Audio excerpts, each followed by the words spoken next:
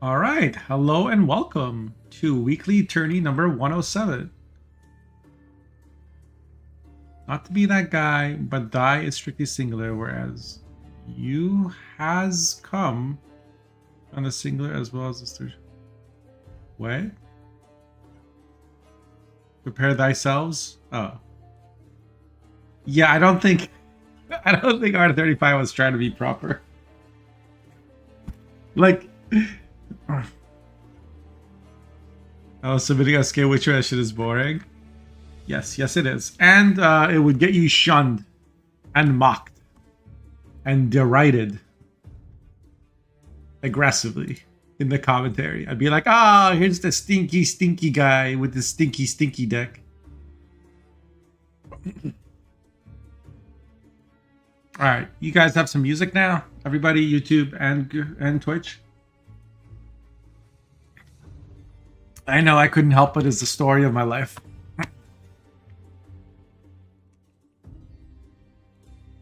All right, so we got Tom Who Laughs, Cyrus the Great, Nick UKR, Lucianic, Ninja Pang, winner of last week, Tepco, second place finisher from last week, R35, Young Face, Solid Snake, Butco Ducuzido, Matto377, Axis Kilgore, and the cutest of all dryads. Welcome in. Let's get this show started. The 30, I didn't sign up. If it comes in, coincidence? I think not. Yes, are you alleging foul play and corruption? It's entirely possible. I can be bought.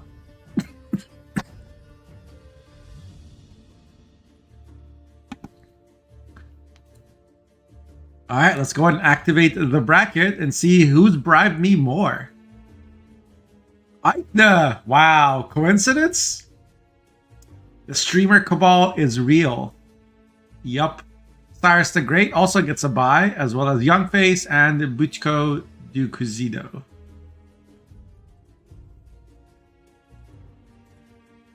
Show Siski? What is Siski? Hey, regular. Kono will come here and say he played my decks. Okay, so we got a repeat of last week's finals in round 1. I feel like we have to watch that. Kick W. Listen, it's random. I have no control over it. Okay? And then R35 and Tom Who Laughs, their winner will play against this. Where's my buy? That's not what I promised. It's because you let your subscription lapse. So I only yep. I can't pull strings if you got no strings to pull. We got Matto versus Axis Kilgore, Solid versus Nick UKR. There's 4 games in round 1 and we can only watch one of them. But I'm going to go ahead and start the tournament and start the round. You guys have 10 minutes to do your picks and bans. Or 10 minutes to do your bans, and then you got to pick your first deck. But while that's happening, we're going to take a look at the decks that Kepco and Ninja Pang have brought. So first, Kepco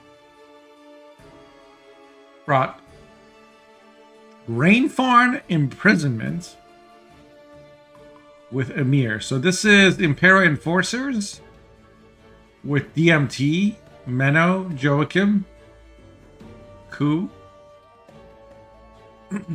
There's a Fergus even. Fergus, of course, for synergy with Imperial Enforcers and Seditious Aristocrats. No Pikeman Dame, but you do have this. It's like this is a deck all about spies and spying. Disloyal cards, and in terms of tactics, we got a couple Buherts, a couple of Diplos, and that's about it. For consistency, we got Roderick, we got DMT, we got Menno, we got War Council. So it should be pretty consistent. We have vampires. Non-devotion vampires with Unseen Elder. Detlaf, Riptide, Katakan, Oriana. We got a Heatwave and Riptide for control, as well as the Dimeridium Shackles. Naglfar is making an appearance. This was a good change. I don't say this enough about things Council did right. But Naglfar was never... Like, Royal Decree is 9p. Why would you play Naglfar at 9p, right? But this at 8p, this is a good and balanced card. It sees a decent amount of play now. You can use it to even tutor cards like Golden Necker. It fits a very nice spot.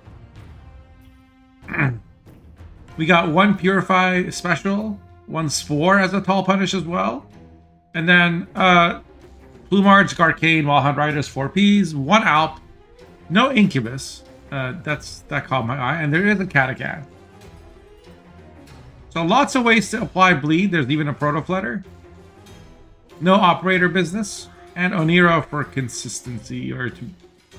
But there is no Maxi, so... This deck can get unlucky.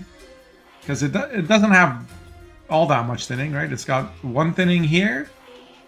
But it does have Naglfar and Oniro, so... Should be decent. Decently reliable. Y'all on the other side? Alright, R35. Good luck. Good luck in your game.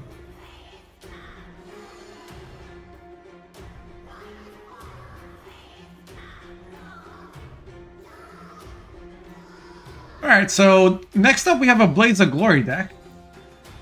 Make sure I don't miss the invite. I think the players are still probably thinking about their bans. Yep.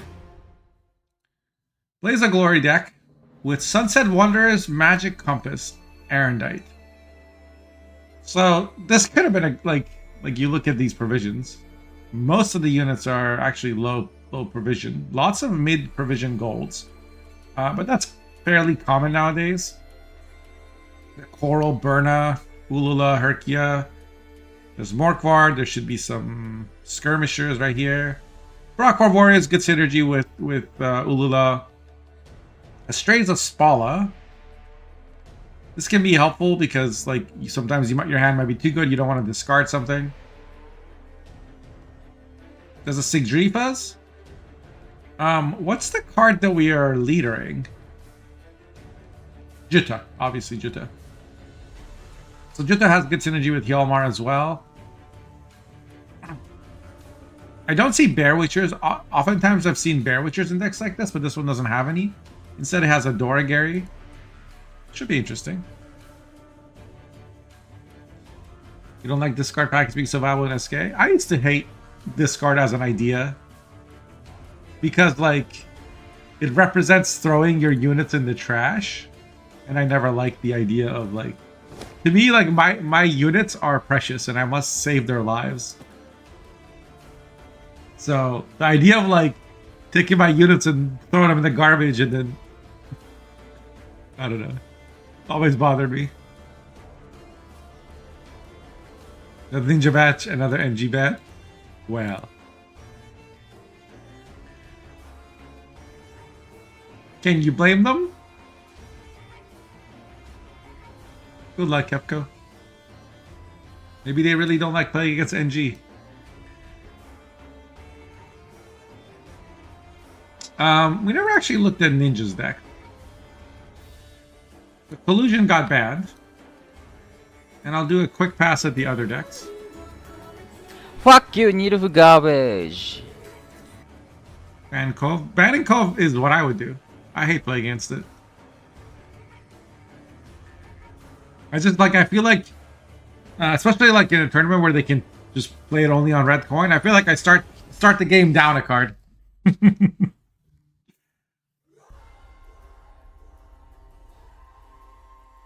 Siggy is like 2 cards, basically. Here's All God, Shiru, Precision Strike. We saw this deck last week. And we have Pincer, Draw, Temple, Ada.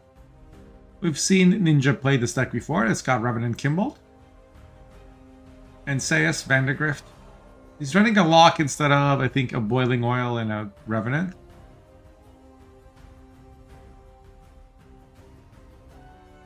And then we have Golden Necker Relics. So Ninja Pang's lineup doesn't seem to have changed from last week. Kepko, on the other hand, still brought the same precision strike list, it seems. Wait, did it have Ragnarok last week as well?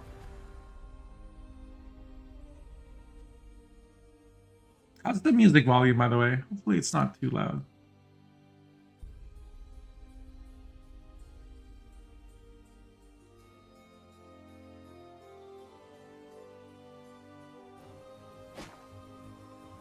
It's like the 5th version of my deck? Yeah. Okay. So you've been iterating on it. Cool. Alright, well, good luck, have fun, man. This is when you can pause the stream.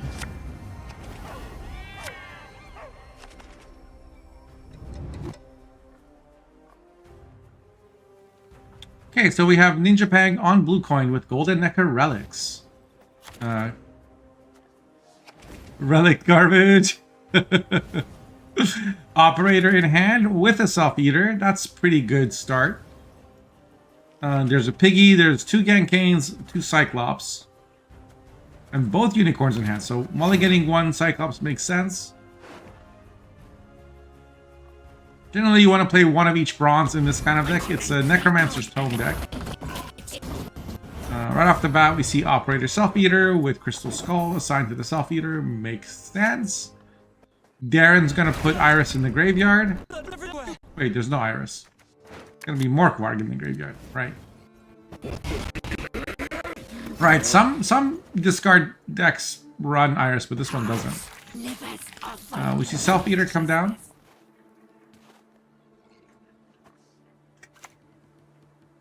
Don't you pester me.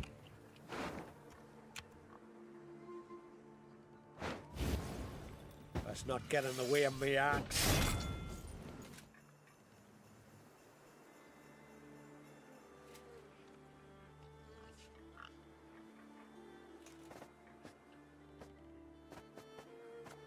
Scald with Skirm. Burn is still on hand. Interesting that Kepko didn't play Herkia. So that kind of tells me Kepko's not really planning to contest this round. Generally, if you want to win a round 1, you open with your engines. Because engines get value every turn, right? So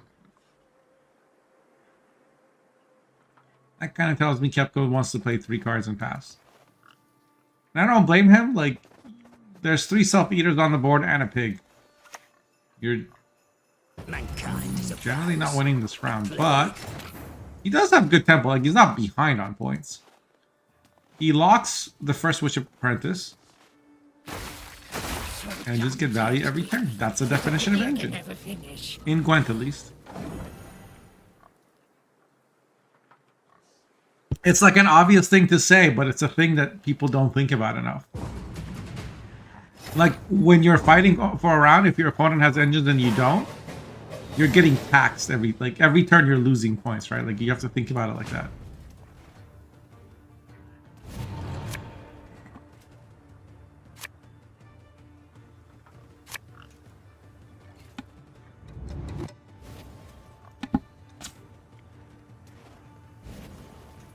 Okay, so Golden Necker is in hand. Necrotome gets mulliganed. Ninja does have the option of going for it. He could decree for an Incubus and as well. There are 4 Self-Eaters in the graveyard, 5 actually, and they're all low power, which might be okay here. Okay, so we're gonna see decree into Incubus. Yep, makes sense. It both lets you get an Incubus in the graveyard and also open with good tempo and add 1 carryover to your Self-Eater. So he pulled out the biggest Self-Eater, which now goes to 6 power. Rockvar from Kepko. So Kepko doesn't want to commit Ulula or Herkia yet.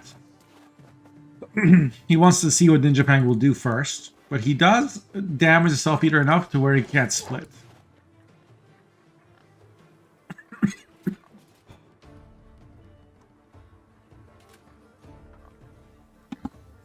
Since Cyclops are a form of control in Ninja's deck, keeping your opponent's units low power also can help a card like Ulula survive. If I'm in Ninja Bank's position, I definitely play the Brewis at least. He's gonna go ahead and pop Golden Necker. Incubus, Necromancy. So what's he gonna give his opponent? Nothing. This Incubus was a brick. Yeah, see, if you played the Brewis first, you could like consume the Incubus and then Golden Necker. Because it was one of the two bronzes. Like you could play drop the Brewis, consume an Incubus, play Cyclops, consume that. Capco immediately heat waves a Necrotone, which is the correct response, but Ninja Pang still has now 6 engines on the board. So here comes Herkia. I will avenge my father. And it would need 6 damage to get answered. Unicorns will answer it easily. And, yep, Ninja Pang's just going to split everything. So now these unicorns will come with an extra 10 tempo. So 17 plus 10, that's 27 points. Well, 26, but also, like, taking out an engine. And now it's 7 to 55, and Kepco is in trouble. We have to say. The only thing Kepco has going for him is that Ninja Pang doesn't have a lot of board space. That being said, Brewis can free up some room. And Cyclops doesn't take up space, because it adds a body and removes a body. Piggy is a good card to play because, again, it comes with an extra 10 tempo. So this was 16 tempo.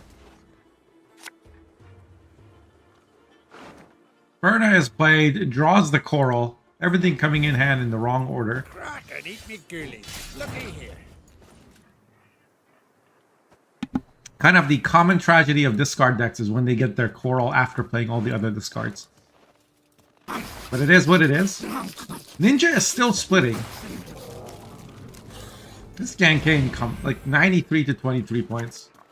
Here comes Coral. I can do a great deal more for you. Oh, also Jutta is in hand, so you can't even lead her for it.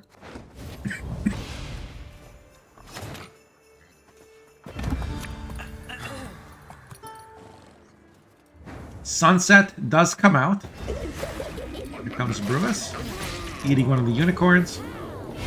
Immediately followed by Leader.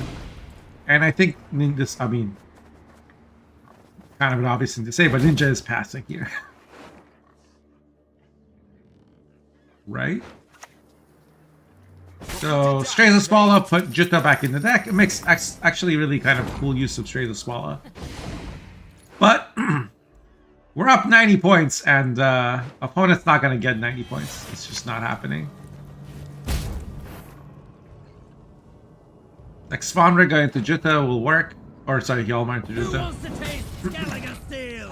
But hey, listen here. Listen well. okay, we caught up like 40 points, but doesn't really matter. Well done, Freya. Watch us and keep us. God save us. He's a madman.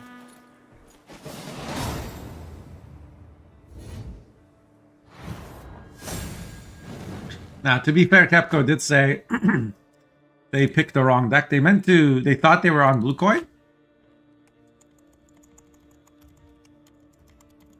So that's not a situation they would have elected to be in. It was kind of a Monka-esque moment. But nonetheless, that does put Ninja Pang up 1-0. And this is a best of 3 because we're still in round 1.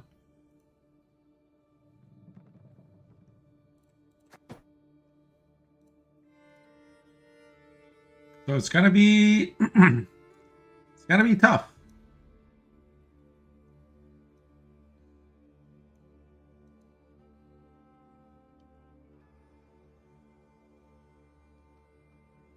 This game, Kepco is blue coin. Relics is through. Ninja could play an R or ST from red. What will Kepco choose to play? I guess Kepco will play Blaze of Glory again, right? Because that's their blue coin deck. Yeah. And in fact, that is what they do. It's an Erendite deck. Like, it needs to be on blue coin. Not it needs, but it prefers to be on blue coin. It also doesn't have nearly enough removal to deal with an engine overload deck, right? It's got some control. Obviously, it's got Heat Wave. It's got Leader, Hjalmar. And Ulula is a little bit of damage as well.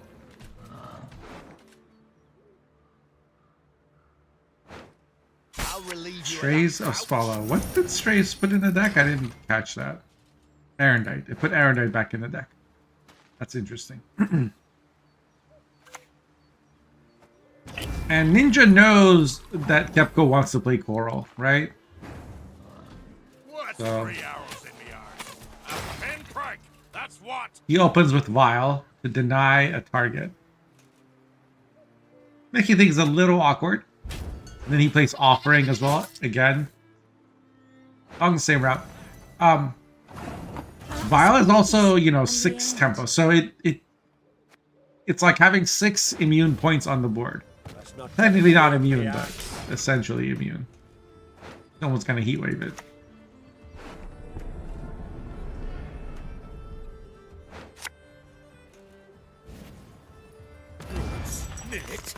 In my opinion, releasing scenarios and having them be artifacts, just like the 4 and 5p artifacts, was one of the short-sighted decisions that the design team made and never corrected. It made so many things so hard to balance for so long. It made Bomb Heaver be a problem. It made cards like Genvo be a problem. It made cards like Caretaker be a problem. Scenarios have to be given Doom. Genvo has to change. Bomb Heaver had to get reworked. Like, there was just a million and one things that could have all been prevented if they just admitted, oh, we shouldn't have called these artifacts. Or, like, make it so, like, those artifact cards were changed to, like, bronze artifact instead. Going through my way downtown, walking fast, hoping Shiro won't blast my ass. Da-da-da-da-da. I need you. Da-da-da-da-da. I want you. The soil is fertile with magic. Sam always marching to the beat of his own soundtrack. Good to see.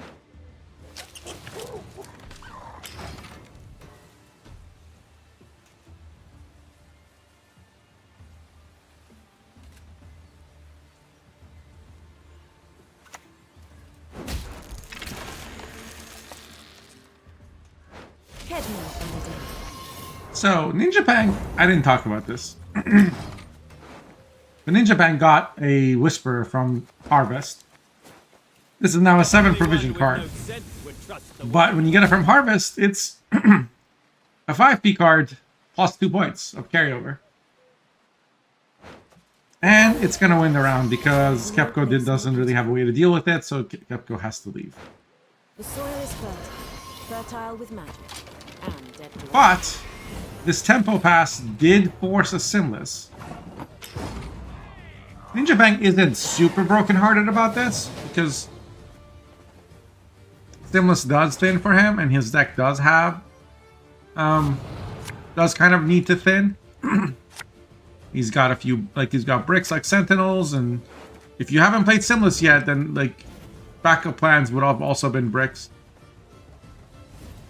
It's not the end of the world, but Kepco did grow his sword by a bit. It's now at 6 power. Ninja Bang's gonna pass. Question is, what does Kepco play here? Hey, listen here. Listen well.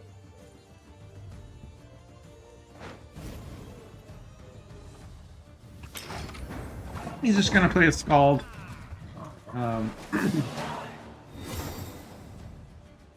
And discard his Compass. He did want to play Darren. Darren Morkwarg is good tempo.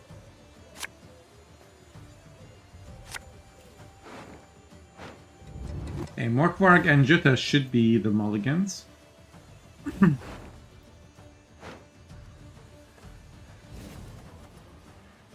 And currently, Kepko doesn't have Erendite in hand. However, he will thin this and he will thin this, and there'll be 3 cards. And he still has... Wait a second. He still has Sunset, which could either draw the Erendite or draw the Sculpt. There is a world, though, where Kepko Sunset draws the Peller, and then Kepko is very, very sad. If that happens, Compass will still get Erendite, but that's... You'd much rather this Compass be a legendary, like a Fukusia.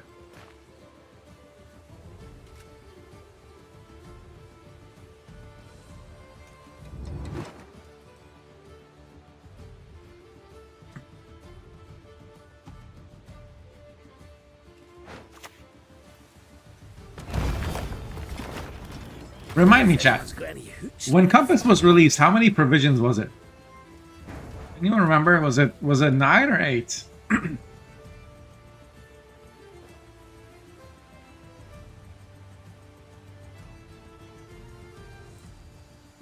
8. So Care Trolled was 9.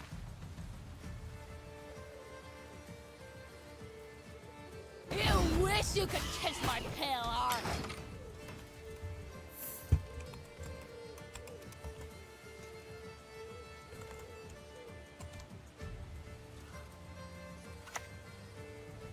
Elven slap.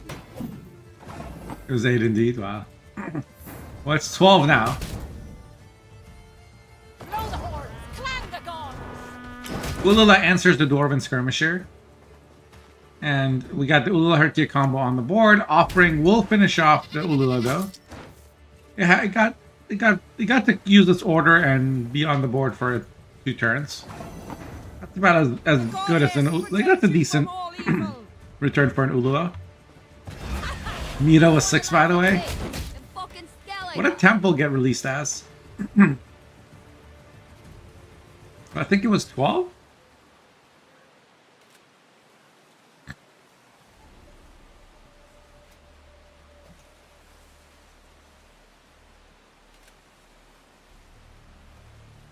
It's like Snake and Nick have finished their game. GG's to both of you.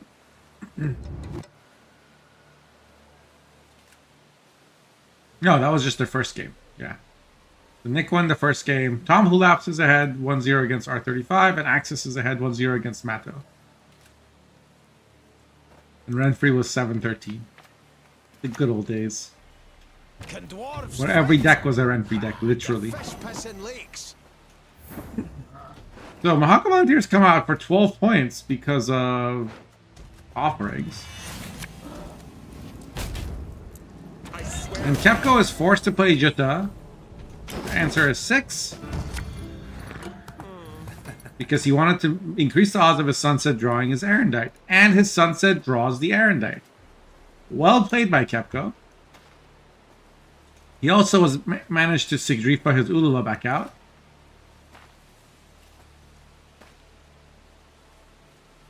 And this Ulula is currently 1 point a turn. It will be an extra 3 points on this Rockbar Warrior. And an extra 3 points on Click of Herkia. Currently, Shiru's at 5.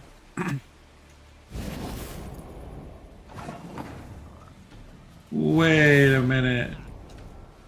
Ninja just heatwaved the Herkia.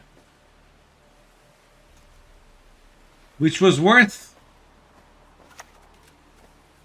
Never ever whistle in a mic. I guess it was worth 13 points. But does that mean he's planning on shearing the 15s? How does he get to 15 though? Without Mahakam Pass. Even with Mahakam Pass, the most he could get to was 10. Right? I guess this was also 2, so he could get to 12.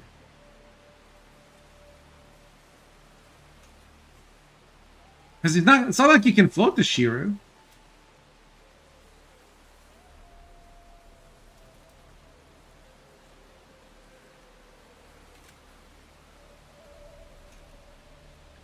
How? I think like was there a line where he can get Shearer to 15? Not against Erendite and Compass, right? Like you could float it and then fill a Vandal, but hello. So I guess that's just a misplay. 5 is the best option. Yeah, but he waved the Herkia, which means did he mean to he wave the Ulu? No. Like because he waved the Herkia, there's not even a random ping against this Dwarven mercenary. So he's even got his own 5. Further reducing the value of Shearer. And there's an Erendite.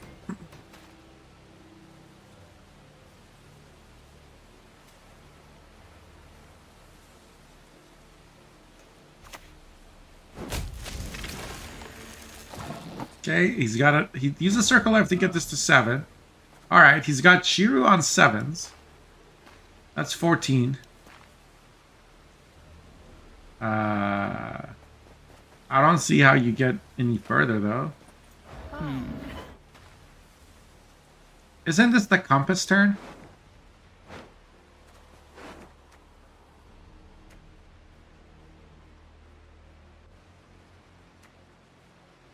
What do you even Fukusia?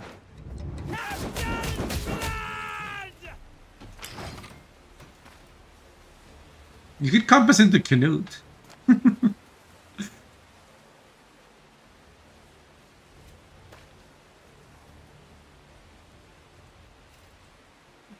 This played for 9 points. This is just unwinnable for Ninja Bang. I think he even missed his gourd. Who am I to kill? Just takes the 2 7s, which all you could do.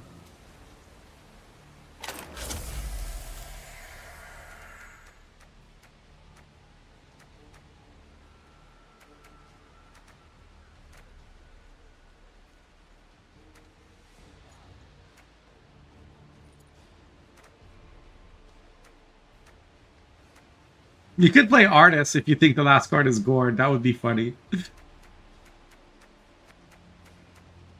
Although he doesn't have an Artist target in deck. It just like that would be the BM play. I guess leader would always kill the Oh, and he can Fukusia Jutta because he's got a Svanrega. Right. That's a 19-point compass. And Ninja loses the game and Kepco ties up the series.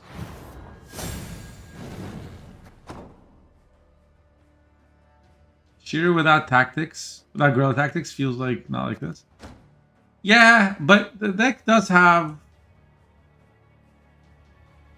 other sources of play, right? Like it doesn't have to just land a big Shearer.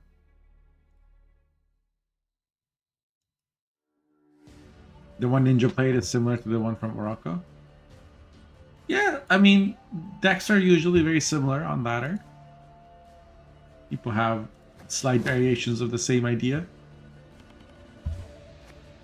Usually it starts one place and then morphs. The Blaze of Glory deck with Erendite and Sunset.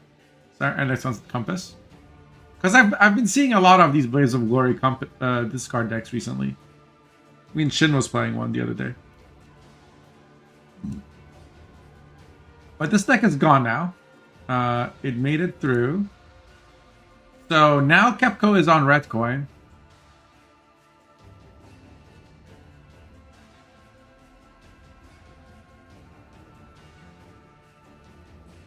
Are you out R35? Oh, I'm sorry. You lost 2-0. Saggies. Saggedy. And GG's Tom who laughs.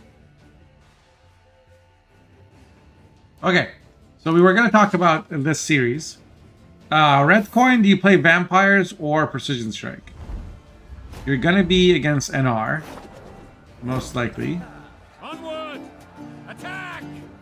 Okay, so Kefko opts for Precision Strike. And this time, he has changed the deck a little bit. From what we saw last week. He's running Ragnarok this time.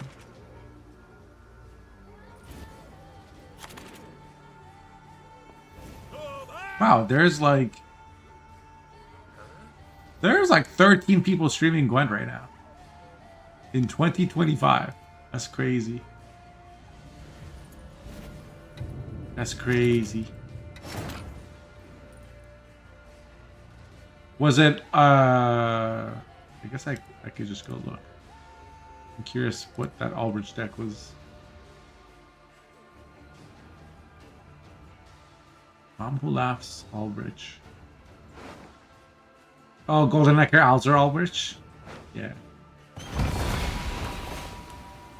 There was a guy who made it popular on the Play Gwent website a few seasons ago. Good to see that it's still working.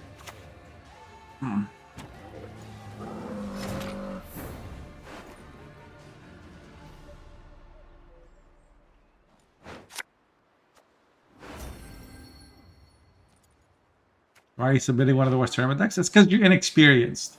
You're new, you're a young Dryad, you're a fledgling. As you participate in more tournaments, you become more of the more of a queen than a fledgling. You know? Yo, Tom, thank you for the sub, man. Appreciate it. Appreciate the support. Thank you.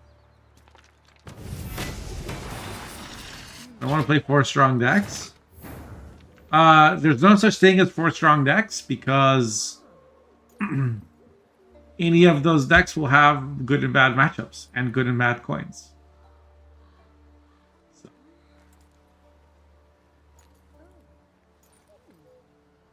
You're not at the stage where you get to sandbag in my tournament. Even Miamon brings his best decks when he plays. You think you're better than Miamon? Huh? You just wanted to bring something fun. You mean you didn't want to bring 4 boring decks?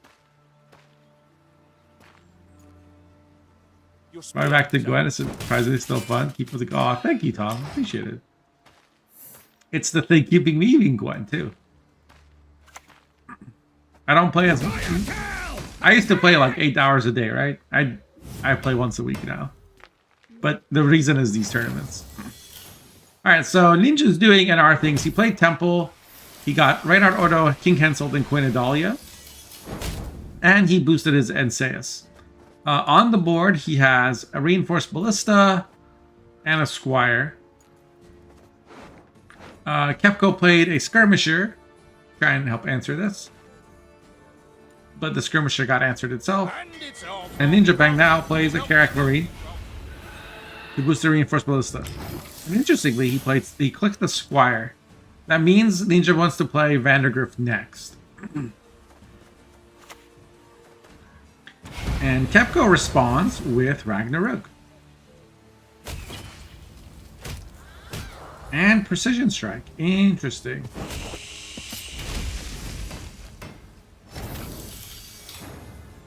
So it gets ahead by a lot. 2 golds have to be played to fully trigger Ragnarok. 2 gold units. So it could be Great Oak and CRN. Could be Gezrus. Get Witcher for placement. Easy 2500. Was it easy though? Like, because like in every game of Gwent that you play, you're like, oh, I'm the guy playing as Skate Witchers. And then you punch yourself in the face, right? Because you're like, you have self-respect. Or you've played so much as Skate Witchers, you've lost self-respect. And then what? I don't think that's easy. And then you go to bed at night and you are haunted by the fact that you spent all day playing SK Witchers for like MMR in a dead game.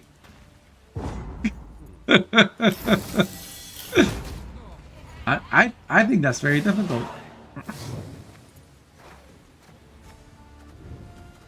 So Vandergrift came down got the infusion. Kepko played a bronze. And Ninja was forced to pass. So Ninja loses round 1 and even, but He does have Vandergrift on the board, and he has Anseus, so that's adequate compensation for having one less card, I think. Plus, if somehow this Vandergrift gets boosted back up to 12, it will get resilience again. That's kind of the unique thing about Vandergrift, which is why it's so strong to give it the infusion. Kepko, of course, doesn't want to have that happen. Doesn't want to give his opponent a free 6 points in the next round. So he opens with Popko, hoping to start working on Vandergrift. Lock by Ninja Pang to answer Popko, and then Purify from Kepko to answer the lock. And Vandergrift is taking 2 damage a turn from Popko, and it's getting boosted by 1 a turn.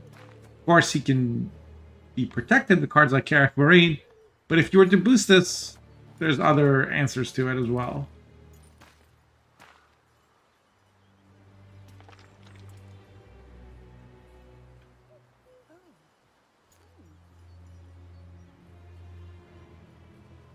I'd like to have a word with you. Play 600+ games with SK Witches for 2 months. Listen, like, I played like 1,000 games of Thrive in 2 seasons or whatever, right? Like back when there was like Fruits, Relics, Thrive or whatever. Right out like the season after Mamuna came out. And I did that because I was watching a TV show and wanted to do something at the same time. Like, I totally get it when people play brain dead decks. Your vision will guide us. I'm not trying to shame anybody. So, Axe or mace. Kepko locks the Vandergrift, which is going to keep it from ever getting its grace. And there's no Purify in Ninja Pang's deck, so that makes sense, but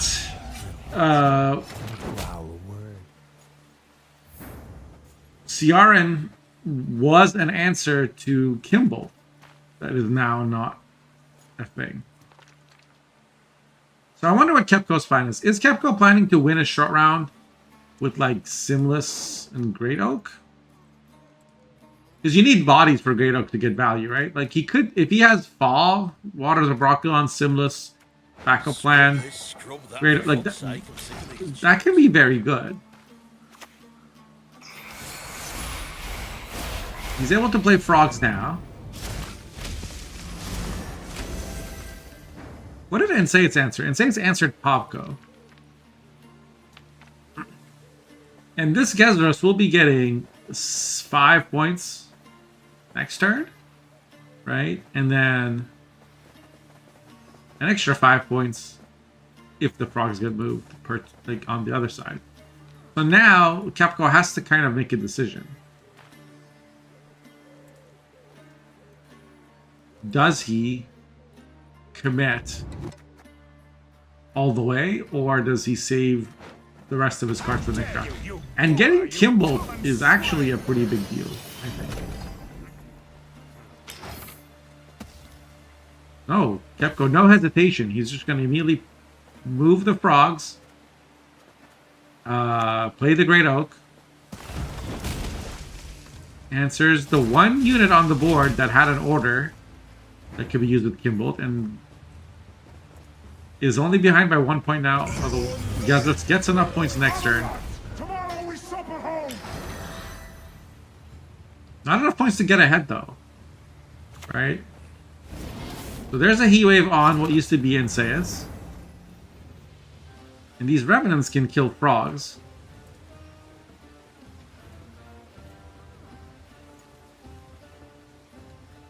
And the Revenants also activate Kimball. Right?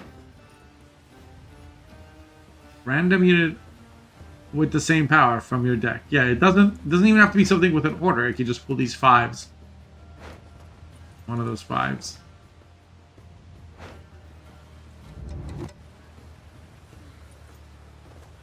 You are here as a diversion. So Ninja opt Pleasure alone. Hungry like a wolf. play Ada.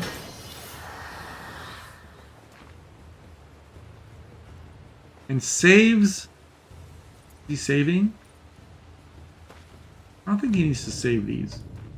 I think he can click, and then next turn he can click the 4. to pull out the other revenue. I guess he also doesn't have to use it. He just had to make sure he was ahead, and he was. So the Squire carryover is gone. Kimball to Drog and Princess Ada have been bled. But Kepko had to play Gezrus, Great Oak, and Heatwave to make that happen. Now on the other side, we still have Henselt.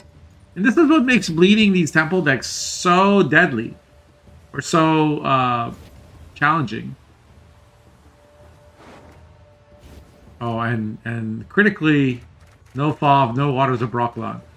At least Simless isn't bricked.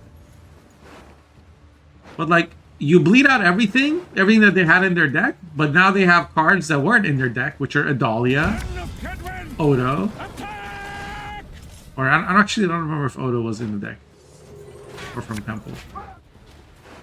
Oh, and there's an AA, Tech W. This should be, I think, an easy win for Ninja Pang, but I haven't thought about it super deep. Guy is just too skilled, I can't do anything. You are no. Yeah, he had everything round 2.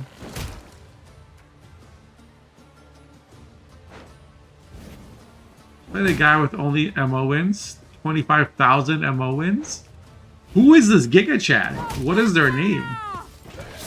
Those are some good Simless, some backup plan, you know, targets. There's still even a leader charge.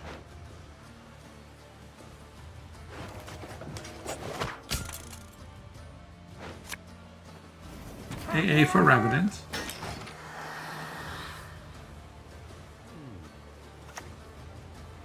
Oh, come on, you can still taste it.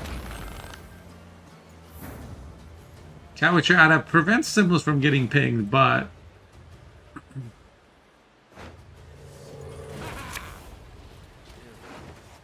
I think it's going to be Adalia into PFI. 2.5k. Oh. I was like, someone has 25k with monsters and only monsters, and I don't know their name? Like, there's no way. Blindfold, whatever for. These Catwitchers are not playing for much. Yeah. So Ninja Bang takes game number 3 and is going to advance to round 2. Good, I don't want it. Drink it yourself. After a back and forth game with Kepko. This, by the way, again, was a repeat of last week's finals in terms of the players. These two guys got first and second place last week, and then this week they meet each other in round 1. I want to shout out to our writing staff who scripts all of these events that you would think are random but aren't, because this is a business, man. Of course it's all rigged. What do you mean? How do you think we built our Tobian Empire? So that's round 1. Ninja Bang beats Kepko 2-1. Tom Who Laughs beats R35 2-0. Oh, Access versus Mato is still going. They're 1-1. Nick beats Solid Snake 2-0. So next round we're going to have Youngface versus Buteko. Nick versus the winner of Axis and Mato, Ninja Pang versus Tom Who Laughs, and Aithna versus Cyrus the Great. Type 1, 2, 3, or 4 to suggest which game you want me to observe. Guess what, I'm winning the tourney? Why?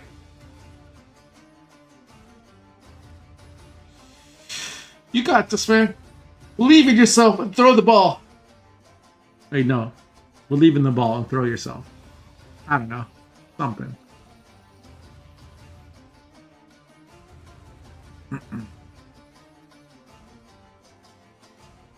Wait, Swarling, are you in this? Which one of these is Swarling? I didn't know what your in-game name is. If it changed or you're just saying GG because...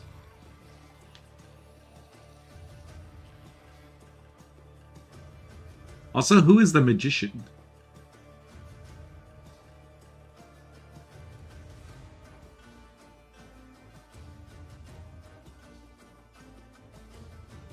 I'm gonna, while we're waiting, we're gonna run out so we don't get interrupted in the middle of the game.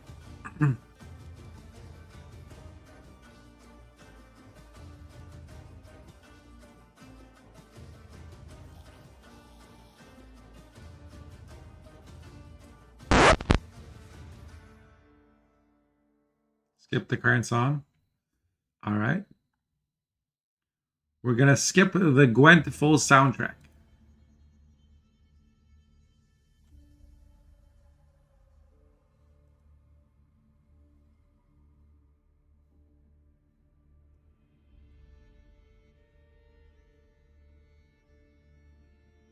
Up I go.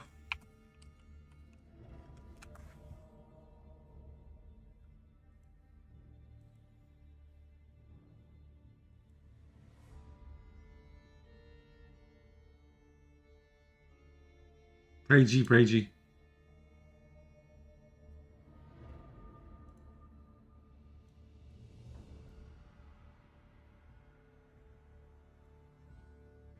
Destiny beckons.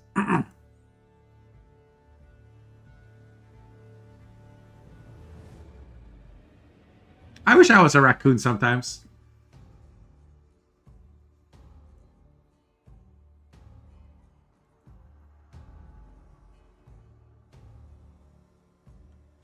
Here we go.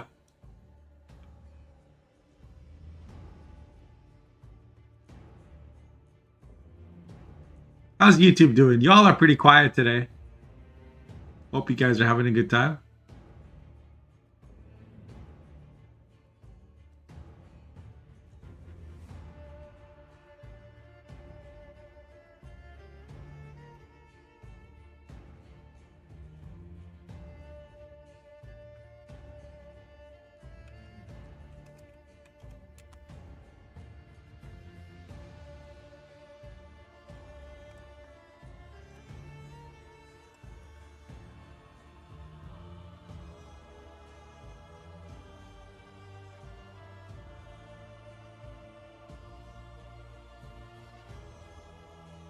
Yep, this is the Japanese version.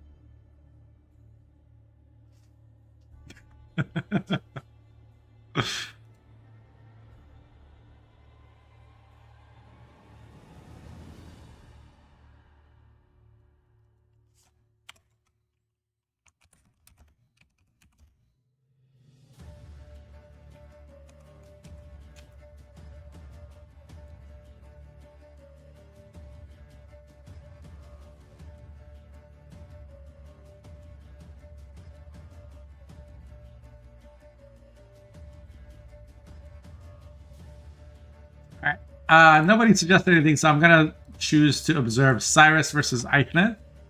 That should be a fun series. This could also be fun. I always enjoy seeing what decks Axis brings.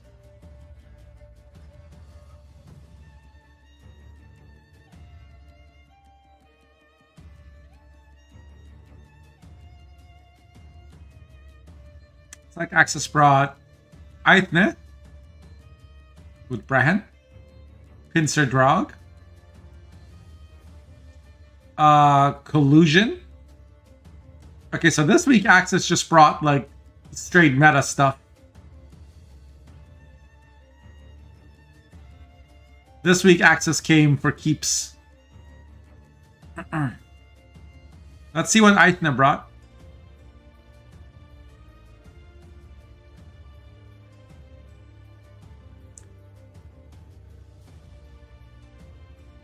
Alright, round 2 has started. You brought Benedicts, yeah. I saw. That's okay, that's okay. The important thing is that you have fun in the tournament.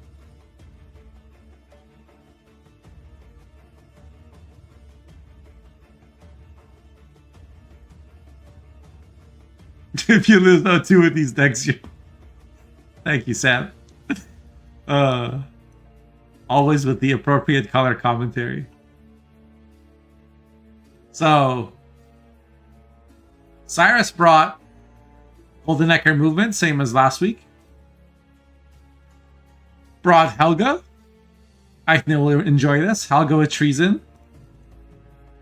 A Similady Helga, by the way. There's an Artod. Well, Artod Lydia, that's the assimilate, I guess. Hey Pio, how's it going? We got the trademark Cyrus double scenario pirate deck. And Uprising Cohen. On the other side, in the other corner, we have the cutest of dryads with the stinky feet. We have Guerrilla Tactics Aithna with Bread, Devotion Shiru, Pirates Cove, Illusion, Aristocrats Imposter with Vincent, Rosa Gortagivade Kanta. No false series. So there's a version floating around that cuts Buhertz and Magni or Vincent.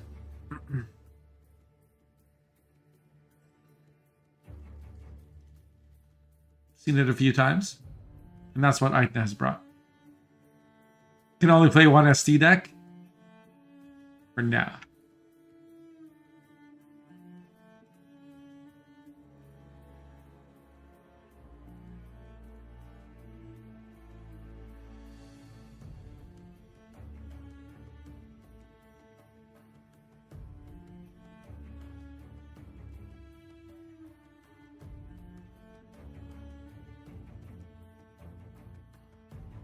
Yeah, we're gonna watch the Aithna game.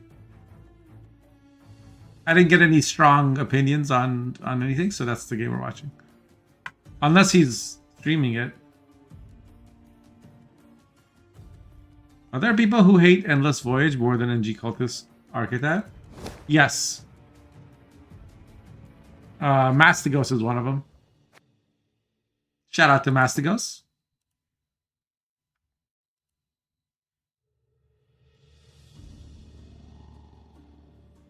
Turn it up for a little bit, but I'll turn it down during the game.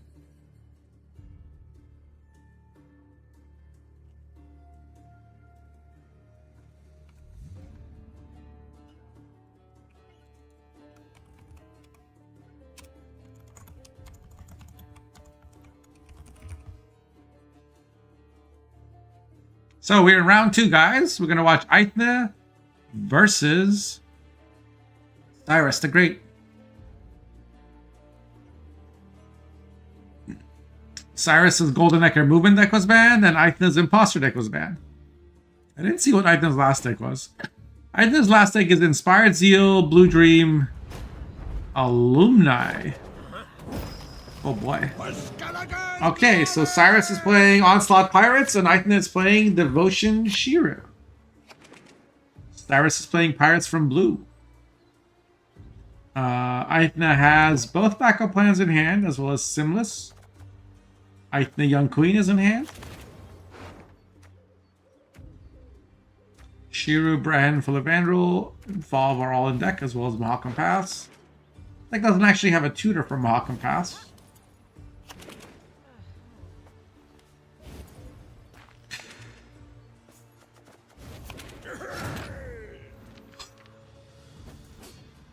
Okay, Ragnarok in hand. Boat Builders as well. Abordage. There is an Ancrate Longship. This will likely be the first play along with a Crystal Skull. That would protect it from rebukes.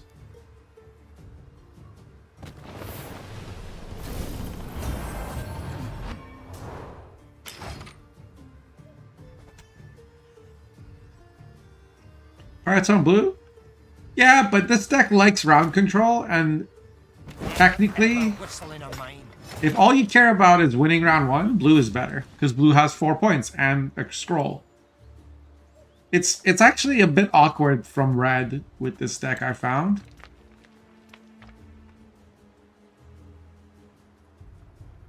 Because like you want to like get armor as soon as possible by playing like Feral Bond, and then you want to have boats on the board, Funeral Boat on the board before you play Tempest, etc. So getting to go first is actually kind of decent. Show Pete. Yeah, the regular's asking for feet. This miner lives and gives the Pyrotech a lot of armor. 4 damage. Okay, let me turn the music down. Game has started.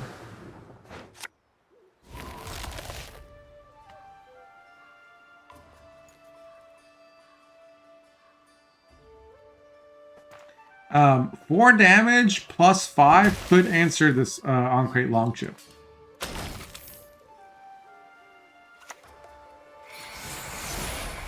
Interesting choice to play frogs here and do it before clicking Pyrotech.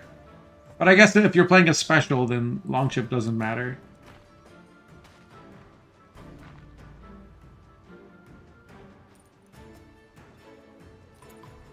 So 5 turns of frost on the back row.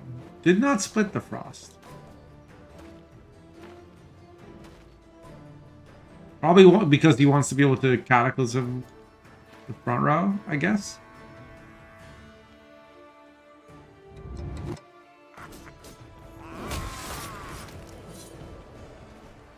Oh, we're gonna Abor dodge into Corsair if I had to guess. Yep. Death sails in circles. Will this frog survive? It will not. And I think it will pass. One row is frozen, the other's on fire. And there's a boat on the board with Veils, so I think it just doesn't want to deal with it anymore. He does have a movement to deal with a boat, potentially, but... Hey Ash, how's it going?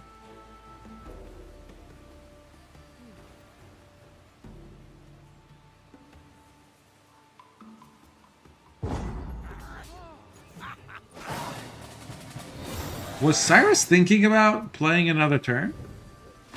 Just to, like, thin? Took a while to pass there. So I wonder.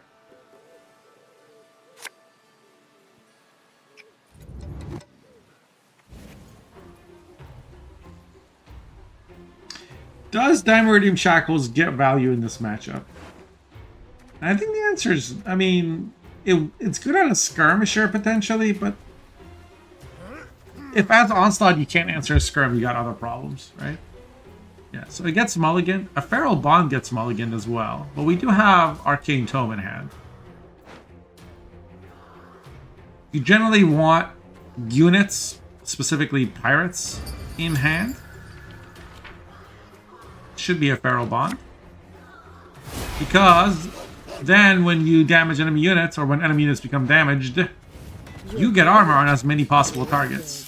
There's no cap. It's not like this gives, like, you know, 3 armor to random units. It's every single unit that has the pirate tag or is a ship gets 1 armor. So Drummond Queensguard is pretty good because... Seagull. No. Because it kind of demands an answer. And not that answer. Wait. Are we gonna... What? Bro, did you read the card?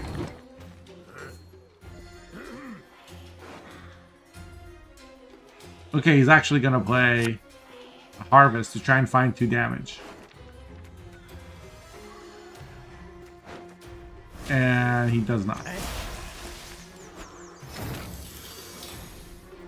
So, Cyrus is gonna say thank you and click this to get another 5-power card. He can also just play Ragnarok now, honestly. Because Ragnarok would kill the Skirmisher and kill the Wolves.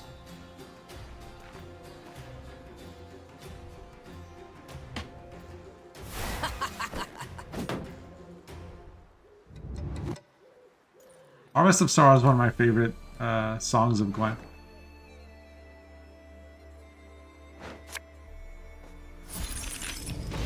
Okay, so we see our Kingdom click just to kill the Dwarf. And then Feral Bond is played, the second one.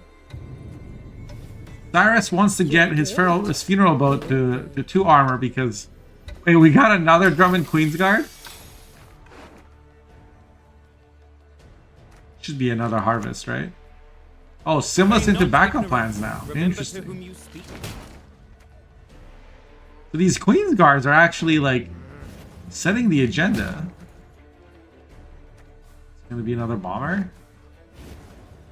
This moment, Oh. I've seen it already. Just 2 Farseers. Even there's nothing boosted in hand.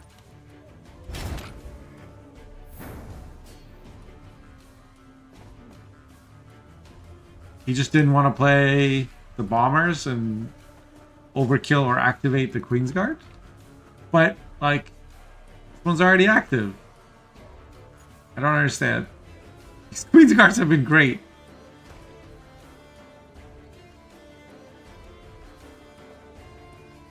Yeah, now we can play Ragnarok, right? Oh, wow.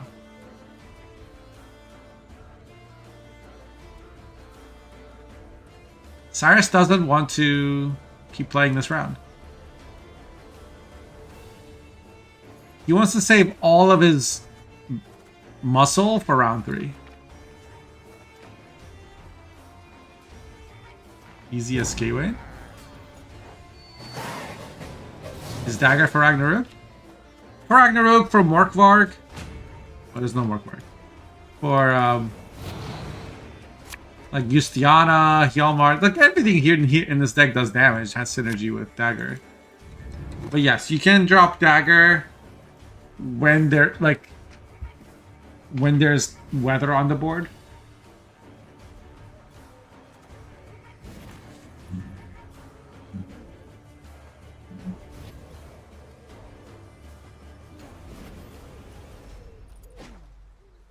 Artula sheer against such a pile of armored pirates? Yes. Like you can't damage the enemy units, but you can boost your unit. So Dance! Dance! Dance with my death! we'll just have to see.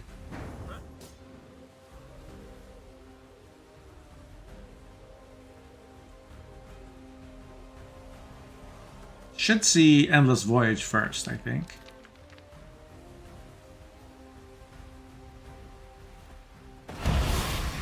Alternatively, Boat Builders could have been. Maybe Boat Builders first was actually better. Yes, you lose the deploy, but you can protect Bjornstrakar.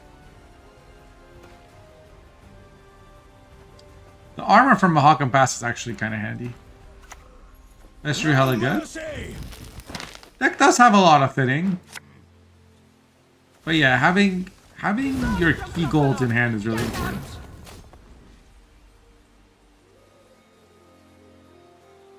Okay. Cyrus really wishes he could infuse the Aithna. But he can't. Will we see Ragnarok now? Will we see Crack on Crate first? Yeah, we're gonna see Ragnarok. This deck can board wipe. Like it obviously can, but like it has a very high board wipe potential, right? Because like you can play Justiana for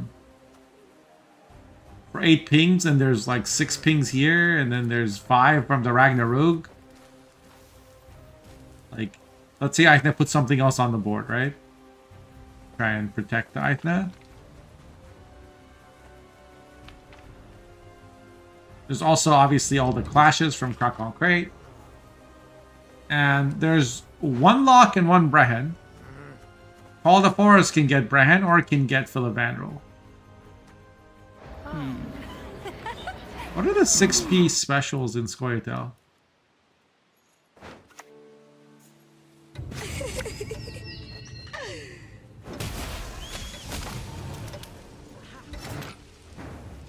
Okay, so 1 leader charge plus Call of the Forest used to answer the boat. We haven't activated Chapter 1 of Endless Voyage yet. God is freer! But yeah, Dagger comes down and goes to 10 power. It actually can't be killed by Brehen.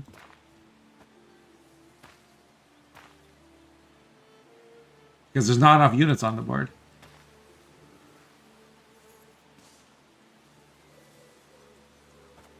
Shiru can kill it though.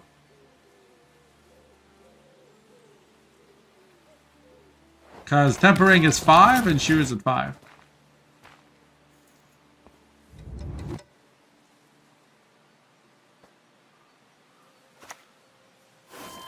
Us doesn't have any cards that go tall. So Hjalmar can make things go pretty tall sometimes in this deck. But yeah, Dagger, you know, against Guerrilla Tactics was never going to be all that impressive, but just playing for 10 points is okay.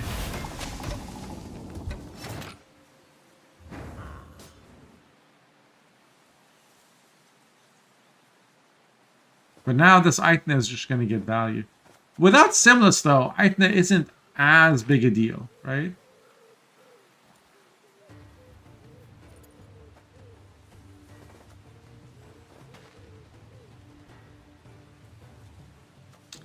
I think we'll play for the Vandal, which is an elf from Call of the Forest, probably. They're sailing into cliffs just to rail me now. Oh, interesting decision. To give it armor to keep it at 9. And this is considered a pirate. Boat builders are pirates. Which triggers Chapter 1 of Endless Voyage.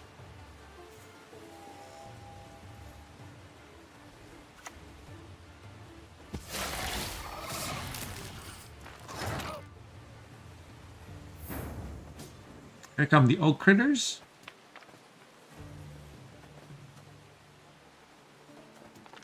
I think Cyrus wants to get Crack on Crate down.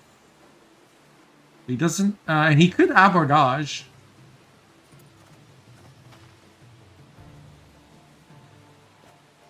Can also drop the funeral boat first, and then leader this. Because there's no rush.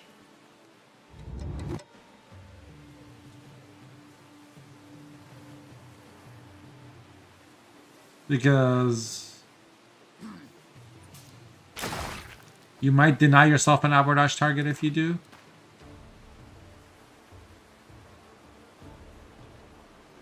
Playing this bronze first is also better because the next gold that you play, you're gonna trigger Clear Skies.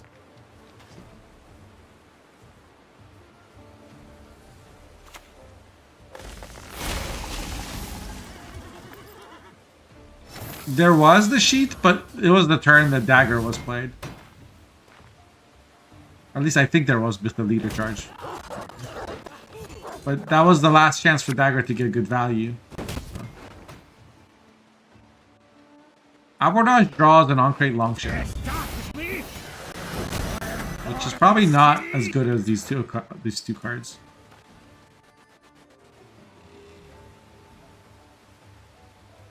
So now there's an 8, 2 5s, and a 6.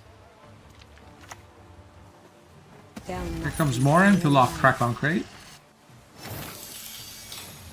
There's two units with 6 armor, and there's no answer. Well, there is an answer to Hjalmar.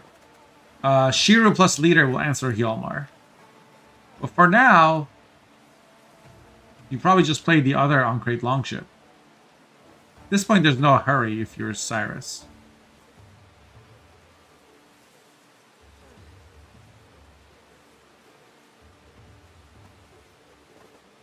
This pirate deck is filthy. It is a little bit, yeah.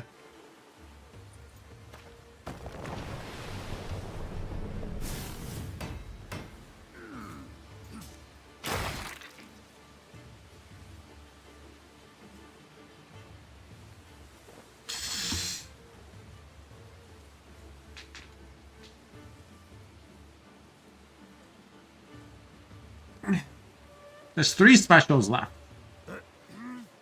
Which means this Aithne is still worth an extra 9 points. Alright, specials because Call of the Forest into Lavandra will play another special.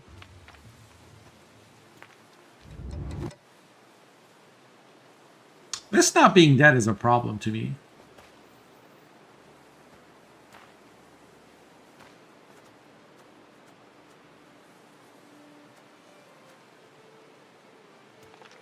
This Hjalmar will just be played for like clash value. That's it. Right? There's no more specials. And this might be the turn to play Justiana. You have last day, so you know your Hjalmar will get value. You wanna protect Funeral Boat? Well, I guess, is this the turn where you infuse? You can infuse the Morin and then Leader to kill it. You could also just YOLO Justiana first and see what happens.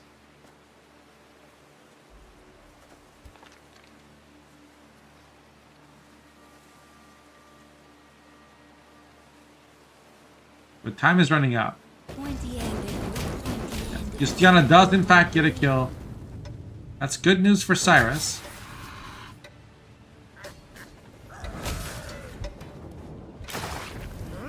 He leaders a little early.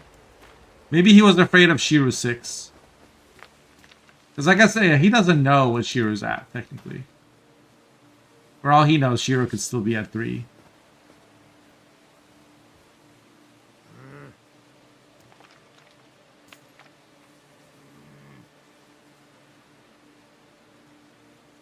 Should bait with Seawolf.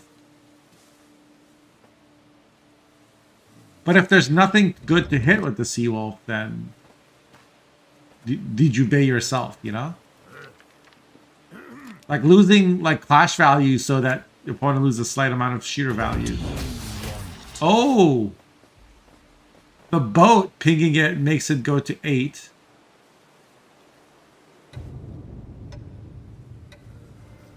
And the armor on the dagger protects it from getting damaged. Okay. Not the best Shiru, not the worst Shiru. This is an easy Hjalmar to me.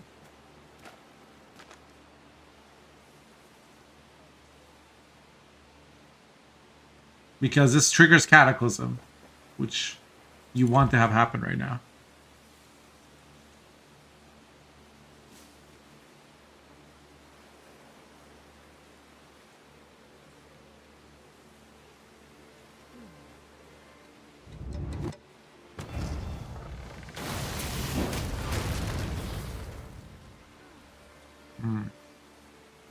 I guess this Terra wasn't going to get any more value than it already did.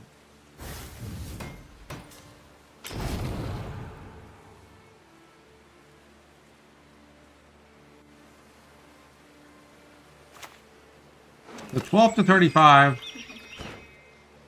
Brehen would deny some Hjalmar clash value, I guess. Vandal would give you Symbiosis.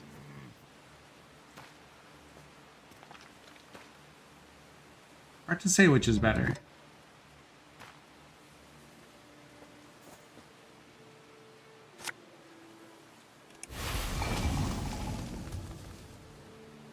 We have an emote for Maj if you know how to spell it.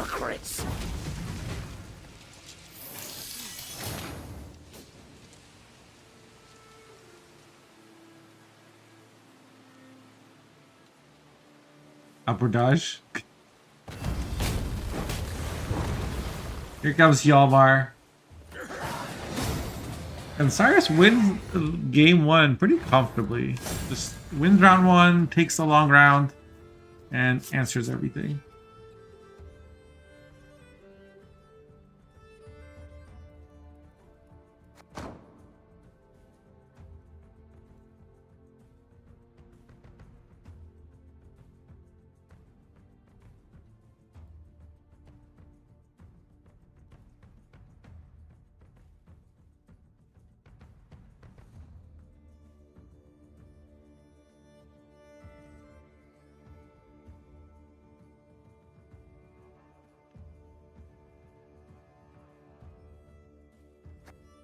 Thank you, Sam. Why do you have that? That is an excellent question. That guy sounded like John Travolta.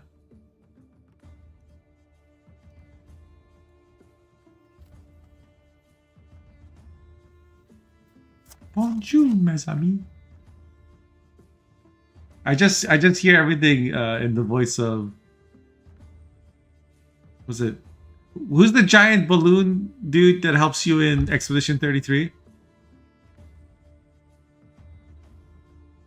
Eskia? No. Eskia?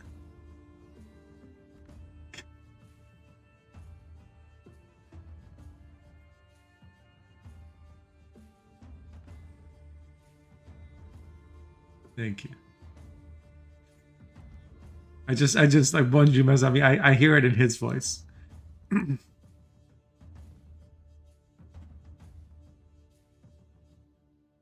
Sultan with the 21 months. Thank you, Sultan. Appreciate it.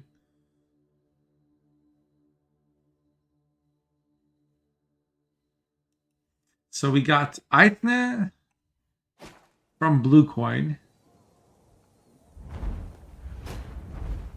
Aithne pulls out the collusion. Interesting. And Cyrus is going to be playing Helga. So the question is, how will Aithne answer Helga? And I guess the answer is either poisons,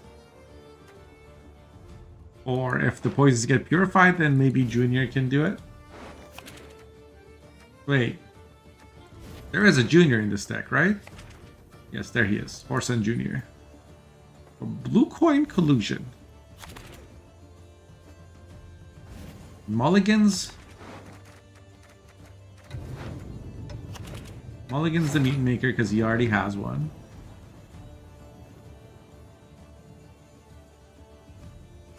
There's the BGF. Unfortunately, transformation. We're gonna open with Mutant Maker.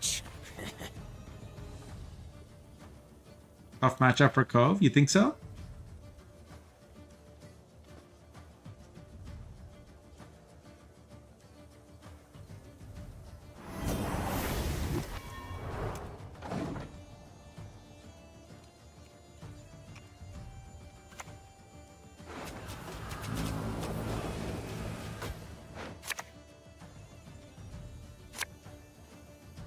You want a little wee, so you don't have to be woo.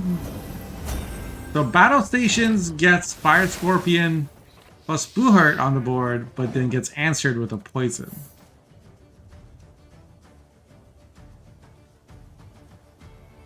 But if we're using poisons now, do we have enough poisons later?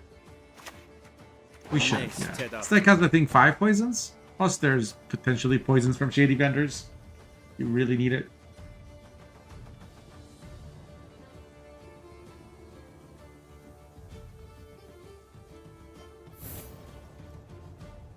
Oh, a scribe for Cyrus.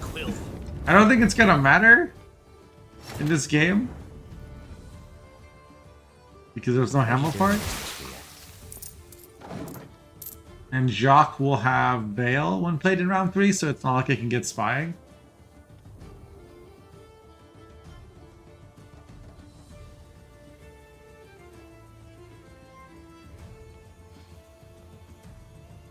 Is a Subway sub a baguette or just a long red? Does it matter? Hey Unima, how's it going? Wait, Scribes are 5 power now? Yep. They got buffed last season. Or last patch.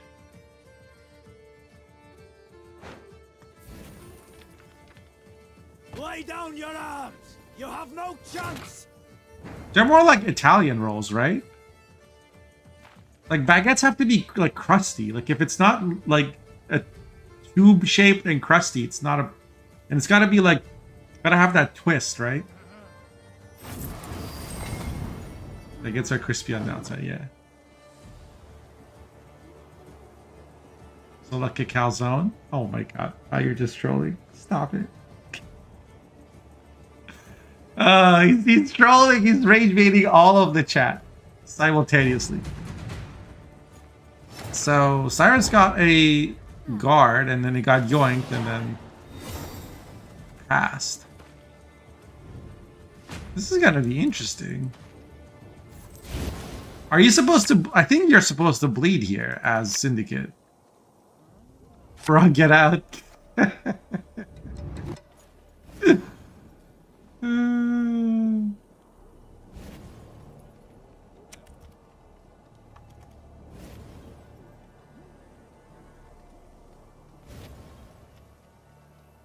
I understood one word from that sentence, Sam. Well, 2 words, actually.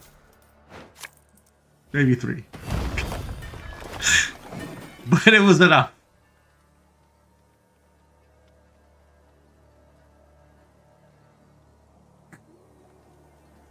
There's a pizza place here that puts Euro ingredients in a calzone. Friend group actually calls it the Eurozone, which in Chicago rhymes with Eurozone. Yup. Best commodity in town, I swear it.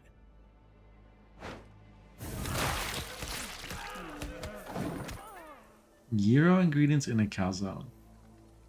So like just gyro meat and tzatziki sauce and like some cucumbers and stuff in a calzone. Doesn't it get like, doesn't that ruin it?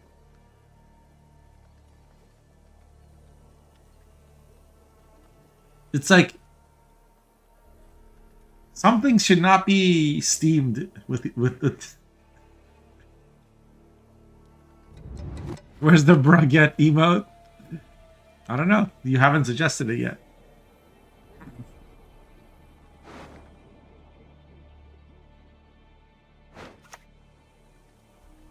No, I understand, but like a gyro has meat and it has cold ingredients. If you put the cold ingredients in and then you wrap it in dough and then you put it in the oven or what, which is what you do with the calzone, to toast the dough, then don't like the lettuce or the cucumber or whatever other like onions and what, like all the crunchy bits. One man's battlefield is another man's ripe patch for harvest. Warm tomato and onion, bro. We've been eating with different gyros. Lettuce is a waste of time.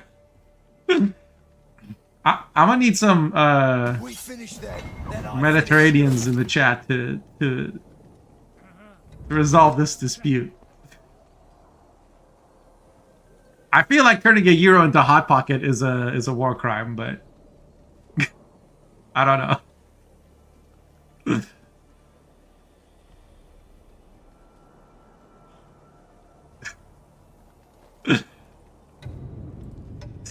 Me when it's like 6 on the screen, so anyway, can calzone be green? Hey, it's actually a really good matchup. I'm just distracted by At this point, let's just have a sausage roll instead. Yeah. Yeah, it seems weird to like shave off gyro. I don't know. I'm not best in situation with a traditional calzone. It's okay. It's like the Sbarro effect, right? It's terrible, but I'll still eat one. Like, eat at one when I see it. I'm like, oh man, I want to eat some pizza that tastes like carpet and it's been sitting under a heat lamp for 2 hours. And I do. I will eat at Sbarro. I'm fine with it. I've also like most calzones I've had are like from like a cafeteria food court kind of place, and they're always just been sitting there for a little bit, and they're never good. But that's fine. It's still it's cool because it's like it's got a pizza on the inside. Our hot dog's a sandwich. Yep. All right, that's enough. We're not going down the rabbit hole of what is a sandwich and what isn't. There's like, you can go down that, like there's literally years of debate on YouTube about this. I only get made to order calzones, but I get calzones every few years. At a certain point, isn't a calzone just a folded pizza? It's nice. Don't you get exactly the same thing? So, these BGF have been going back and forth, have they not? What have I missed out on? No amnesty, but leader was used. Salutations from Azar Jarbeck. And this little guy is actually 2 tags, so he's kind of a big deal. Well, 1 tag, because we already have a crown splitter. But currently there's 1, 2, 3, 4.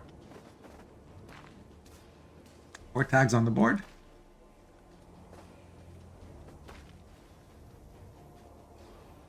And of course, I think it's playing around treason because it's open deck list.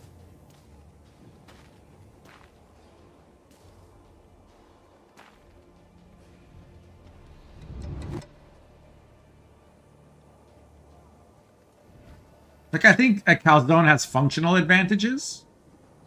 Like, if I need to grab some food on the go, a calzone will stay warm longer.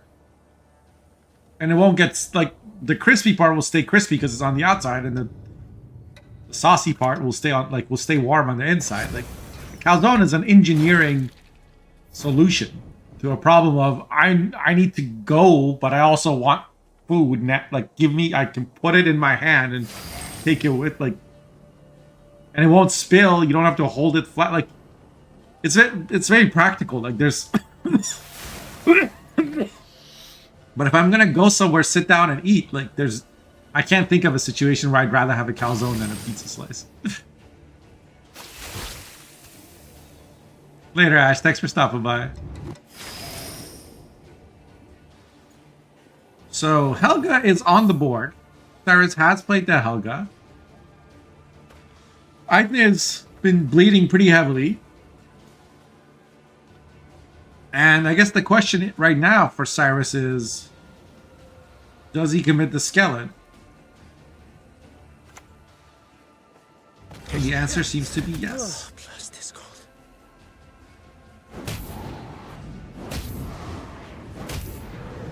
So this should end the bleed.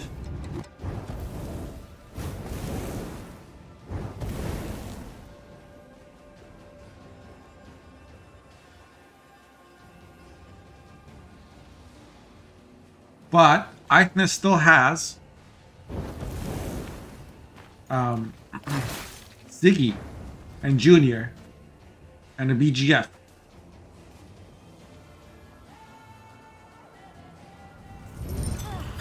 Eichner's gonna keep going. He's gonna leader.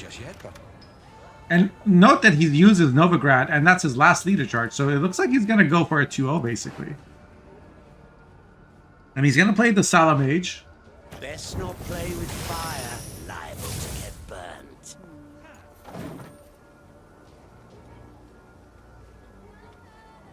Still playing around treason.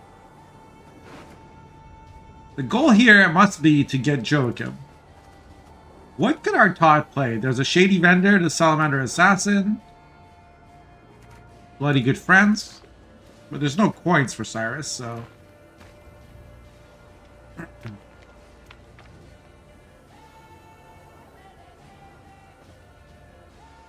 Is Helga still alive? Let's not forget, treason also gives spying. Oh, it's Artaud. Artaud comes down before Junior. That's a big deal, because Gotcha, pup. if Cyrus had managed to get spying on Junior, it would have been a whole other thing. And he plays a Salamander Assassin. Put bounty on a Sea Jackal, but Cyrus has no way to spend coin. So here comes Junior. Takes on the Assassin and the Helga. He must... Oh, because Lydia could get fist stack, right. Lydia back row could have gone fist stack and double poison the Jackal, so that makes sense. Now instead, so it wasn't for the bounty, it was for the poison. Did he not have spying on the Fistic Trafficker? I guess not.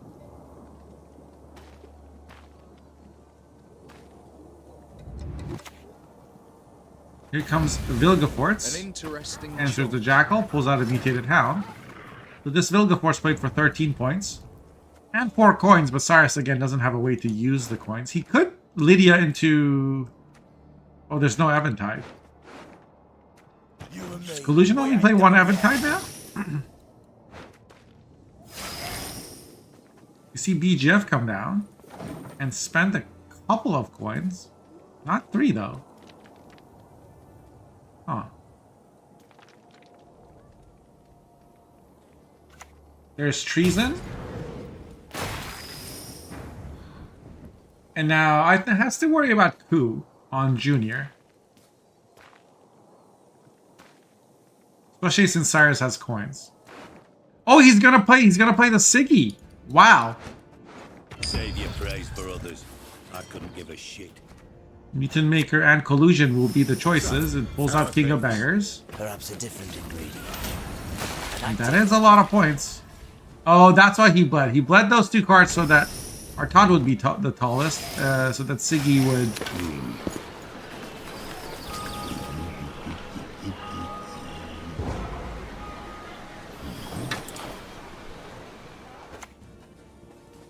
Barbarians all. Okay, so Joachim gets Menno, which is great because Menno can play Coup. Stop us. Enough. Joachim into Purify. I divined this. That's not going to be enough points, though. Yeah. Wow, and I still has Jacques left in the deck.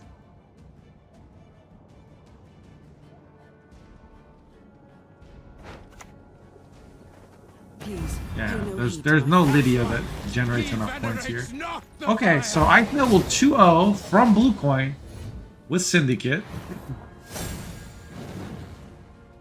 I mean, those were pretty good round 2 draws, but also, like...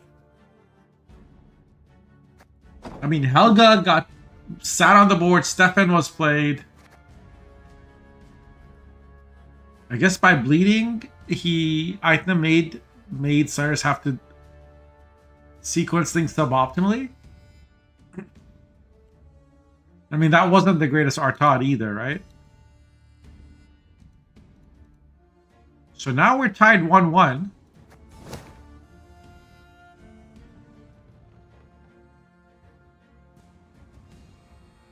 And I think can play a Steed again.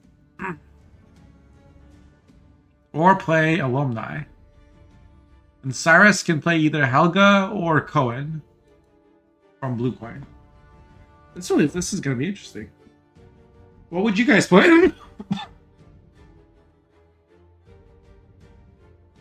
Excuse me. I have a sneeze.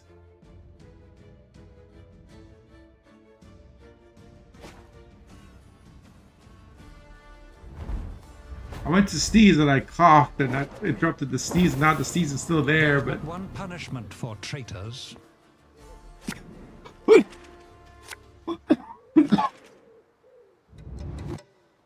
I'm so cooked. I am cooked. Thank you for the blessings, chat. May the heart of the cards be with you every day. Rip Botch's respiration. Yup. I got TB. I got it. Beating a man.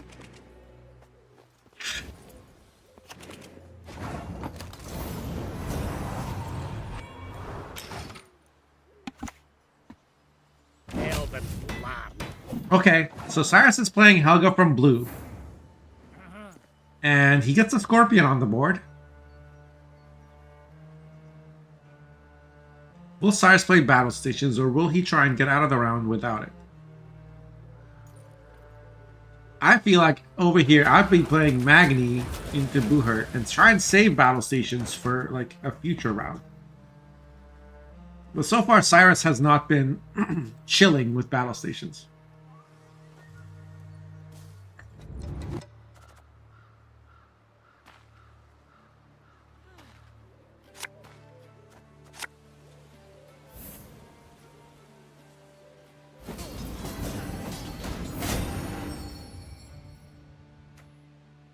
Just gonna be Diplo?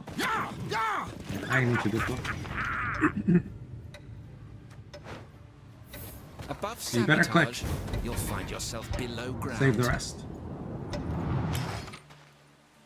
I think can't really answer this.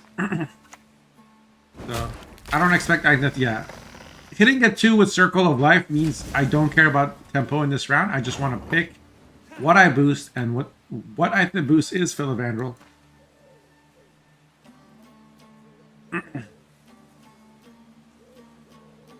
And Cyrus actually doesn't have a lot he can play here.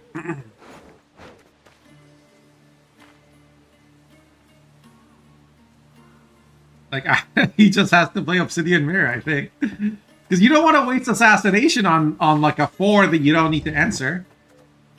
The remedies are bricks.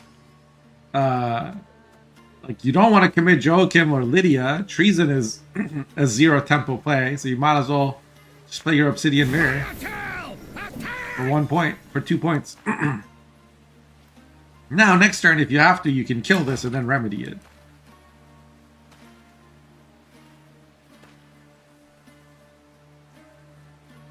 And for what? A few dollars. Yeah. Exactly, Sam. Another circle of life because carryover is cheat. Excuse me.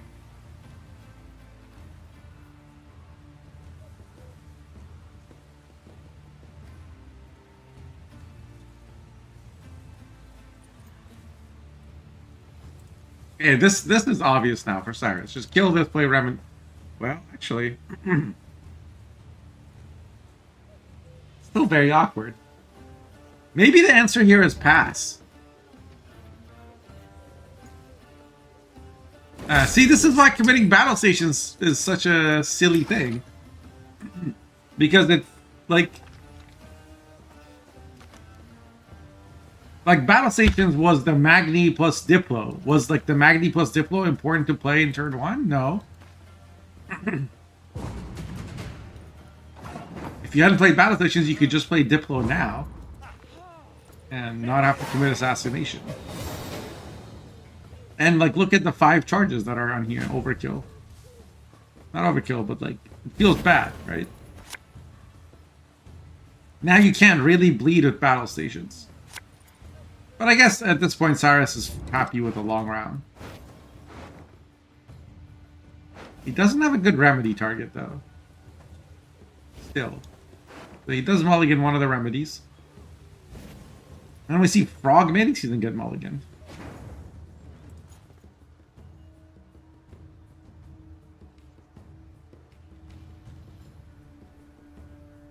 What's the best way to play this matchup, do you guys think? Like, does Cyrus need to bleed out Aithne, or does he just win a long round? I mean, there is a lock, but then on this side there's a Purify.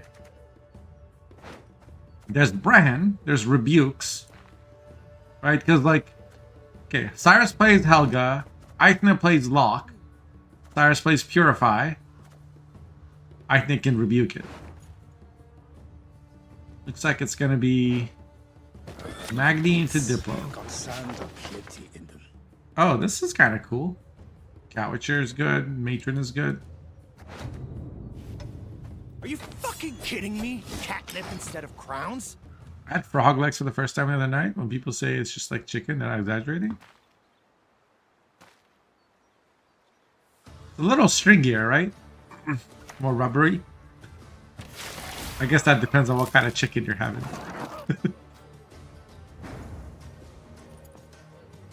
There's no real yoink target here. I mean, with Last Say, you could always yoink Brehen and then play Artaud into Brehen. If the board has a setup. Octopus tastes like chicken. Y'all eating some rubbery chicken. Got in hot pot. Ah, okay. I've only had them like fried. So to me it tastes like onion rings.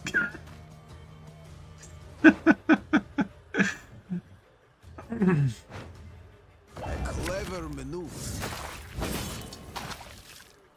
So Menno into Coup. That tells me Cyrus wants to pass.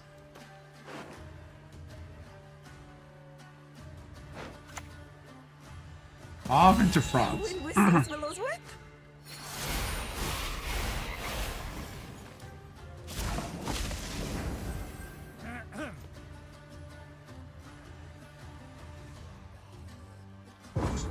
So Cyrus gets a point, right?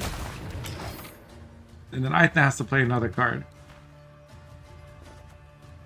He just plays an adept and he's fine. How would I even close my ears? Stupid.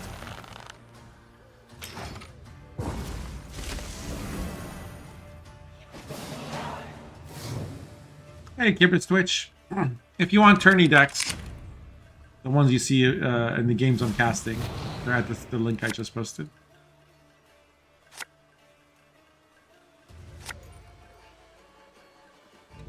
If you want a list of meta decks, there you go.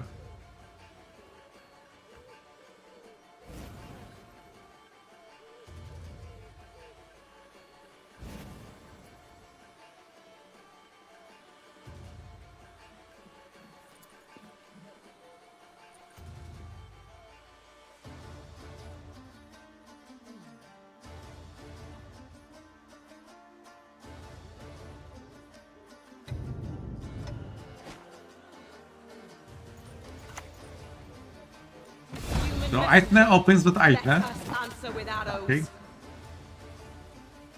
And Cyrus should probably open with Helga, right?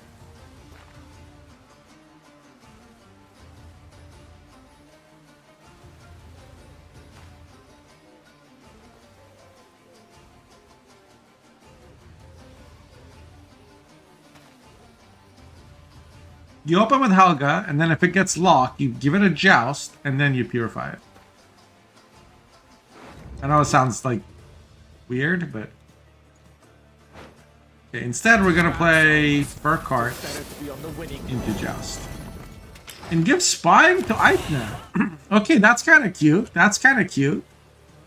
Now we can Artot for our own Aithna cute Dryad.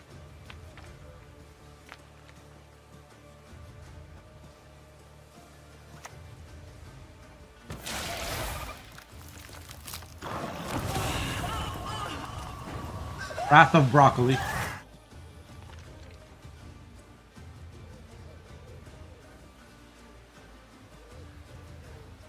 Bellavander would be good too, right?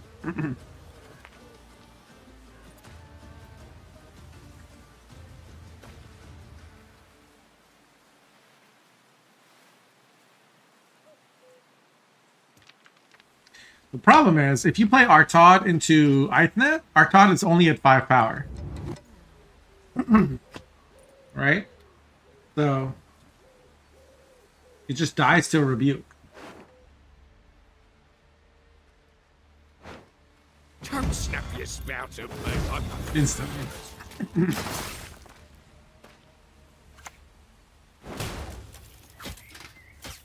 Or not. We're just gonna casually play a backup plan and let Artaud live?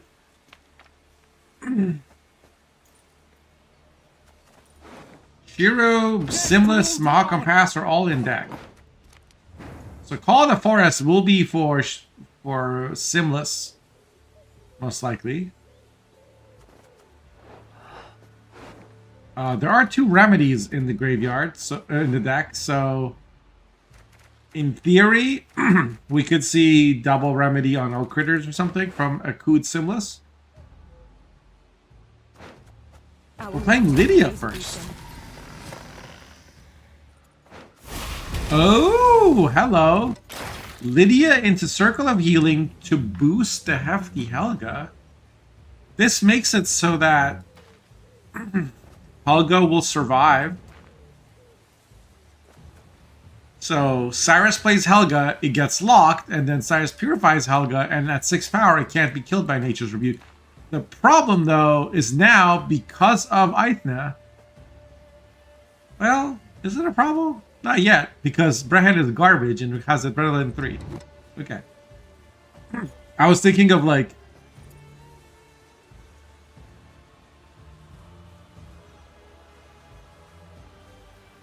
Anyone here a BP?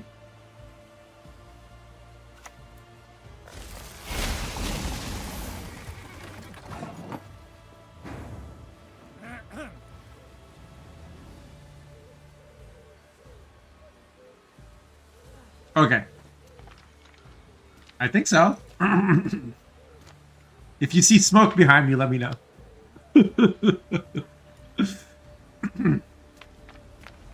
Okay. So as I was saying, I shall flog them into submission.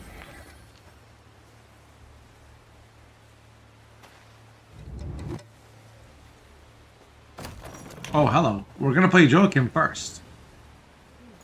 And we can't wait too long to play the Helga though, because then it will be easy for Brand to kill it. Or possible for Brand to kill it. And run 3 means 2 turns. So if we play Helga now, and then it gets locked, and then we purify. Okay, it can't be Brand still.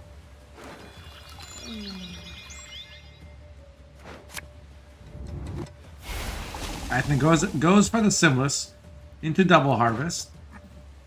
Feign not ignorant. And he won't be able to pick the left choice because you don't want Philovander to get any bigger. So it's going to be either Blue Mountain Elite or the other one. Same here, Trapmaker or Blue Mountain Elite.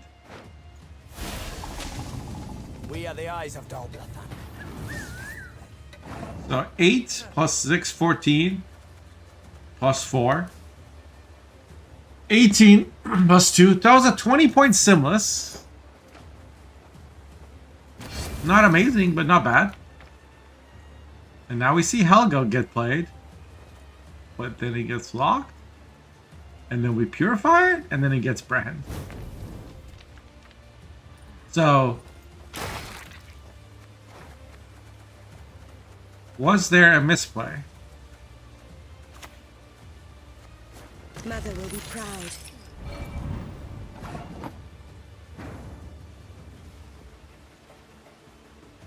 Yeah, Brehan is live now.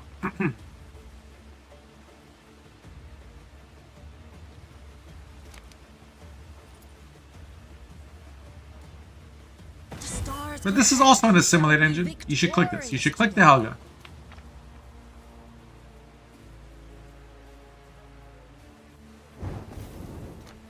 Good. There's still a yoink or I guess not a yoink, but maybe a treason or something.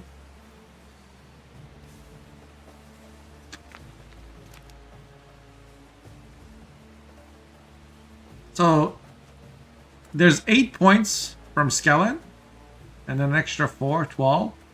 So if you don't answer this, Helga is really an 18-point card. This is also an 18, so they're both kind of the same at this point in terms of brand value.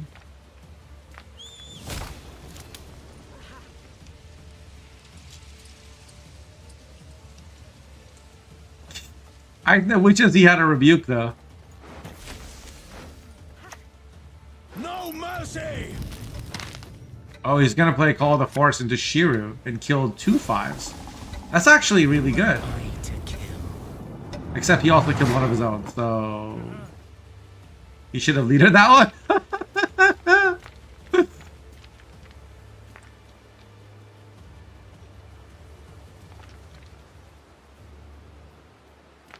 But losing the assimilate engines is... How did Artaud die? I never caught that. I guess it eventually got rebuked.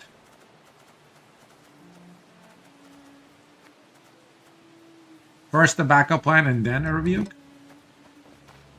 I guess he was setting this up to be 8. The revolution is inevitable, merely a matter of time. If Cyrus is going to want to hit everything in the front... Oh no. Stop removing these! Oh, I guess he's trying to make... There was no reason to... Well, there was some reason. Might have been better to remove this, rather than make space in the front.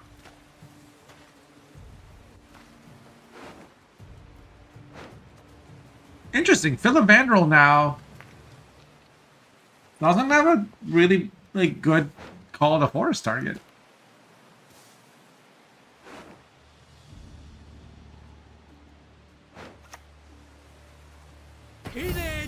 Oh, because he only had 1 leader charge left?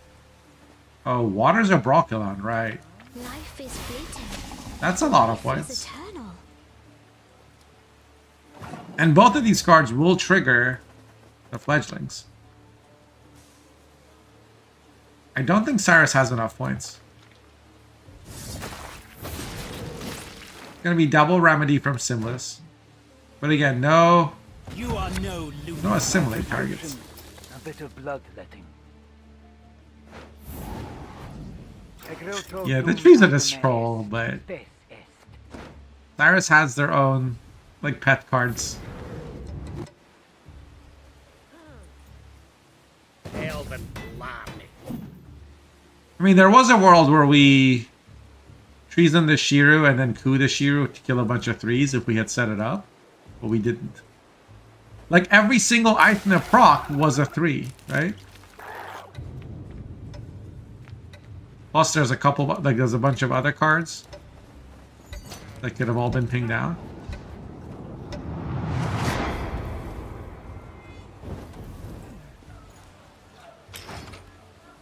And I suspect... Well, we're playing Brehen now. Which means the miner won't get value. Well, it's like, this is only one more point now. The miner is 2.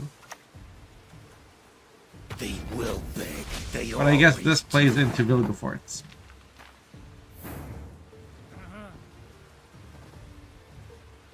This would have been a good target to remove. With the Scorpion. Treason will play for 10.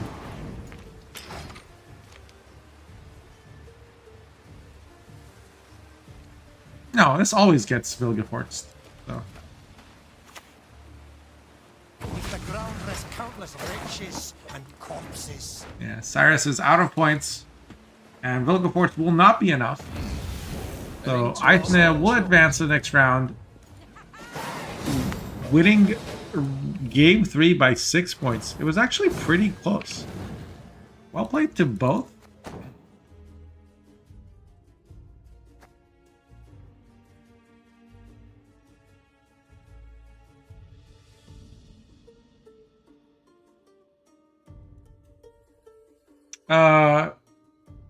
I just don't like emptying space for people. Liquid. But yeah.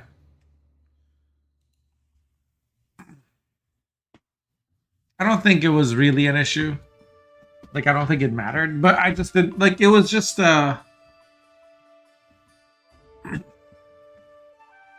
killing the threes closed some options. First game, bad draw. Yeah, but your second game draws were godlike. You used up all your luck for the season, man. Those second game draws were like, how could you possibly not to owe this? Second game was a game.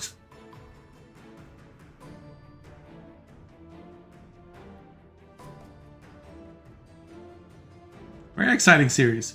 Okay, so now we're in the semifinals. We're gonna be watching Youngface versus Nick. Looks like Nick took out Axis and Youngface took out Buteko.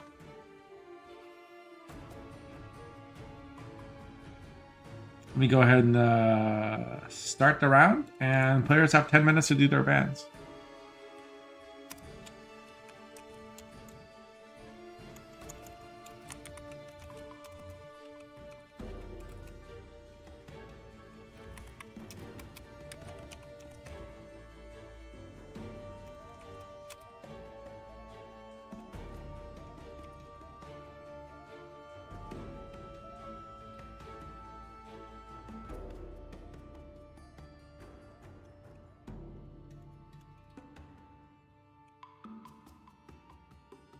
Okay, so here's Nick. And here's Youngface. I think we'll be facing Ninja Pang in the next round in the other semifinal.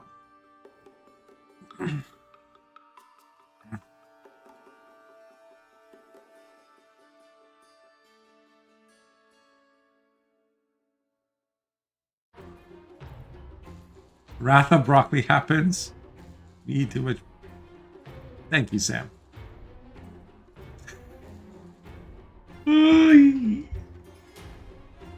Just once I want you to like pin something appropriate. Alright. So this is Young Faces lineup. We have a Shield Wall deck, Golden Necker, Siri Nova, Vandergrift, Roche. We got 2 Onagers, Immortals. Oh wait, is this the Mr. Troco deck? Hang on.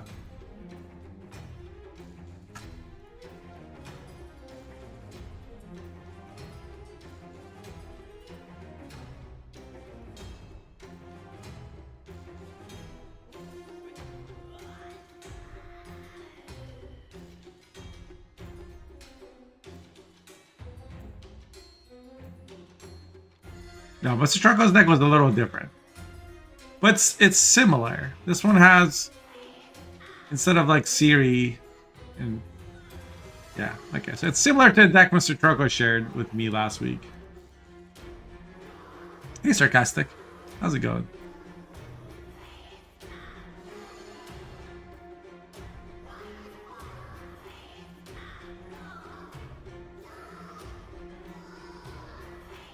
Making sure I am an observer, making sure the round has started. So this is the match we're going to be watching. This is Young Face's Shield Wall deck. It has Black Rayla, it has Vandergrift, there's Immortals and Sorks. There's 2 Wyvern Scale Shields. Vandergrift Blade and Kercerin are the artifacts. As far as specials, there's Sangreal and Wyvern Scale Shields. There's actually no Hogner. Yeah, Rogner can be played in Golden Necker, right? I think he's like 9 provisions or 8 or something. Not gonna lie, his tournaments are always the high of the week for me. Oh, that's awesome.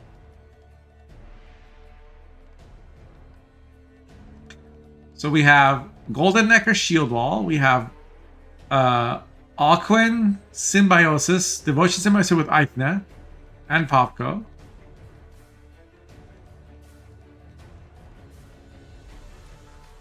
We got Death Wish with ADC Decree. Oh, this is V. Wait. What? It's Dagon V? Hello? There's lizards, there's sirens, there's succubus, and there's a V. No debt laugh. There's a rot feed. Oh hell yeah. I can't wait.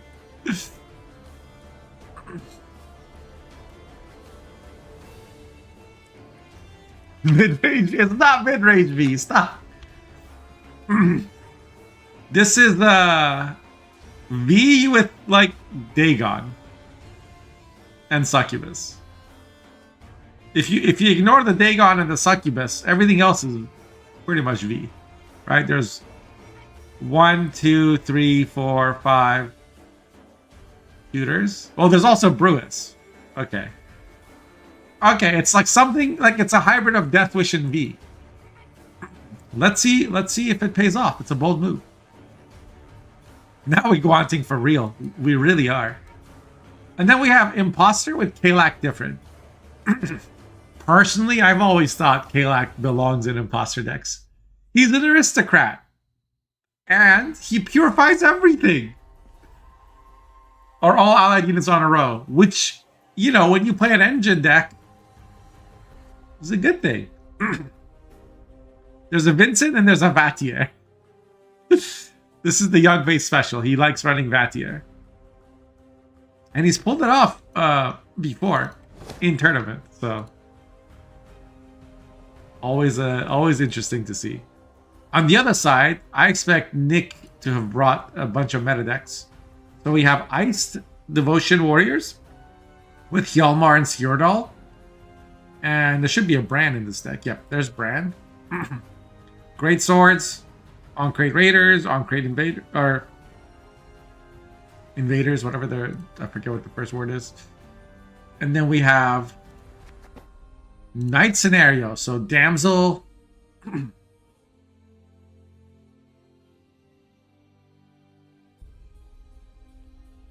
This looks like very standard Knights. Heatwave Arendite, Lady of the Lake. Just pog standard Knights. Textbook Knights. With AA and Onira. Which are both 12 provisions now. These used to both be 13. So that can run a lock. And a verification. Then we have a Frost with Morvad.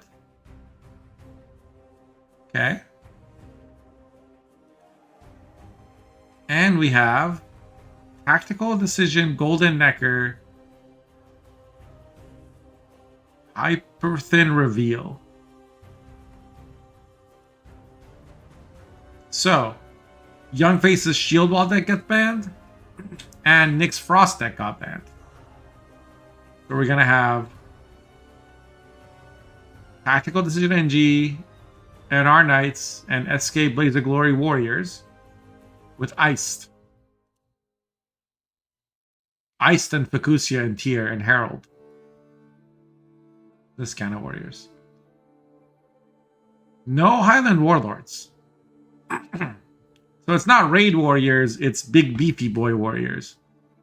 There should still be a Blood Eagle, but there's no...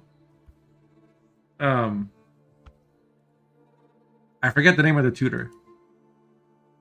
The 7P guy that plays a raid. So this deck just needs to be talented. There are some, like...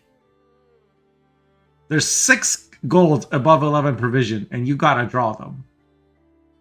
Like, well, not Bran, but you gotta draw these 5. Yes, Vabiorn, thank you. There's no Vabiorn. Usually these decks have Vabiorn for... Like, Vabiorn into Blood Eagle and Ficusia into Vabiorn into a raid card. But there's not enough raid cards to justify a Vabiorn, so... And there's also no Drake Bondu, I have to add. That just has 2 Gutting Slashes, but there are 2 Scalds. So, to be fair, there's 2 Scalds. Game got cancelled in queue.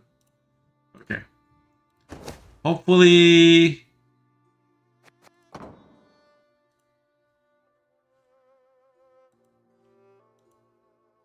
I guess we gotta wait 6 minutes. We wait for a new invite. This warning always scares me. I guess I can cancel. No Drake Fondue. No Drake Fondue.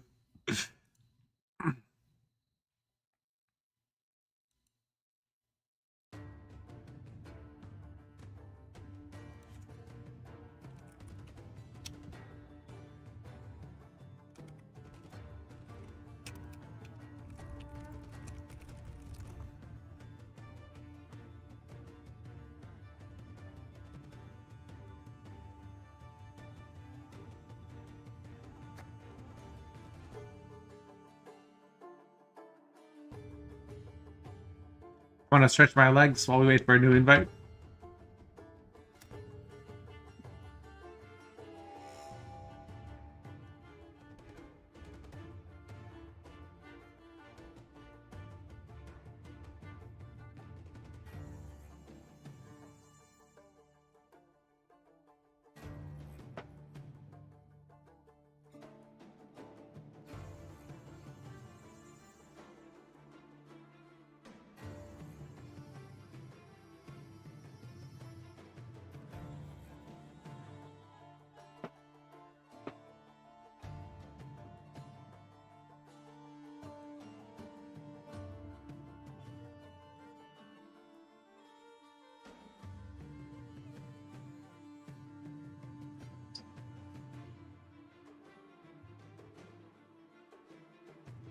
Okay, what I'm gonna do is I'm gonna reset the game and you guys can redo the band. So Nick was blue.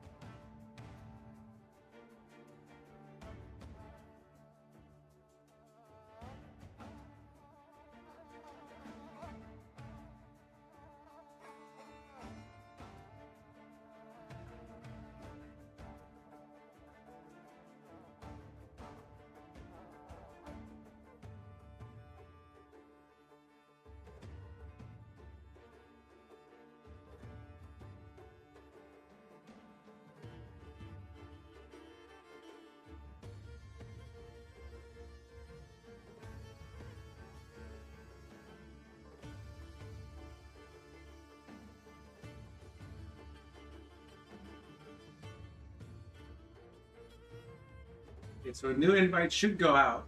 There it is. There it is.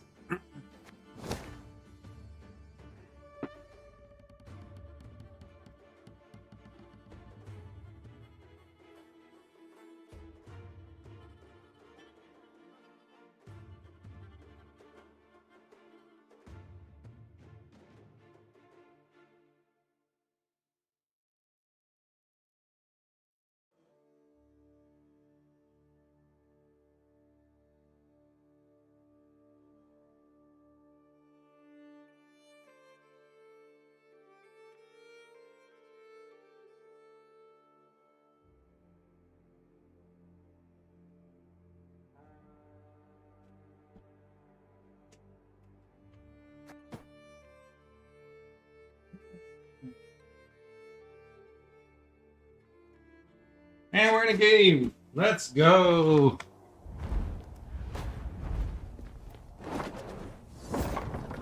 Onward to victory!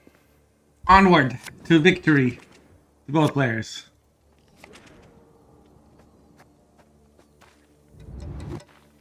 Nick of Rivia versus Admiral Youngface. Youngface playing Art Fane Aristocrats, and Nick playing NR Knights. Temeria versus Nilfgaard. Well, it's not just Temeria. It's all of the Northern Realms, right?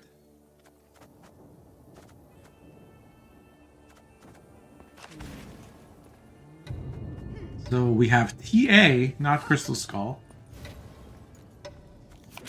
There's 2 locks and a leader. There's also Vincent. As you wish. But no poisons. So Damned Sork is the first card that gets played. Are there Purifies in this NR deck? There's 1 Peller. And that's it. 1 Peller and 1 Lock. There's also an Erendite and a Heatwave.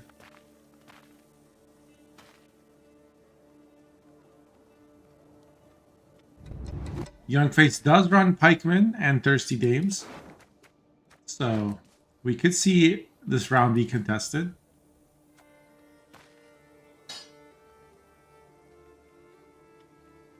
Who made that emote? Who do you think?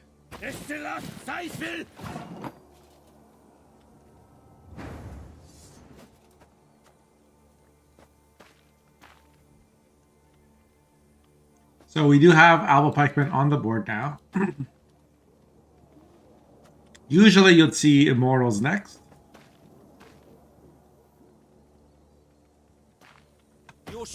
But instead we have a squire first. I'm not sure why we're delaying this.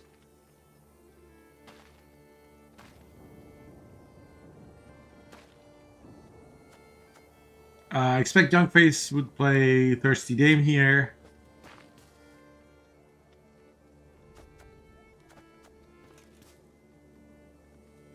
Get it to 5, since there would be no answer to it.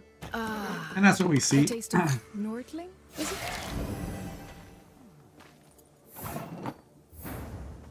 In terms of Tall Punish, we have Vincent. And I guess Rosa does 11 damage.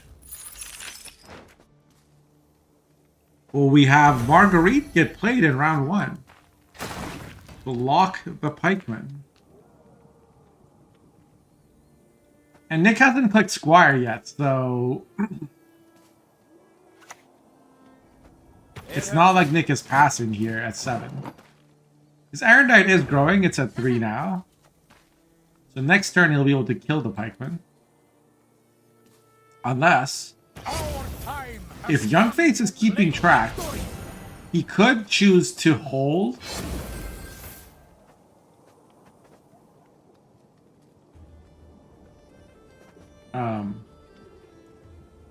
If he doesn't click the pikeman, then this would go to would get 1 armor, but that's not really worth it, I guess. Is it?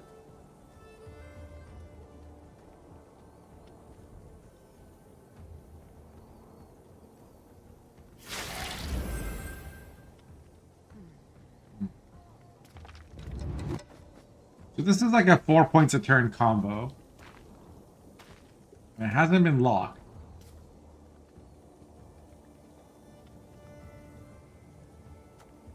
This Knight Errant will also come down and be 2 points a turn.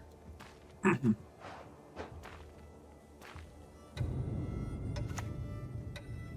hounds have caught a scent. Okay, we do see a lock on the damn Sork.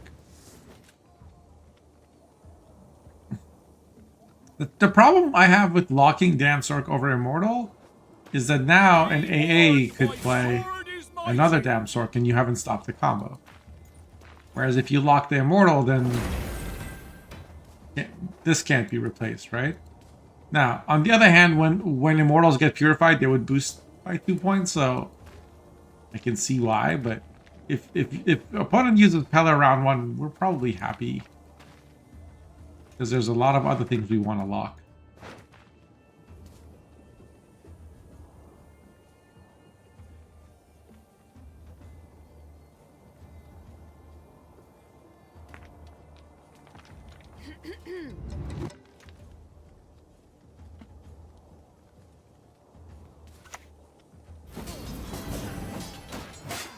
Who heard on the Squire? Should boost the pikeman. No. Now Iron Knight can kill it. But I guess Iron Knight was always going to kill an engine.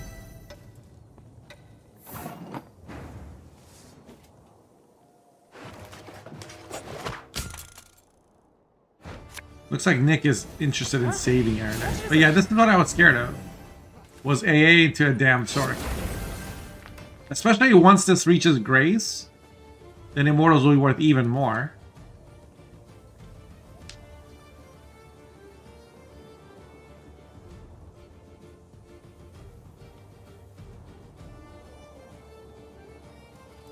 Erendite is at 6 power now. Okay. Roderick to stop the Knight Errant from infusing the Immortal. But between Joachim and Rosa, that was a tough choice. And Ardfane is now out.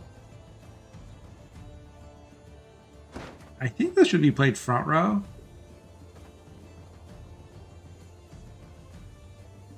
Why bother with 2 swords when you can barely handle It plays for 2 temp or 3 tempo maybe. Seditious should get put back at the bottom.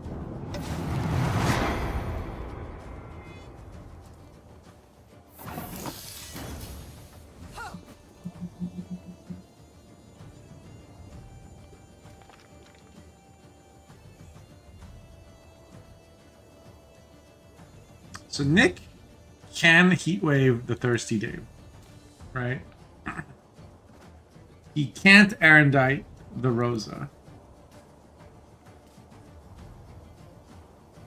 So he's just going to play Vandergrift and get some resilience for next round.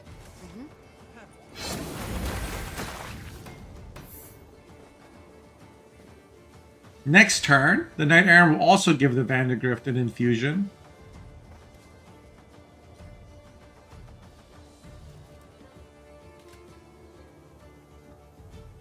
Youngface is running out of points. He could play False Siri between these two, which means that actually playing Rosa back row was correct. To deny the Vandergrift from getting an infusion.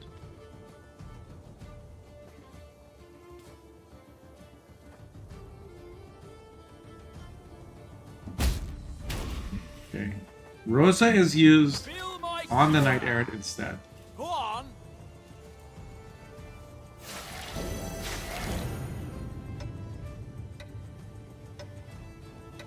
So that's to play a card, right? Turncoat?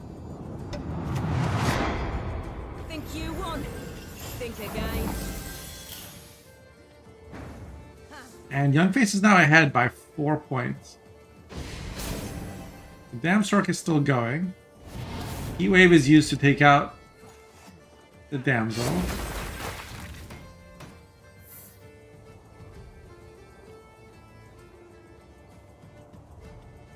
And I don't think Youngface has the reach anymore.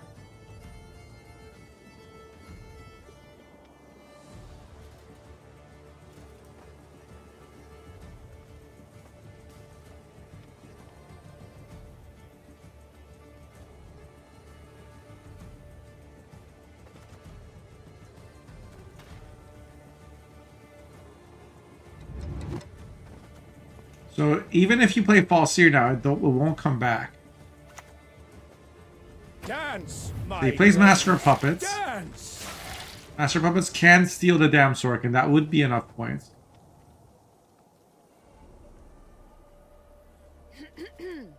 Which means Nick has to answer it.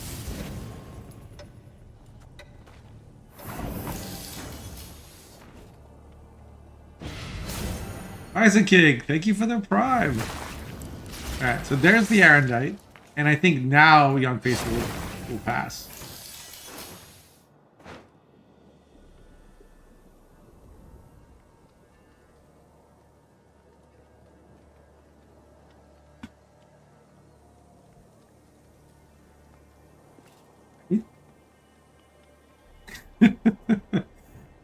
Because if he was gonna like lead her to win round 1 or whatever, he wouldn't have removed the Roderick, for example.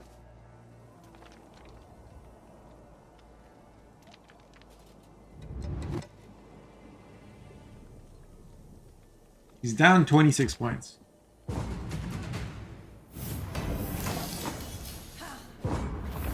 So Nick wins round 1. It wasn't cheap, and he won't have Vandergrift in round 3 because the Grace did get triggered. But he still starts the round with a Knight on the board. He has Scenario, he has Erendite, he has AA.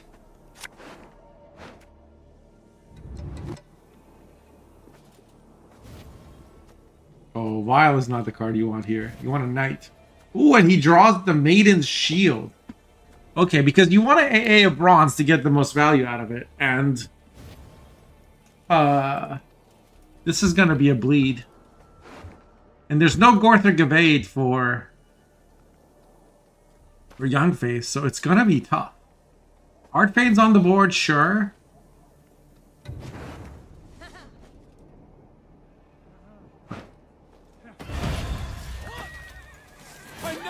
Damsel for Knight Errant.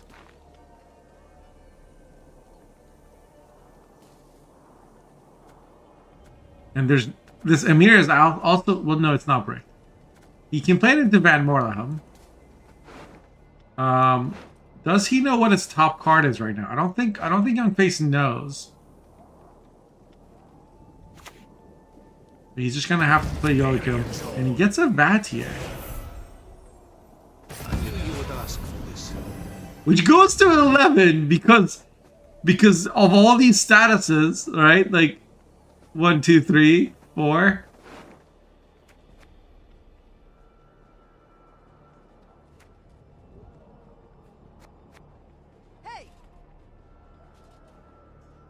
There's no. I think you just put the servant back on the bottom.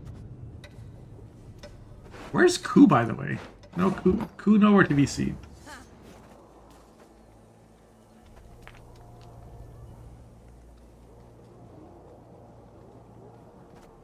Usually, okay, so Nick just chooses the chance to pass. He knows with Vatir on the board, he's kind of done. But he got the Joachim out. So, because Vatir was gonna yoink this Vandergrift, as you can see. So that was gonna be a massive swing. Could have also yoinked the Maiden's Shield and, well, no, because this isn't growing, but still. I think you just have to play the Kalak, yeah. Your Majesty, I cast myself upon Okay, thy so he's mercy. getting his Ku. Is Ku very good now, though? Rosa's gone. Joachim's gone.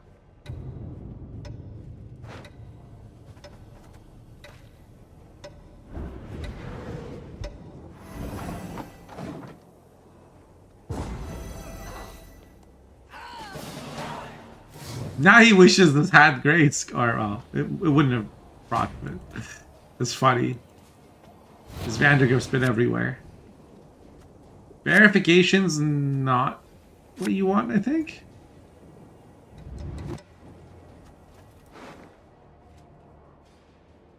You want Windham, maybe. Vile is okay. Vile probably plays into Vincent. Wait, he mulligans the Maiden's Shield.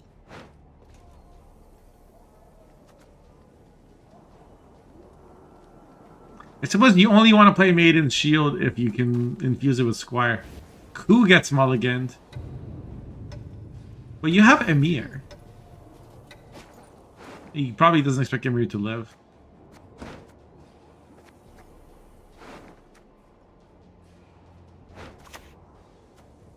The North shall tuck tail and beg for mercy. My, Me ain't the Van thirsty Orleans, day. they truly spoil us.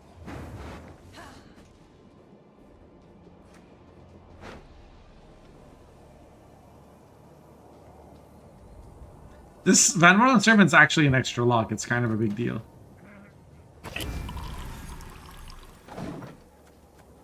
You should see another Seditious get played here. Yep. The problem best solved. No Usurper in this deck as well. Usurper is usually a big source of short round points for them all. Hey, 0Gs.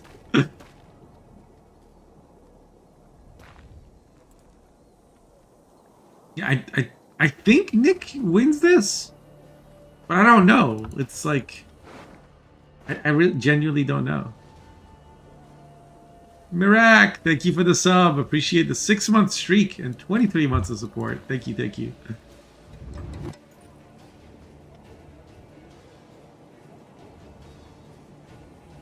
If I host the weekly tournament and I don't see you, I don't know what I'm gonna do. It's like a ritual at this point. Alright, a Centurion Knight comes down. Okay, we're gonna see the other Seditious, I think. Because something's gonna get hit with Erendite, and it is what it is, but...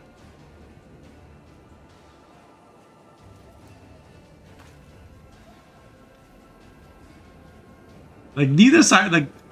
they went so hard in rounds 1 and 2 that, like, both players have... ooh... well... you can still transfer with Van Morleham Serpent. And Seditious you can always play later, it's the same point.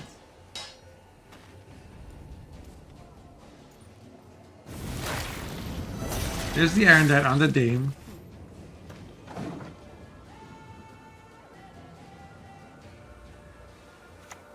Yeah, Nick's just trying to play like not real targets for as long as possible.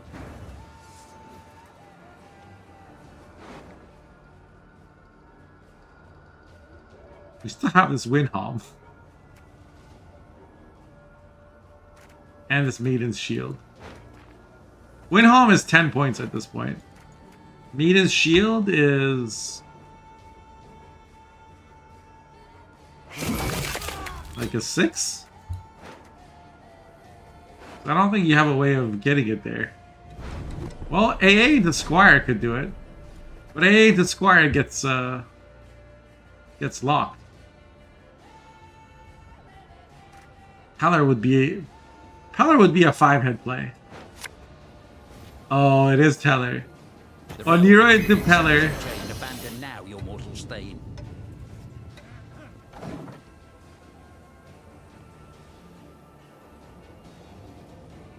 But Servant can still transfer Spying, which then enables the Vincent. I think that's fine. In fact, what Nick should have done, I mean, with Bird's Eye View, is use the Vial on the Peller so that it transfers the Vitality, because, yeah, all statuses. So, if Vial had been used on Peller, then he would get 3 more points. Not that it would matter, because this would die regardless, but yeah, it would have been funny.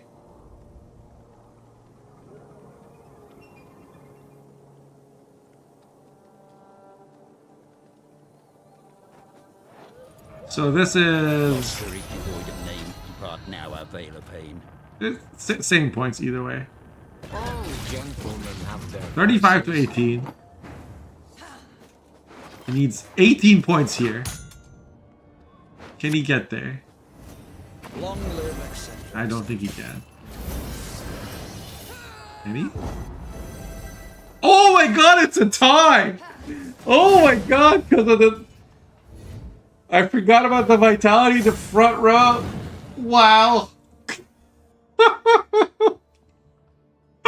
Holy crap.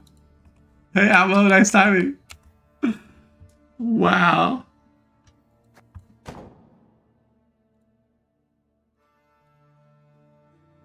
Okay. I was sick.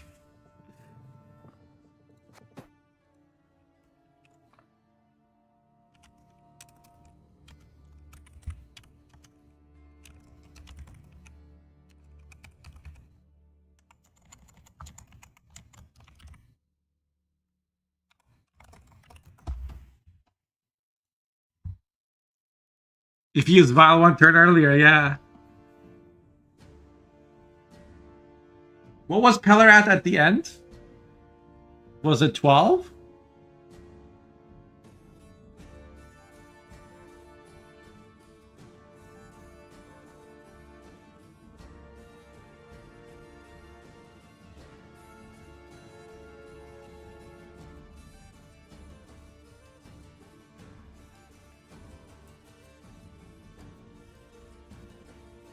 That was a crazy game.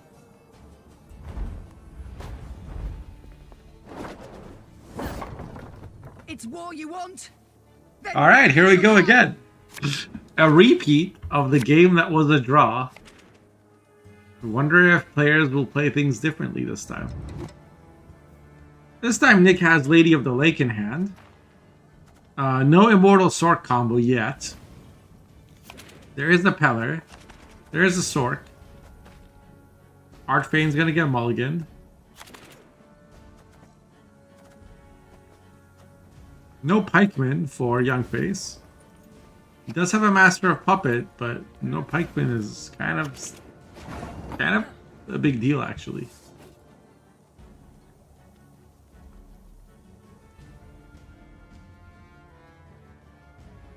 Long live, etc., etc. So next just gonna open with a Redanian Knight. I expect Planet Turncoat to be the response. Or Thirsty Dame, but probably Turncoat. Actually, I don't know. I don't know what the right play is here. It's gonna be harder for Youngface to contest, obviously. Not harder, I think impossible to contest round 1 without pikemen. But he might still pretend? I mean, if you open with Thirsty Dame, your opponent's going to know you don't have pikes, so he's actually going to go with Emir. And commit the Arcane. Okay. Because Thirsty Dame without Emir or pikeman doesn't get a lot of points.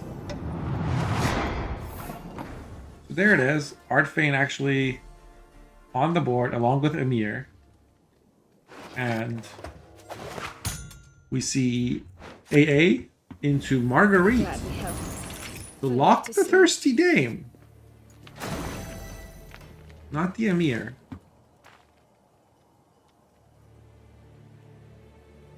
At this point, Youngface is just gonna slam the other Thirsty Dame. Northling, is it? I mean, if it's worth playing Emir, it's worth playing the second Thirsty Dame.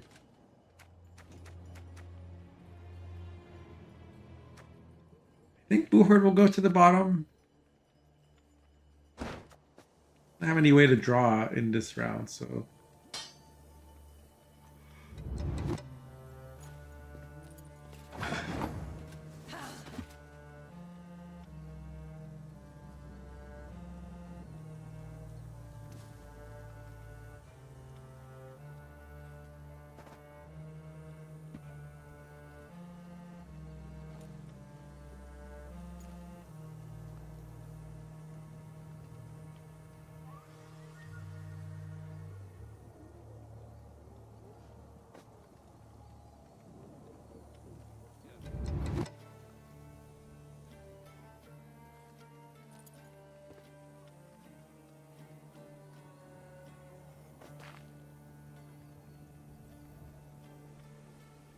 What's it gonna be?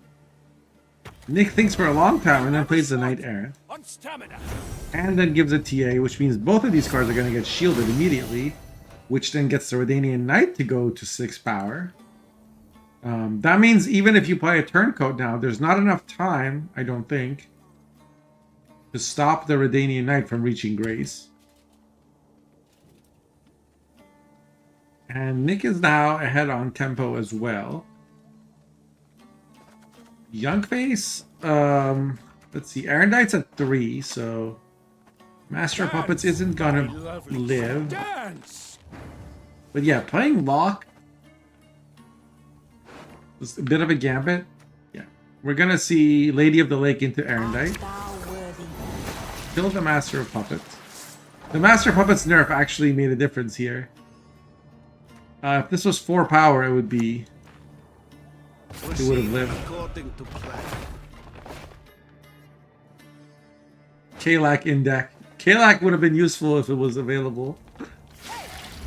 But Vatier can now yoink the Knight Errant. Lock's been used. Erendite's been used. And this should end the round.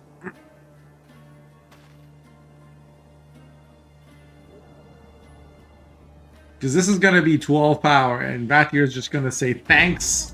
And yoink it. Yeah. Nick passes. Nick knows he's done. Should have played Booherd first for extra style points. But it's fine. We'll forgive him. He's already playing Vatier and Master of Puppets, so... Wins the round. Now the question is... With Artfane on the board, are you... committed to bleeding? No Thirsty Dames left either. So where are the points? Joachim and Rosa are the points. So you gotta get... There's an Erendite and there's a Heatwave that can answer Rosa. And that's it. But you gotta get rid of them. Right? I think if you have any shot at winning this game, it's through Rosa. This is a pretty sad hand. It's gonna be Pikeman as the opener. Well, it's probably not gonna get answered by Nick because without Dames, Pikemen aren't as much of a threat. They're still 2 point a turn engines, mostly.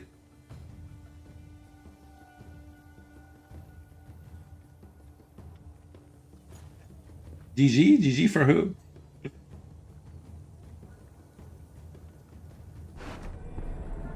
I guess there's like almost no chance that Nick would be forced to play Erendite and Heatwave against what Young Face has.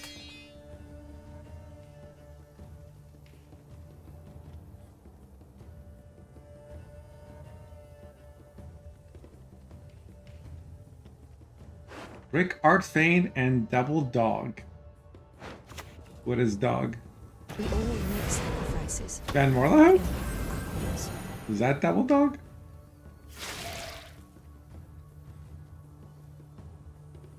There's no hunting pack in this deck. What are you talking about?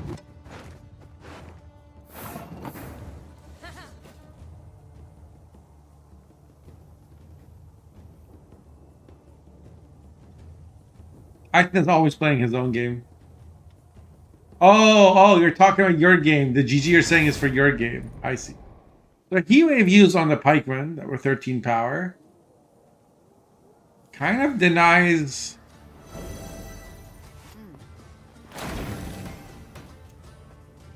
any play from Youngface.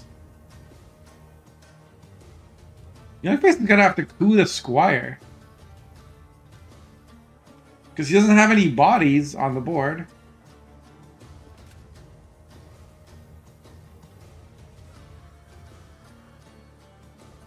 To Boohart.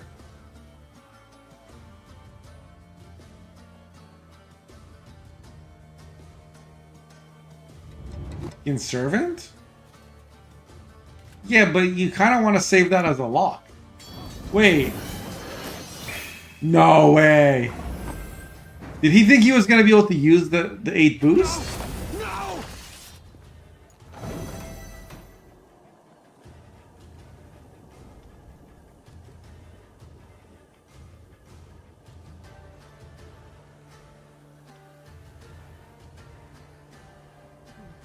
Is it about sending a message?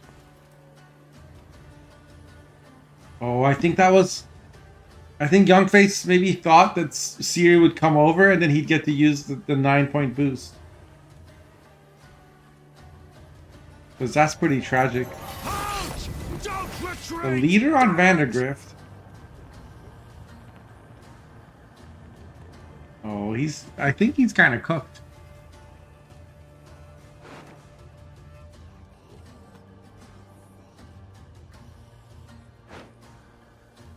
The message being I'm screwed? Yeah.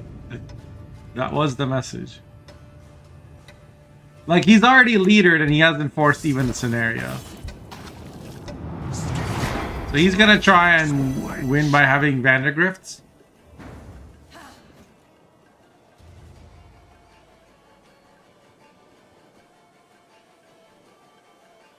The thing is, this Vandergrift will like, it's locked, but the resilience is still there, so it's gonna, I mean, you just lock the 1 point a turn engine.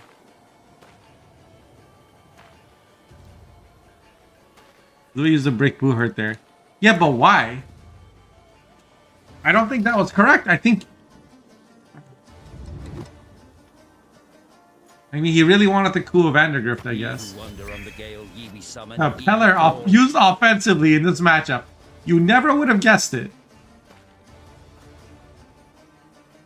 Wait. If Youngface passes here, Nick can't get there in one turn.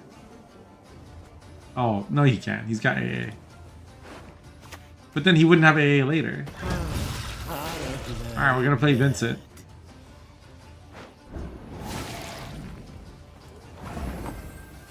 So we locked the Vandergrift and then we Vincented it. Now we see Immortals. Immortals will get locked.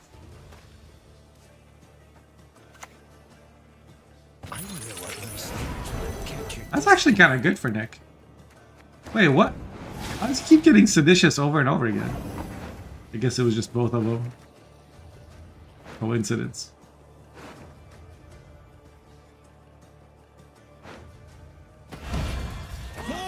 Okay, finally scenario comes out. I think Young can even play one more card. He can play his servant now and transfer the bleed and the spying to the Redanian Knight. Oh wait, what? Why would you transfer the shield over there? This is -1.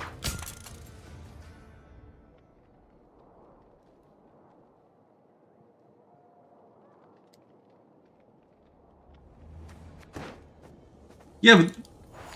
Oh, this wasn't locked. Sorry. I thought this was also locked. My bad. I don't know why I thought that. So, we're gonna see AA. Will it be into a knight errant? Yes, it will be. Even though it's gonna get damaged by one. Oh, but if you leader it, then no. So when this bleeds, loses the shield, it's gonna boost, and then this is 2 a turn now. Right? Is that what just happened? Erendite's at 7.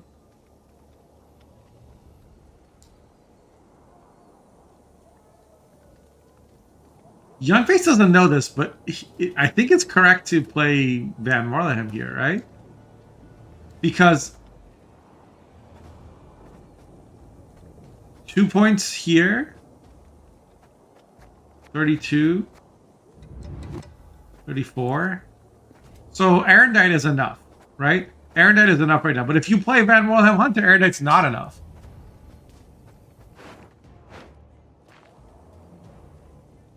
I think at this point you gotta YOLO. You gotta send it. You drop the Hunter. This Hunter would play for 7 points. And he does. 8 points actually.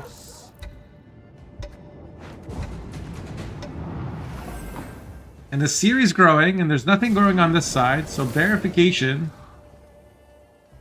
Leader is only 4 points, so he has to play Erendite as well.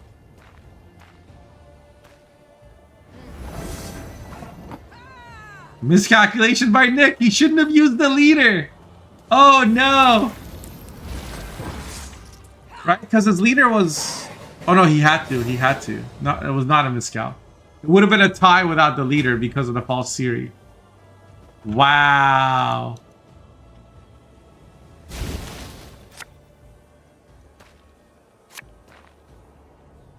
Because there was nothing with a grace to proc.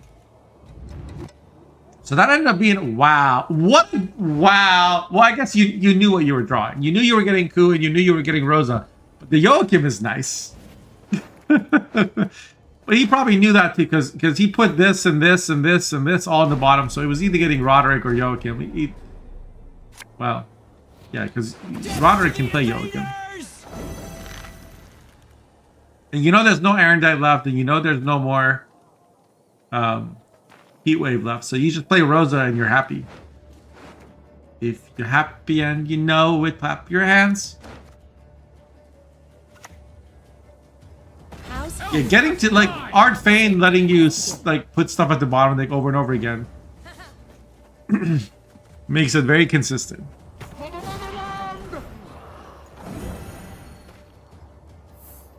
This was better used on Joachim, no? I guess you don't really get a chance. But...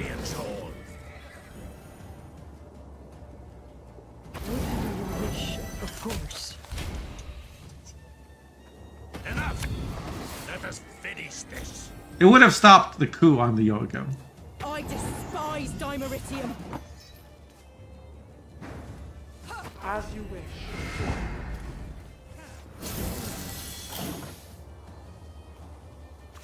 Will it be enough points? I shall flog them into submission. My son. Yes. Yes, it will be. I don't know why I thought it was... I think I read the points backwards. My brain is cooked. Rosa Joachim Ku round 3 with no answer. Plays for 51 points. And Nick just cannot... That round 2 hand, you didn't think it was going to be a strong bleed, right? Like we...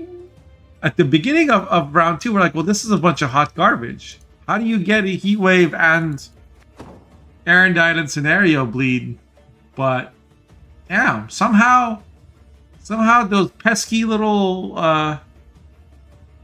hearts let everything out. I wonder how things would have gone if Nick had just slammed scenario. I guess everything would have still gotten locked.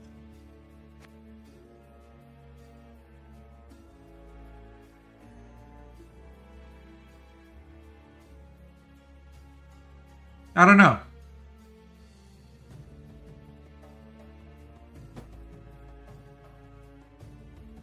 Did you play that ball? Yeah, people have been doing it for a long time. Famously, Miamon popularized it. He played a lot of Aristocrats that ball. Like, he got Aristocrats from ball, like, long time ago, and he was just playing Usurper and Emir.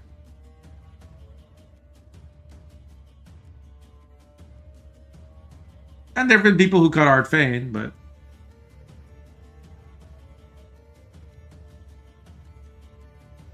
Well, sure, isn't trash. Ball is not a long-term scenario. Ball is one Thirsty Dame and 2 poisons. Ball is excellent in a short round. Assuming your opponent isn't playing a bunch of veiled units or something. Or Swarm, right?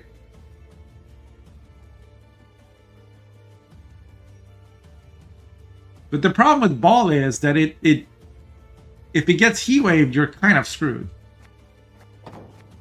Oh god.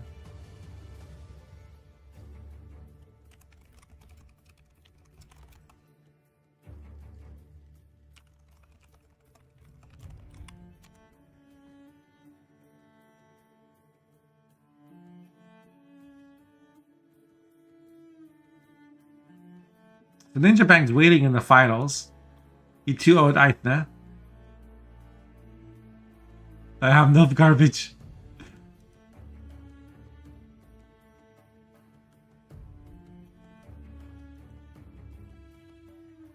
Okay, there's a new invite.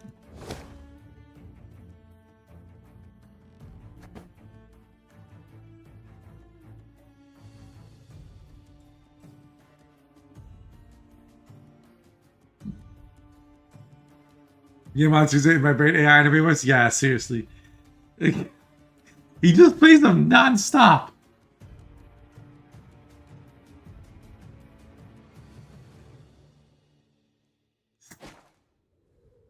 You have to yell. Rena, my Rena. I am the chief.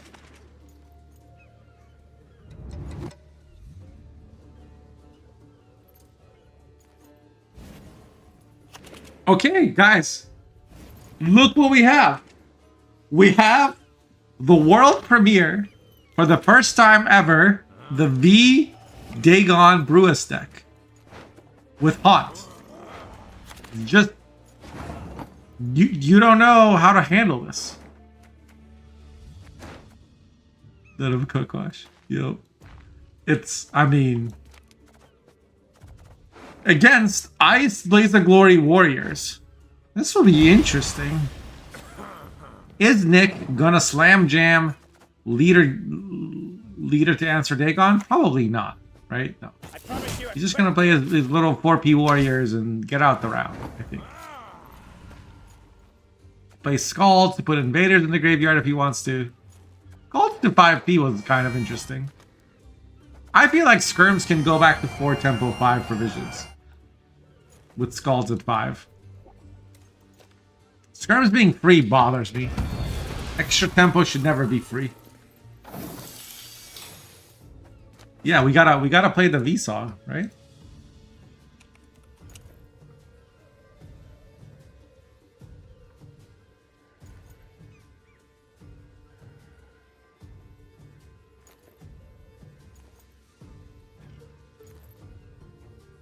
He's just gonna float the V.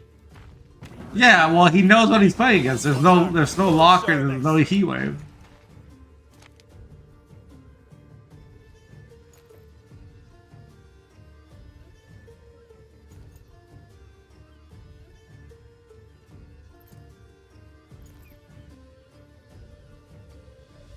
Is this overkill?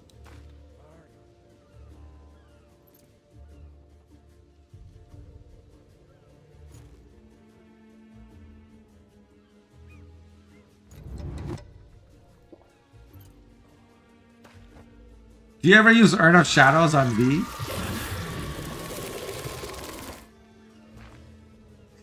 That would be silly, right? You have enough consumes, you don't need to. I think you should hurry up, though. This Dagon might die here. 1, 2, 3, 4, 5, 6, 7.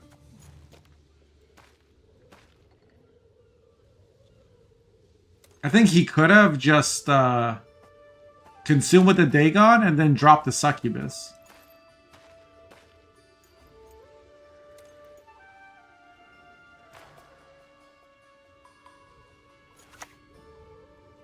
We'll greet if we will. But fire We're not killing the Dagon.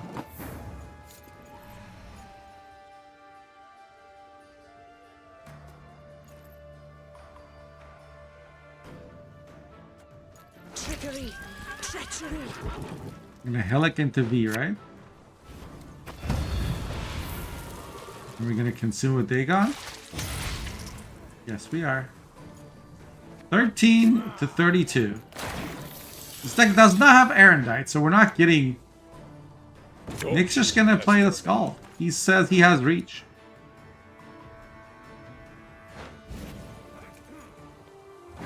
This deck doesn't run Cyclops, or Heatwave, or Riptide, or Erendite. So there's gonna be no control whatsoever on the tier, or on the Iced. So I think Youngface wants to...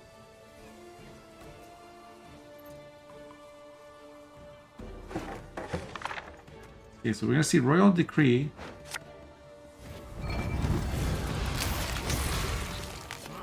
And this urn is just chilling.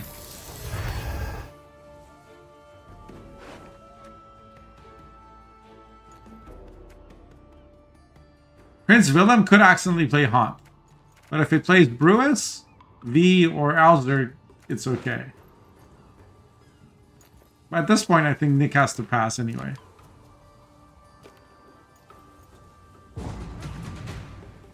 Nick has Blaze of Glory Leader plus Hjalmar for show round 3, but yeah. It's gonna be 8 cards, or sorry, show round 2 rather.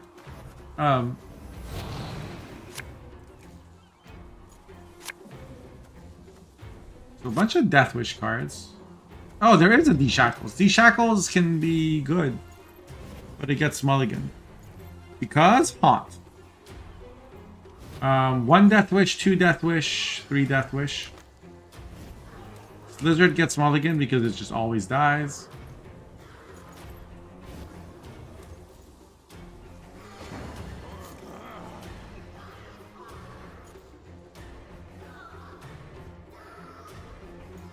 You want to get a Succubus and a Toad in your graveyard.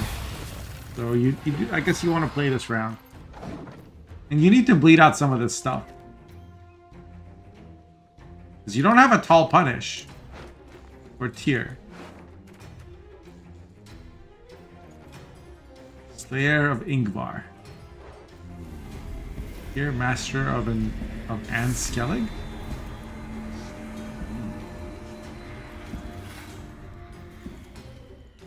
I've been playing so much Baldur's Gate that I was thinking of Tier like the Paladin patron.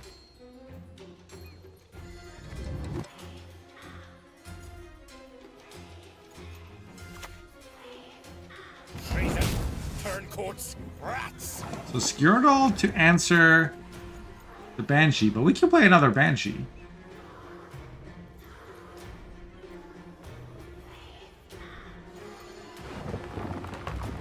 We're gonna play Naglfar into V, I assume.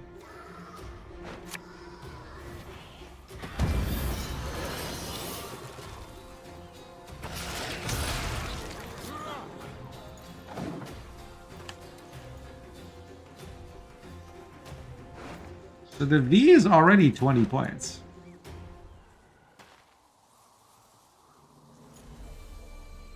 Moss Grotto soundtrack was also part of Save Slot. The rest is just hell on art. It is, isn't it?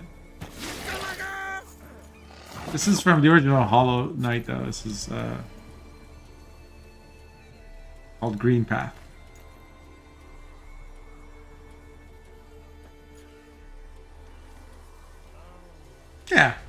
As long as I don't have heat wave. Well, you don't want to just leave V on the board because it has to die to go back in the deck. But yeah, you can float it. Like, you don't want to play it on path.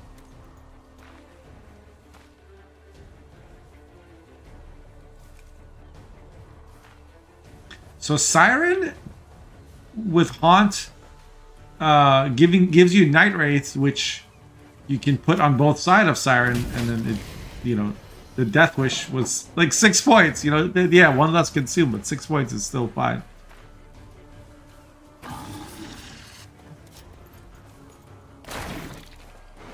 Dagon is at 1.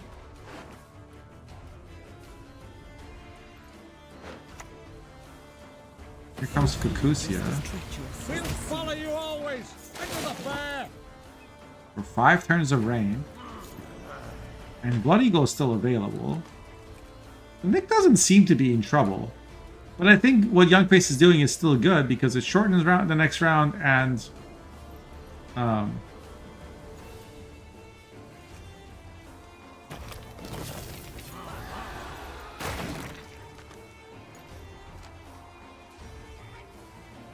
it's getting him some carryover. So V is at 20.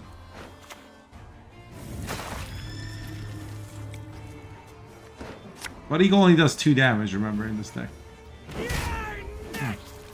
He's going after the consumes, but Young Face doesn't actually need consumes.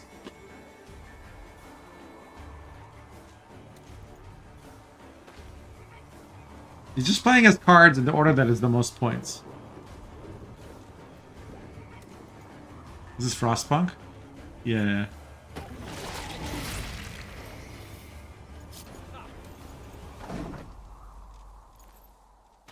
I'm sure they reused that theme, Sam, in Silksong. But the song in my playlist was from Hollow Knight.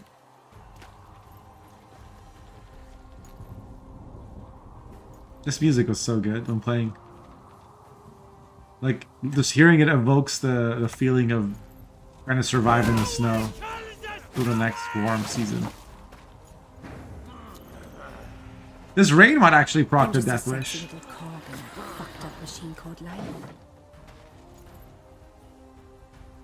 So I think Young Face is passing next. He still has Brewis, by the way. But no tutor for it.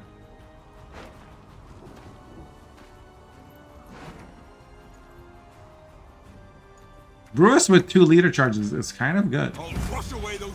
Here comes Harold. Children, elders. And he does it. So okay, that's huge.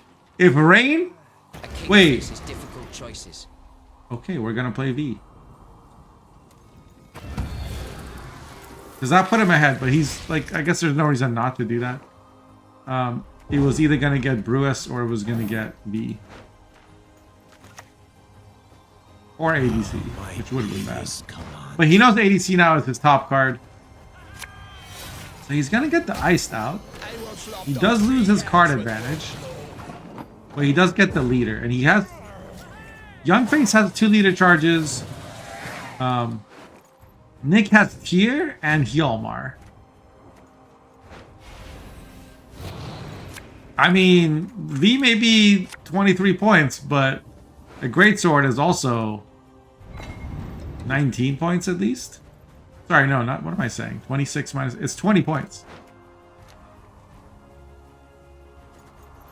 But there's no Tyr in hand. 1 mulligan remaining. You have to mulligan the Brockvar, right? No, but you have to go first. So he mulligans the Greatsword. Gets an Invader. Or a Raider. No, Invader. Invader.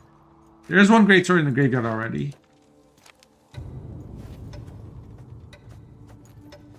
He really wants Brewis here. Does not draw the Brewis.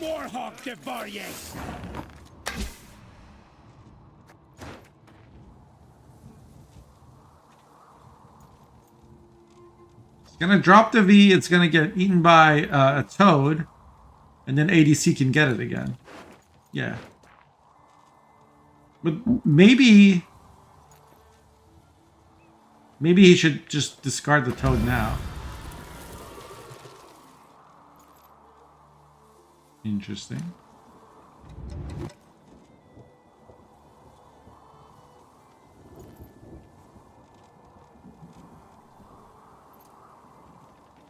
I guess it doesn't really matter.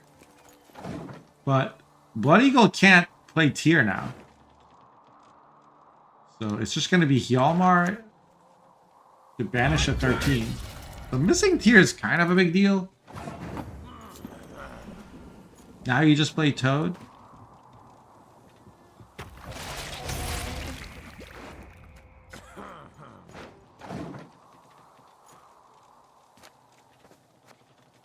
I think the V worth losing a card there. I think so, Mulchin, because he got Blaze of Glory leader from it.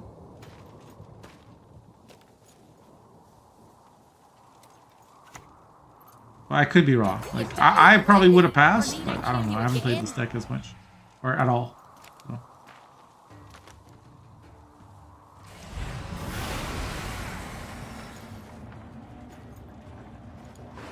Like, did Youngface forget he already has a Toad? Like he didn't need to do that. Ah, okay.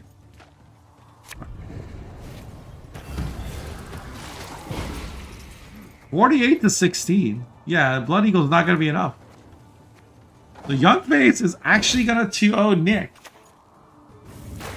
A crazy series. First game 1 was a draw and then they replayed. And then he plays his Dagon V and runs into Blaze of Glory Warriors and just takes them out to lunch.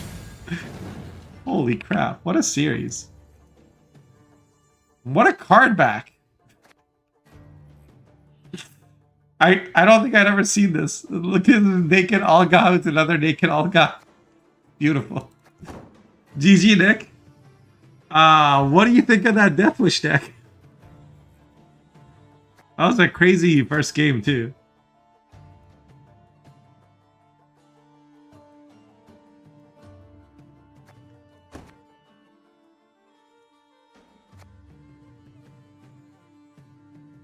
I should try it. Yeah, it does look. It does look very tryable. All right, we're gonna go to the finals next. Gonna be Ninja Pang versus Youngface. Gonna start the round. Players have 10 minutes to do their bans, and then we're off. So as a recap, I'm gonna pull up Ninja Pang's decks as well. So we just saw Youngface play. This Shield Wall deck got banned by Nick. So I don't think we've seen it in action yet. And we didn't see Youngface play this, but this is basically Aithna's Devotion Shiru deck. Which plays... No. This is Aquin. This is not Shiru. This is Aquin Devotion Symbiosis with Aithna and Pavko. It's Devotion Symbiosis with 2 Harvest, 2 backup plans. And looks pretty standard. And then there was this V Dagon deck that we just saw. Eagle into tier, reset round 2. Yeah, maybe that was the play. Since your Blood Eagle got neutered in round 3. Or, I mean, you could have just drawn your tier. Have you tried drawing your golds? I did say when I saw your deck that you have like 5 golds that you have to draw, and you have only 2 Scalds and a Blood Eagle. Right? So it was possible to miss. Of course, Youngface drew decent as well. He never played as Brewis, but other than that, he got everything he needed. His deck has like 7 tutors, right? The Rot Fiend is what like cracks me up the most, I think. There's just a Rot Fiend. Like, this V deck has 0 control, except for 1 Shackles and 1 Rot Fiend. And then this was the Imposter deck with Vatier, which got a lot of value against Knights, at least. That was also interesting. So, Ninja Pang has brought Pirates Cove Collusion, as we've seen. This is very standard. I think this is like the only version I've seen. Well, Eavesdrop. Some people have it, some people don't. Then we have Precision Strike Shiru. with All God Philivandrel. And Simless, of course. Pincer Maneuver, Temple Drog. And, of course, Golden Necro Relics. So, what will the bans be?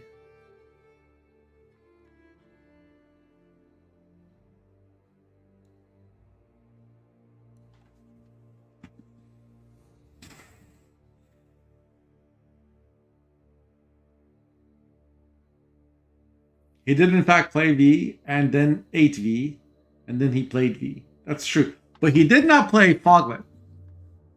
Or Archespore. Which is what Foglets used to be. I think.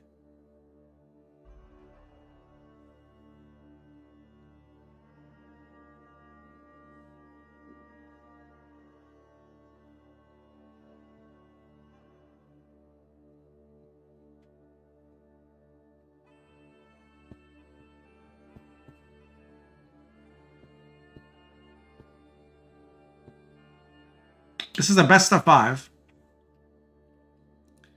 So we are now in the finals.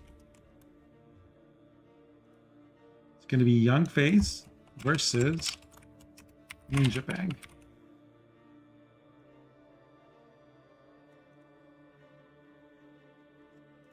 And finals.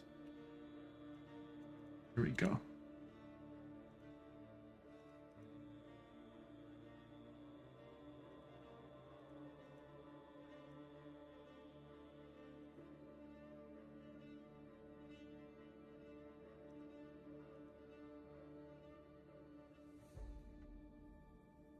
All right, the bans are in. Young Face banned Ninja Pang's Relics deck, and Ninja Pang banned Young Face's Shield Wall deck. Neither player want to play against the opponent's Golden Necro deck. And we should see invites any second now. Well, once the coins are set.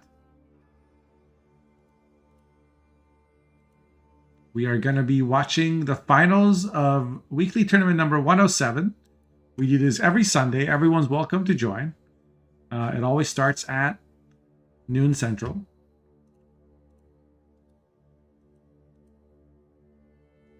Gonna run ads now until we don't get interrupted in the game.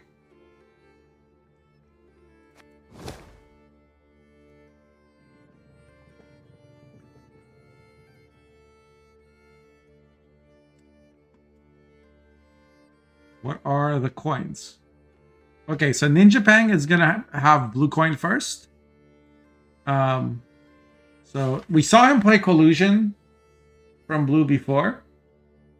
Or no, that was Eichner. We saw Eichner play Collusion from blue, and he did well with it.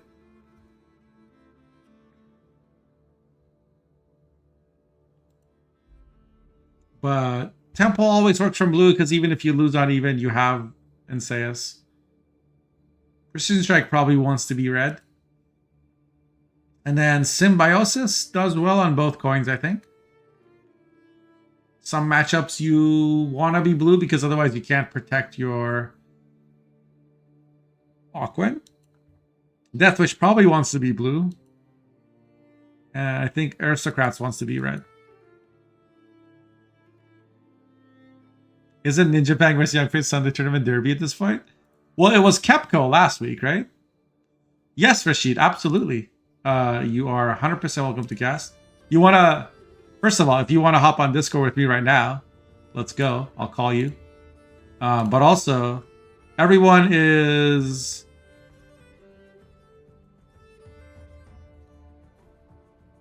I did used to have a... Players are welcome to stream their own games if they like, but really anybody's welcome to stream.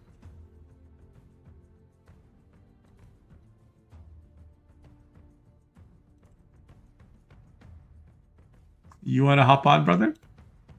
I don't know what time it is for you.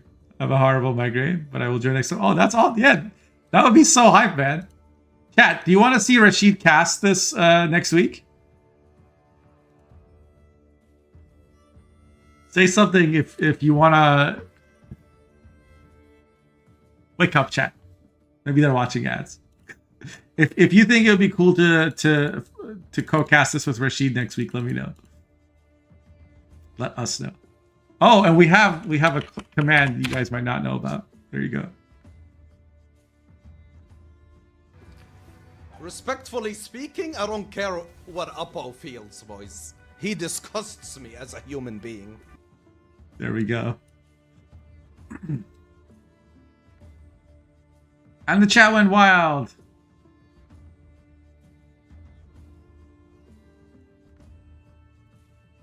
You caught them in an ad break.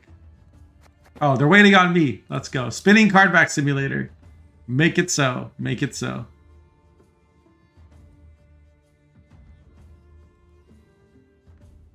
So yeah, it would be... It starts 3 hours ago. Or 3 hours and 20 minutes ago. I want to see Rashid co-casted with the Saudi royal family. Yo, don't dox him, alright? No doxing in my chat. If royalty want to hang out and just be anonymous, that's their prerogative. As we know, Derp is an honorary king of Norway, although he abdicated the throne in favor of some catnip.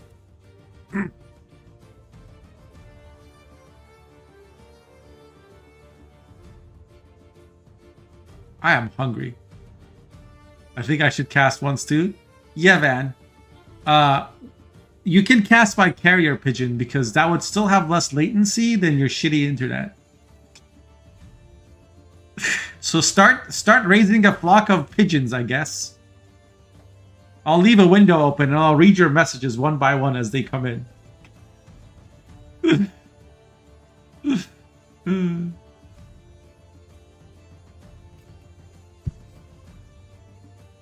I will deliver good news late, but I will deliver.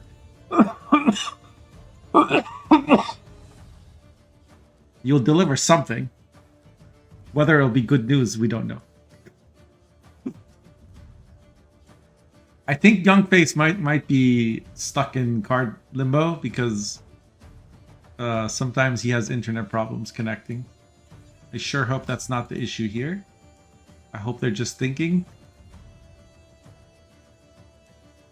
But usually, if it takes more than 5 minutes, there's a problem. I'm getting error message per match? Okay. I will cancel.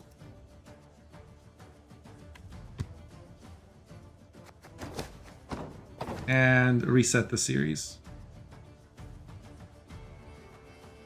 Who was blue? Ninja Pang was blue.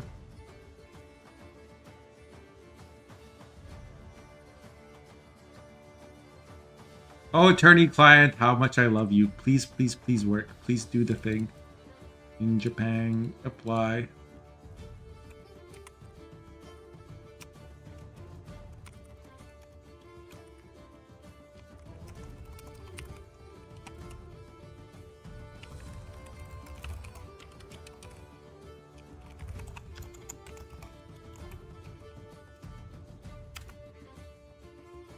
Please redo bands. Same bands as before. NR and MO. And then hopefully we get new invites and hopefully things work. Join me, chat. Hold hands and pray G for attorney platform cooperation.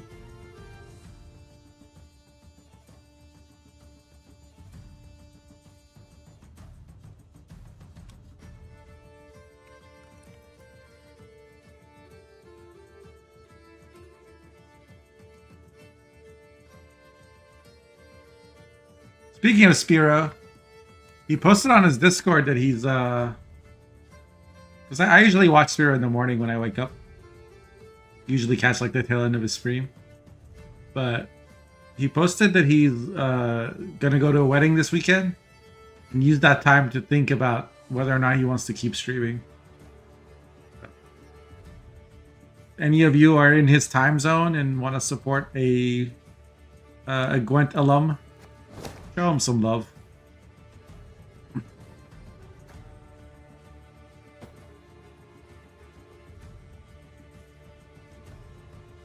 Here we go. Game number 1 of the finals of Weekly 107. Youngface versus Ninja Pang. Young Face is playing Aristocrats from red. Ninja Pang playing Draug Temple Adastriga from blue.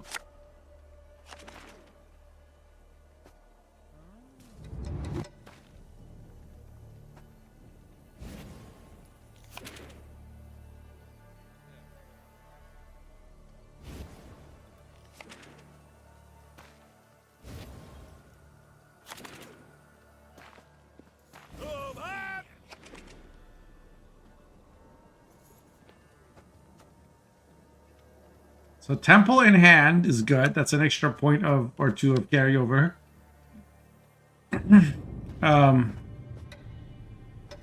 Because you can't pincer before you play your first card, right? Or Curse Scroll. So, but yeah, we got Temple coming in.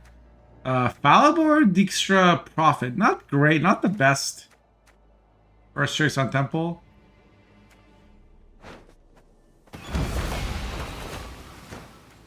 And then we got Roche, Archgriffin, Adalia. Should be Adalia. And then Viraxis or Demovent. Wow. Talk about a backloaded temple. Everything good is at the end. All of these cards could be valuable.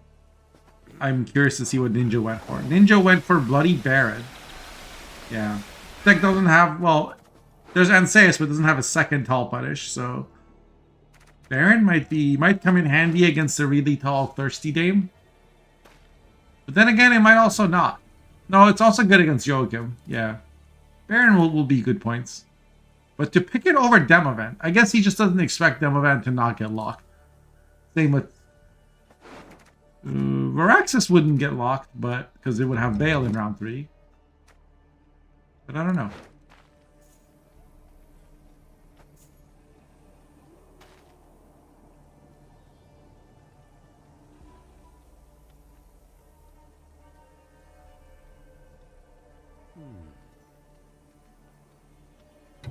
Young Face is still considering mulligan. Okay, what to play? Yes. Opens with Pikeman. We're probably gonna see Reinforced Ballistas get played here, but first, Anseus gets boosted to 14, and there's 2 Siege Masters in hand. That's a big deal. Like Temple decks, you know, they add 3 cards, so being able to thin is really helpful. I'm an officer and a gentleman. And now we have Adalia in hand. Although I'm not sure how good Adalia is in this matchup. Because there's not a lot of, like, you know, gutting slash type cards, right? But an extra Revenant can be a difficult threat to deal with. So we see Buhurt be used on the Reinforced Ballista to keep the Pikeman alive. Axe or mace, sir?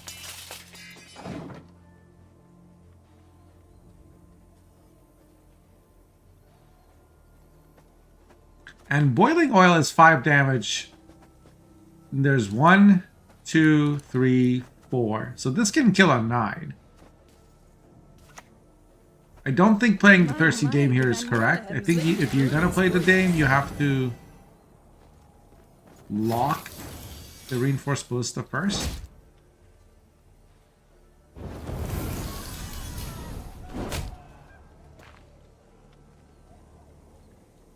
It's not like lock wasn't going to get value. But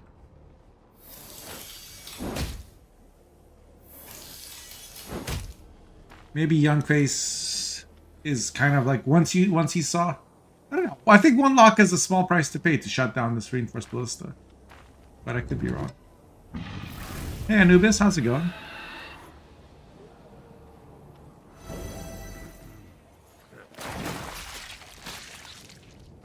And Ninja Bang clicks the Squire. That means the next unit he plays will get boosted by 2 and infused with a +1 per turn infusion. That's ideal on Vandergrift.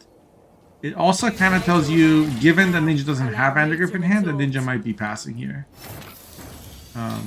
He's currently tied. Long sword, Oh, he just plays the next Squire. Arming sword, bastard sword. Okay. I guess he has engines. and opponent doesn't. Well, opponent, they both have 2 points a turn now.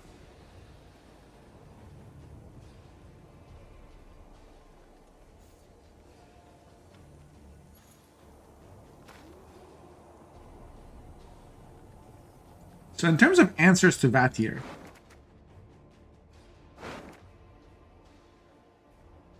there's a lock. Not a virtue I am known to have. And then of course there's like the Revenant's damage. Wait, he's playing Emir now? Oh, I think this can't be right. Because if you were gonna do this, you could have done it before playing the Thirsty Dame, right?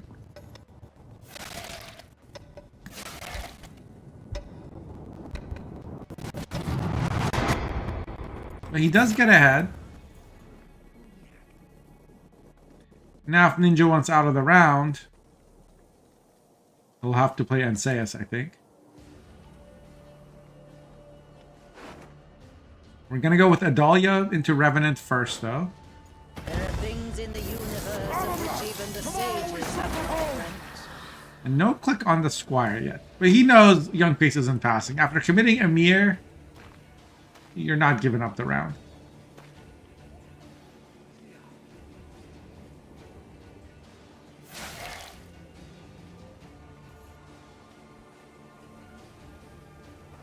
I think one bleed on Adalia and then click it with Turncoat would have been better. Oh, he wants to play Servant. Yeah, he wants to drop a Servant. You transfer the 3 bleeds, the lock, and the spying. And that actually gets Young Face ahead by 2 points. Well, by 4, once you count the bleeds. But like I said, I think Ninja Pang, when playing this deck, is always okay with losing round 1 uneven. Could be wrong. It may not be true in this matchup, but...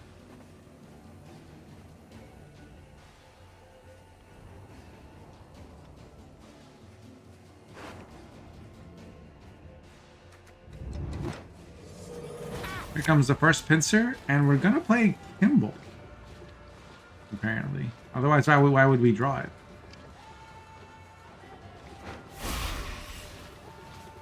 We don't want to play...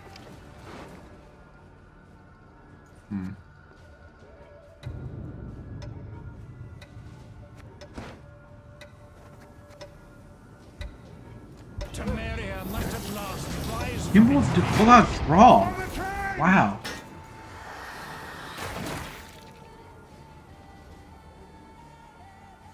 What? What did I... How did draw come out? I don't understand.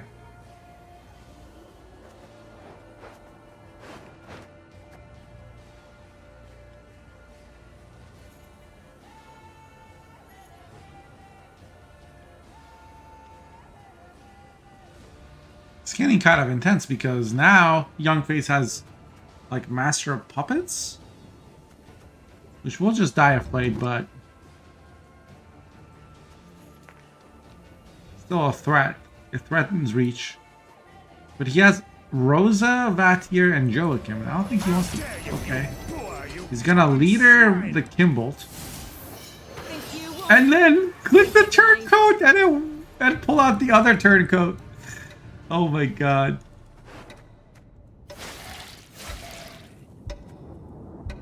And he's gonna drop the Master of Puppets. Obey your master. There's actually not enough damage here to kill the Master of Puppets. Because this one's locked. That's crazy. 46 to 30. So leader, Art Feign, Emir, all used.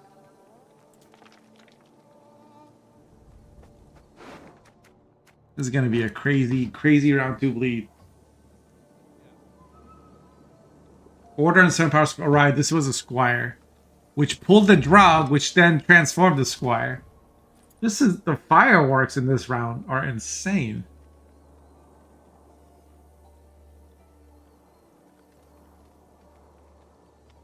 Thing is, even if you play Anseus here, like, you're not going to kill the 3 power Master of Puppets with Anseus, right? I think you should play the PFI, and if opponent passes, you just play the Cursed Knight, and you're fine winning down 2, right? Are you? I don't know. Okay, so Ninja takes the loss on even.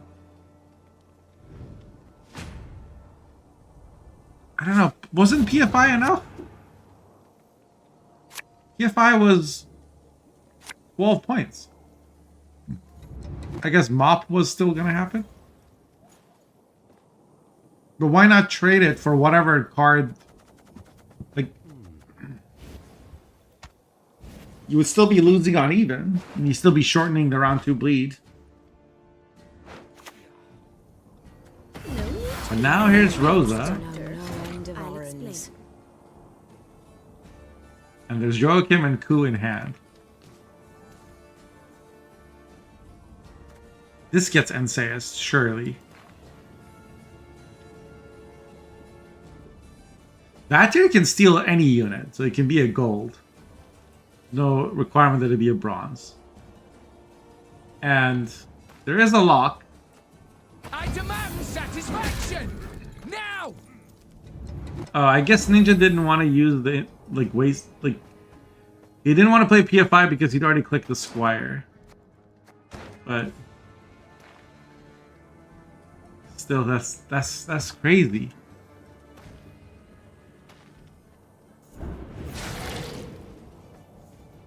So Artfane gives spying and bleeding to Enseus, which means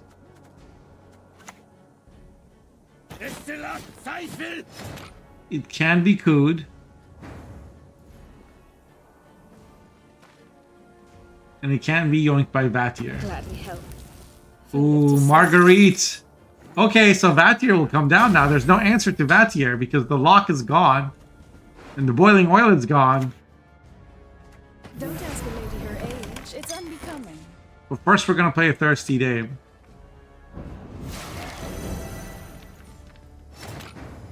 Just to double check, make sure there's no other answers left. There's Ronvid. And I guess the later you play the Vattir, the better, because this Enseus is growing. I guess it doesn't matter. It will keep growing on our side. Buhurt is put at the bottom, so we're drawing Vincent. Vincent is at the top of the deck now.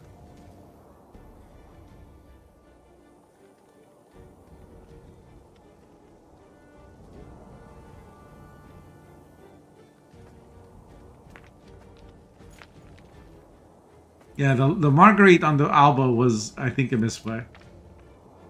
But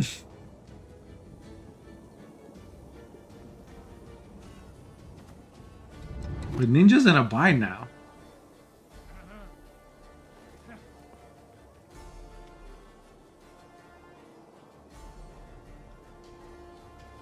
Because he has no way... Okay, so by transforming it, at least the infusion goes away. He mitigates the damage slightly, but he could have played his own engine, which would have been the same. I shall flog them into submission. Oh, Joachim? Kind of unfortunate, right? Kind of a small Joachim.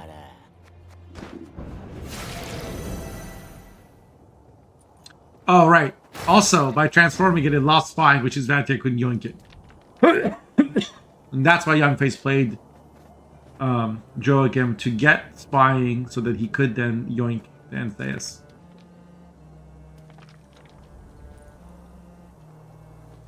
Because Joachim triggers Artfane, right?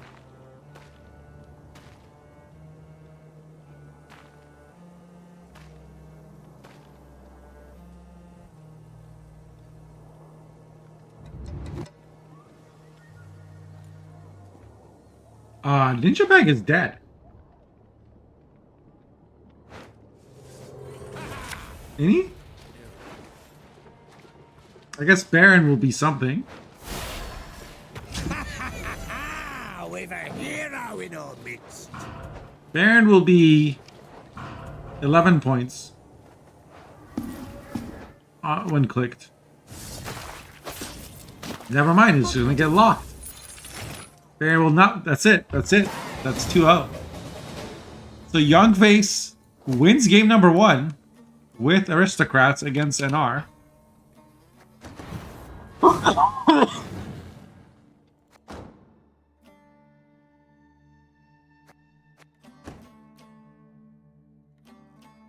Vatier doing Vatier things. How many games has he got a Smurf?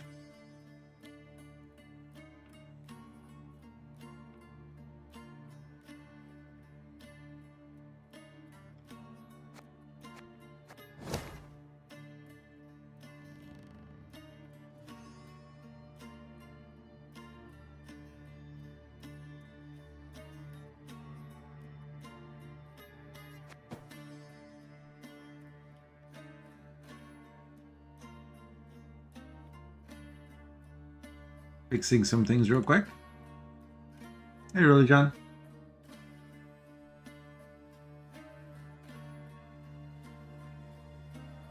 I don't think this Vatier deck is easy to play, but it certainly looks 5-head. Or it looks fun, rather.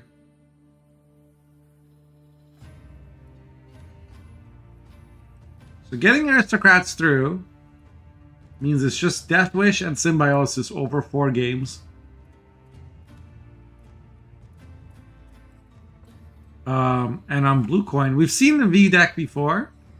How will it do against Ninja's lineup? How does Collusion do into V?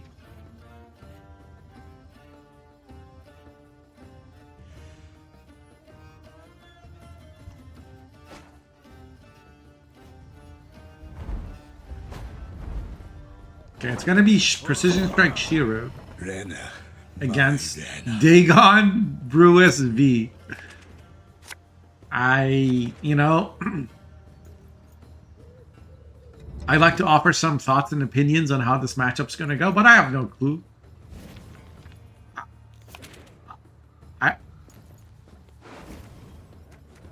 There's a Shiro, right? So like Shiro can do Shiro things, but these cards will probably be too big for Shiro without Guerrilla Tactics.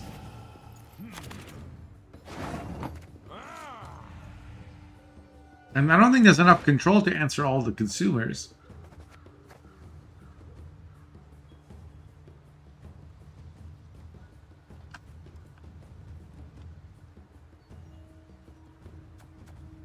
Just as the 15 provision card, you play it instead of like Detlap and AQ.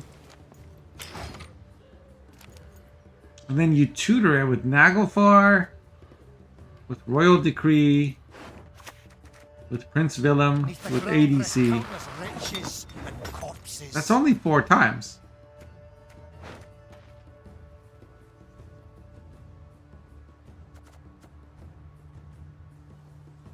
So we get to 20 points.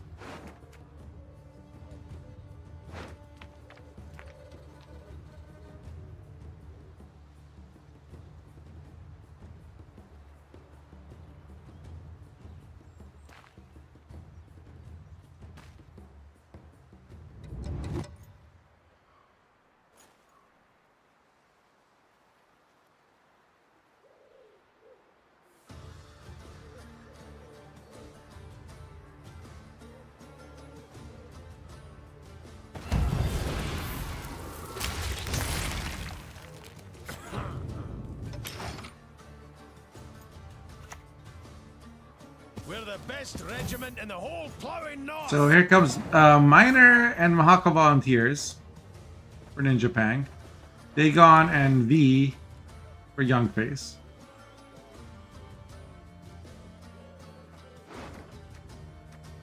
Welcome to the pinnacle of Gwent gaming.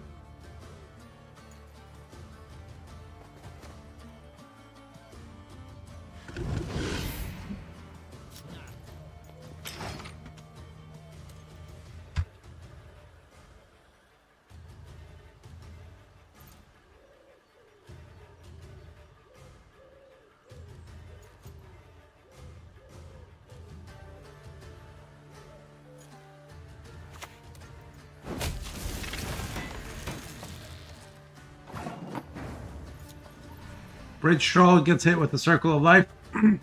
I think Young Faith is noticing that Ninja's not going to contest this round, so...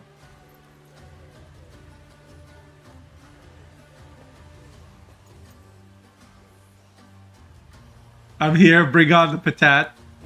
Patat has been called.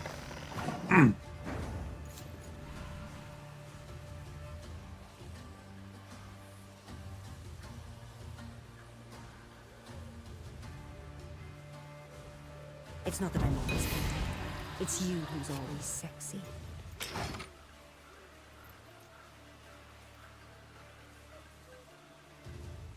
Hot.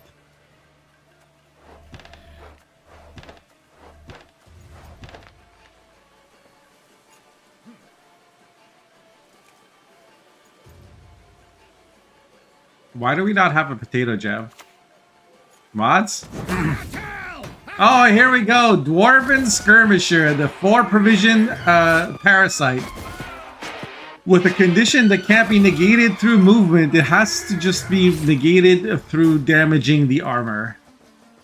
It's gonna sit on the board and stare at me and be all dwarfy and shit. Look at this axe. Look at this tiny dwarf. He should not be able to do this much damage. But he does, and it forces the haunt. The Dwarven Skirmisher forced the haunt from Youngface. I'm not sure that's correct. What the hell?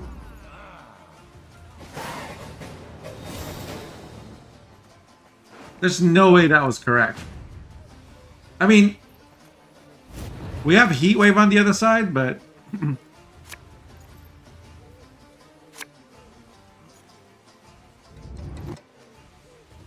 Toxic with that.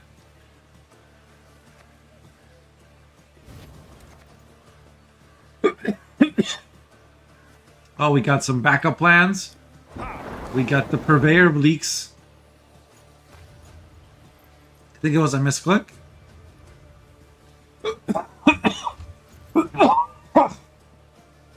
Might have been. Youngface does play on mobile, I believe. That can happen.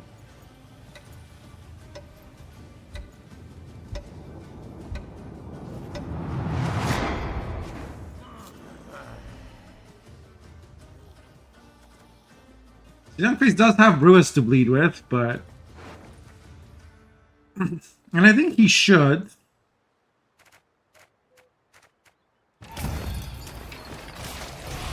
Relax. Ah, Baldur's Gate. Drops the Truce, Toad pops out.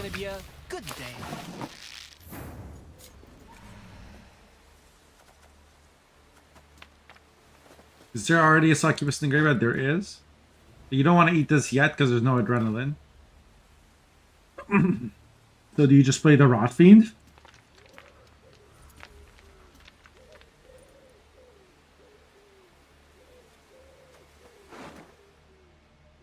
Or do you Naglfar? I think you just play V now. What? I guess you don't care about Succubus being doomed.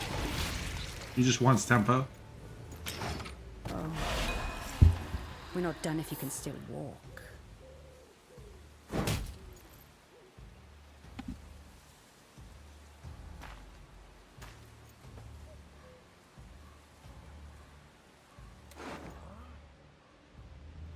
Looks like we're gonna play Simless into Double Harvest to catch up in tempo.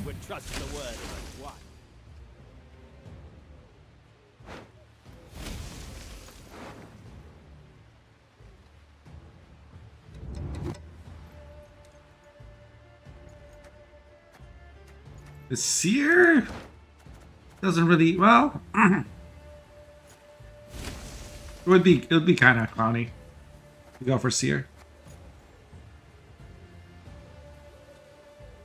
How you doing, Gossiper? Hope you're having a good Sunday. Upon which your kind dies.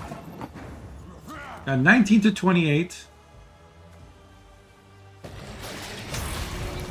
Vargas to eat the toad, which I believe was infused. So it boosts the succubus. Dagon is at 3. And there's no squirrel.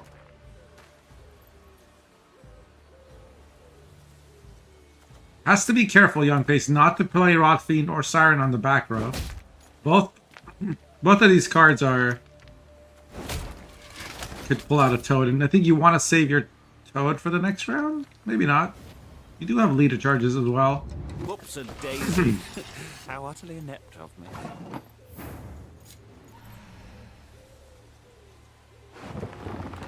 So we're going to play Naglfar into ADC to get V out. Okay, no, we are going to get Toad. All right. Toad is the way. Ninja does have Heat Wave, but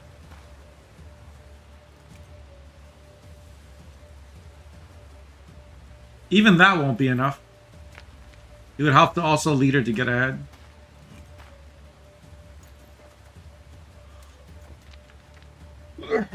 Looks like he's gonna play Vile. So he's not gonna have it for Shiru.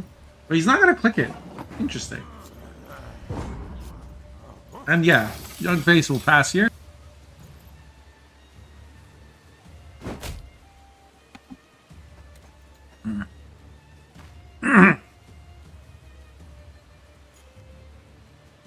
Fish watching the race. Been a quiet, rainy day. What race? Is this a Formula 1 thing or? So Heat Wave.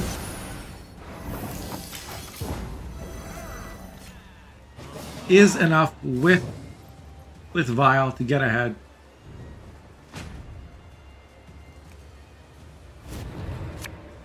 Yeah, fun in Austin. Nice.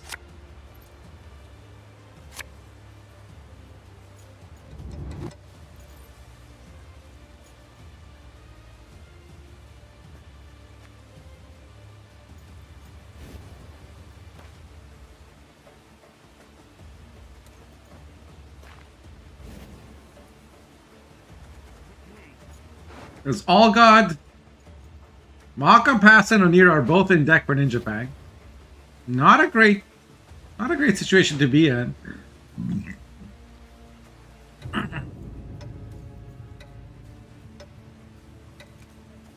On the other side, Rotfiend gets mulliganed. Here comes All God. Disturb a god and rest, mortal. We'll play for like 8 points.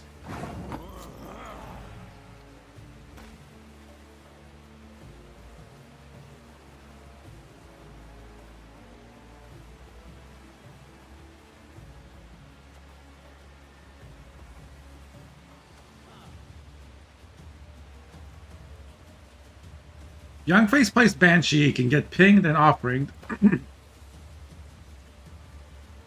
You could also just like drop a V. There's no Heat Wave left. And there's no lock. And he also still has 2 leader charges. That might be the play because like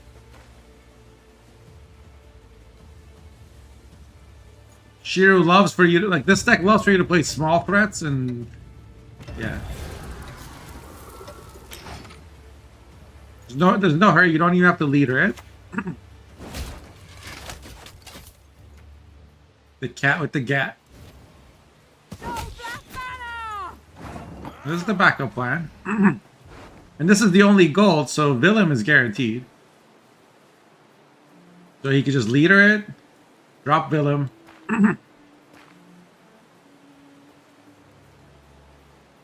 Yeah, you're losing some points on the Banshee, but I think that's okay. Against Shiru, like, you just want...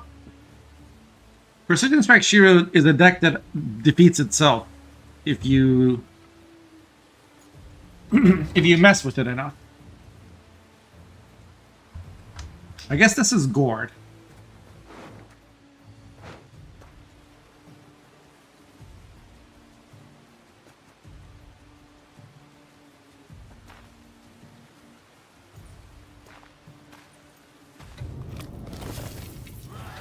I can see Young Face's like predicament. He wants Like, this is a card that you want to play before you play V a million times, right? So he wanted to try and get it on there, but...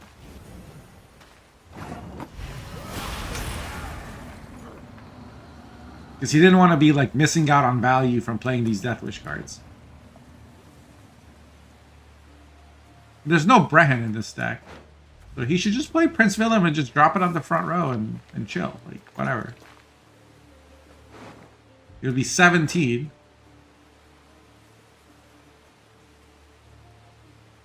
Ninja Pang would be forced to play Gord.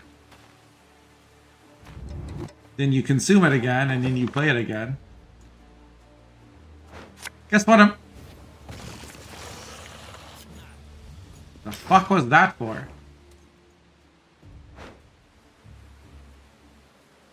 Guess he doesn't expect his... but you have a Dagon. This is wrong. That should have been a V.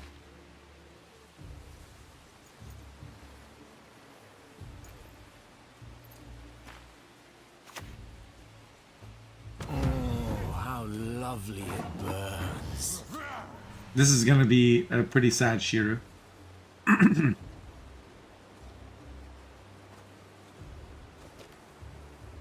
And, like, why not put this on the back row so you can at least drop Siren between them so that when it gets killed, you get value.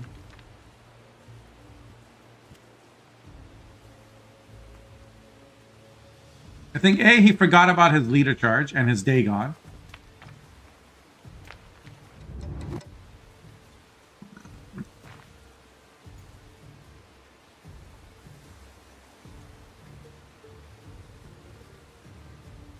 But this should, Young Faith should have this game regardless.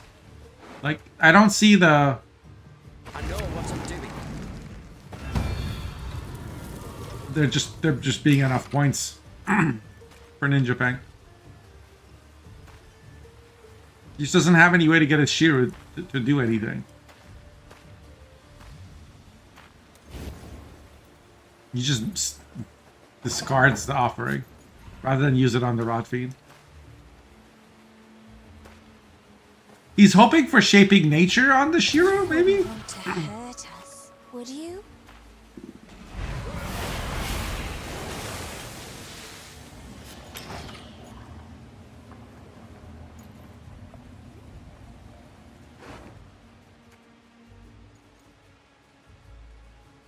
Can get it to boost it by 6 to get it to 9. But then he has his own card at 9.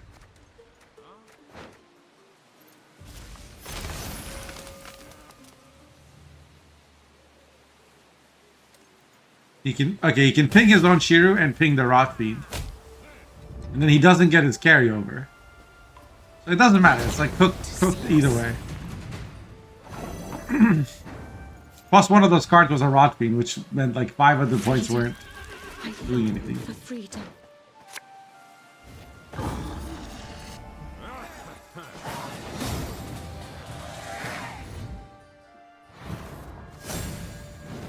I don't even think Artifact would have been enough to... If Young plays that perfectly round 3, even Artifact isn't enough. So, V Deathwish wins another game, currently undefeated in this tournament, as far as I know. Really puts Ninja on the ropes.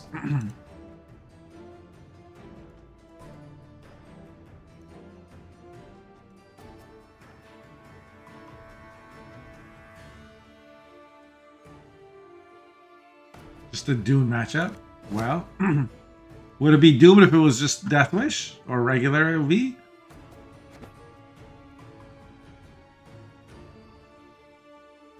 Yeah, it's very creative. 2-0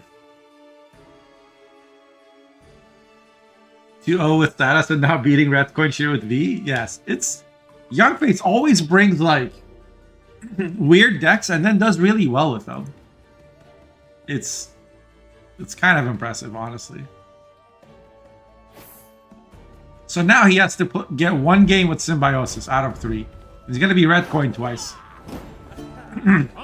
It's time for Ninja Pang to lock in. If he has to win the next 3 games for a reverse sweep, which is not as hard as it sounds in a Conquest format, usually. But I'm not sure that this symbiosis deck is all that susceptible to anything. Like, there's an Aquan, right? Is there not a Call of the Forest in the deck? Okay, and our Simlis is bricked. There's a call. Okay, Ninja's gonna open with Temple.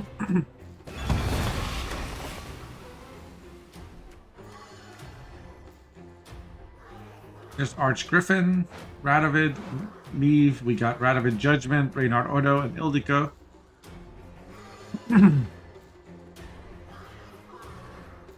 Yeah, just having the extra 2 damage is kind of a massive deal. Because it means instead of just killing a 5, you can kill a 7, right?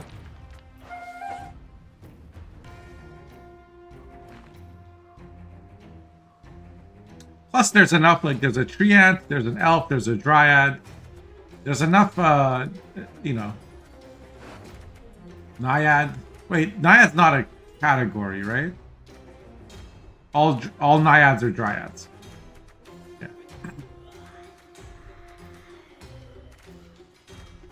There's a few Harmony procs, is I guess what I'm trying to say. We'll get that fixed in no time, I promise. Why not Tree? Tree procs Harmony just fine. Why wouldn't a Tree proc Harmony? Huh? Oh, well, yeah, if you played a Symbiosis card already, a nature card already, but like this turn, if you had these guys, but yeah, this I guess would never do it. I'll gladly help. Well, So you have to usually wouldn't do it. Doesn't matter, Pop goes locked. Whole discussion is moot. We have Henselt, Queen Neve, and Radovid Judgment selected from Temple. Come to me, little one. I don't play this leader enough. Totally forgot about the tokens blocking your Harmony tag.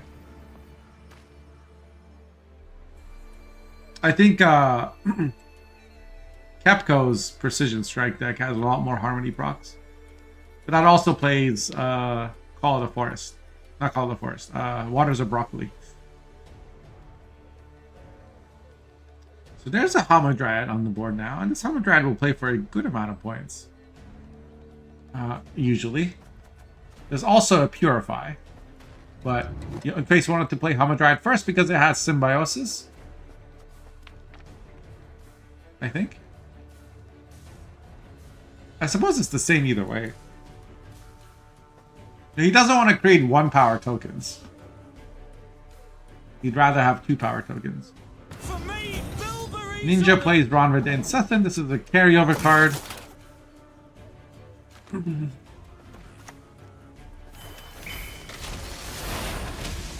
Yeah, and now the token goes to 2 power rather than 1.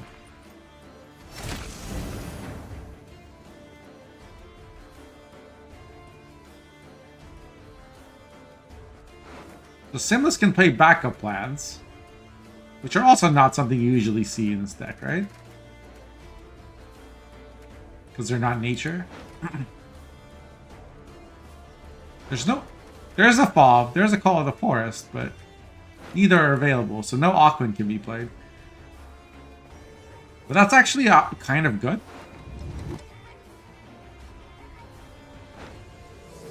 Oh, the other reason, you're right. The other reason was Purify gives you +3 Vitality, right? Because there was no Dryad without it. True, true.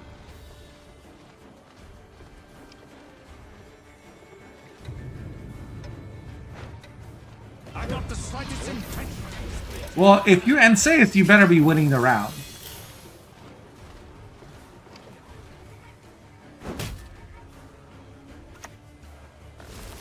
Ninja seems very willing to play Kimbolt in round 1.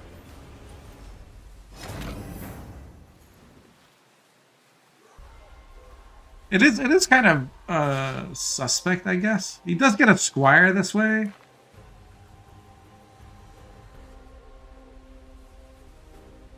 I think instead of Kimball, you Anseis the Povko. And then you would, I don't know. He's gonna play the Vandergrift first. Can't really be answered by Devotion Symbiosis. There's no brand, because we're not playing movement.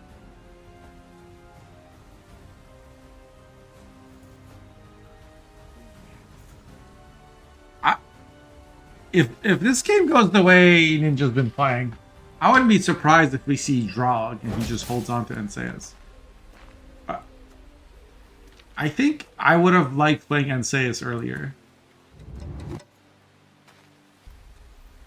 But if you play your Anseas now before Aquin's out, like how do you deal with Aquin? Maybe that's the thinking.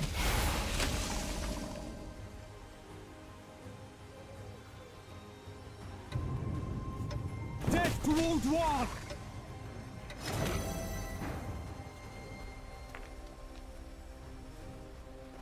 Warriors of the shore, bows raised!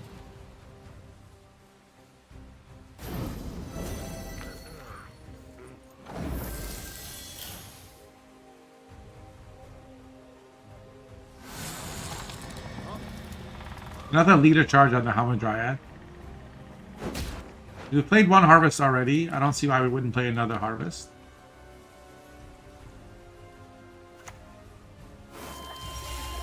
Why are we pinging down the Vandergrift? Are we ever going to kill it? I guess we might.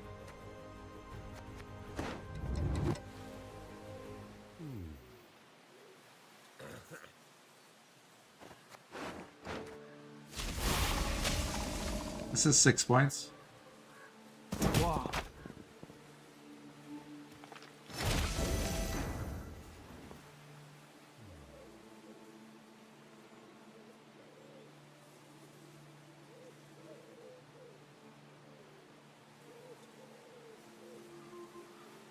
Grog would be 7 points. Grog is not enough.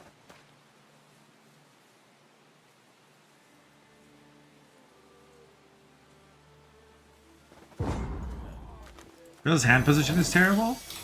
Why does that matter? You're trying to get Philovandrel to 7? Why?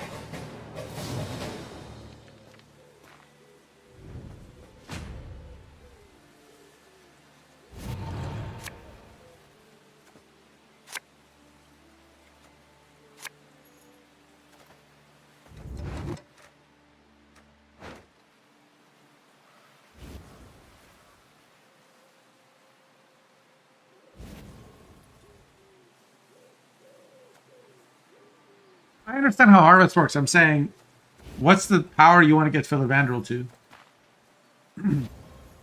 I mean, he had the option of getting it to 6. One of the Harvest choices was Farseer, and you could just manually get it to 6. But I guess 6 isn't good because it's just Soul Dance Company. I was just gonna play Harvest. Ooh, there's a Whisperer. Easy. I think Ninja's gonna play Reinforced Ballista. And then click it to pull the other Reinforced Ballista. Kind of needs to. Or else this Whisper is gonna cook him. Simless can still play 2 backup lands.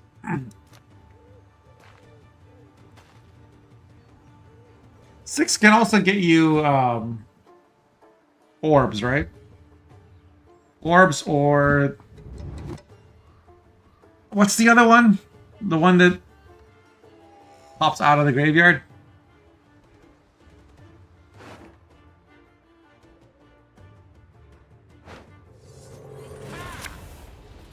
The pincer for boiling oil. Yeah, this is a good oil. And it also thins out the Radovid, which is cool. Radovid's only 6 points, but it's still 6 points. And when you're being bled, 6 points is a lot. Vandergrift has an infusion as well, so it's 1 point a turn. I wonder if Youngface wishes he had rebuked Vandergrift when he could have.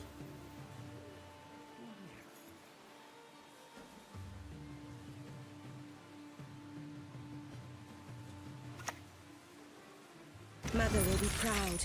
Okay, Vandergrift's getting locked. Because if Young Face played down to 0, Vandergrift was going to get resilience. Gentlemen.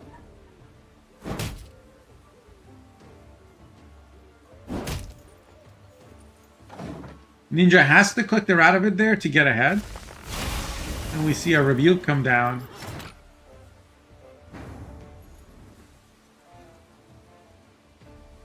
And answer the Reinforced Ballista. 17 to 13. Ninja Bank fighting for his tournament life here. He easily gets ahead with playing against Saius, but he'd prefer to avoid doing that. Ada gets him ahead. It might be that you just drop Ada as the sacrifice. I don't like that. But I guess you still... this way, when you play Ada, you instantly get values. It's fine.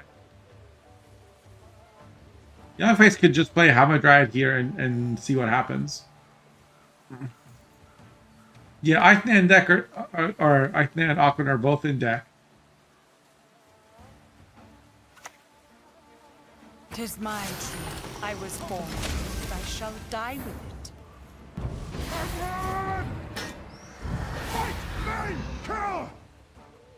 Scurvy? For this most beautiful of maidens, I shall fight 100 duels! That's a lot of points for Ninja Bang. You didn't even have to play Ada. The Young Face just plays a 4P. And he says, what else you got? The Ninja can just play Botchling now.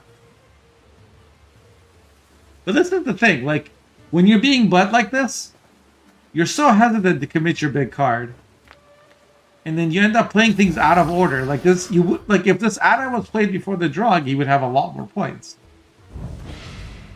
But, like, you don't know what you're trying to keep.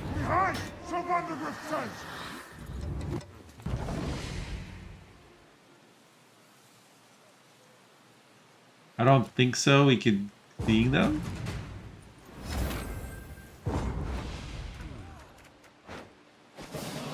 Alright, so Botchling comes down, and that's when Young Face passes. He didn't get the Ada or the Inseus, but he also didn't want to play his Simless or Forest Protector. He really wants to get Aquin. Not Aquin, Eithne. Well, honestly though, at this point, he only has like one special. So Eithne isn't even that big a deal, is it?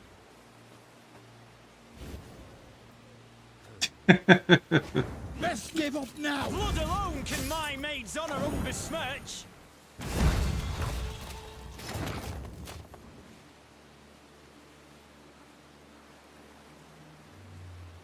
Can't take it anymore.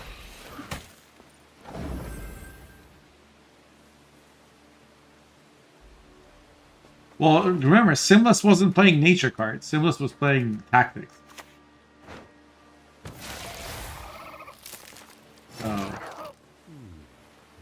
This Ada will play for 12, which is not bad, honestly. In terms of tempo in this round.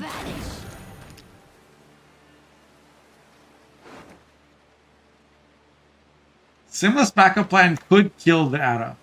Why should I, an elf, assay? All he needs is the Trickster. And he gets it. Easy. This Ada ended up playing for 5 points. The Ada that we saved for round 3 instead of playing in round 2 before Drog. Oh, utmost apologies, gentle I sir. feel like Drog is a more powerful card in this matchup.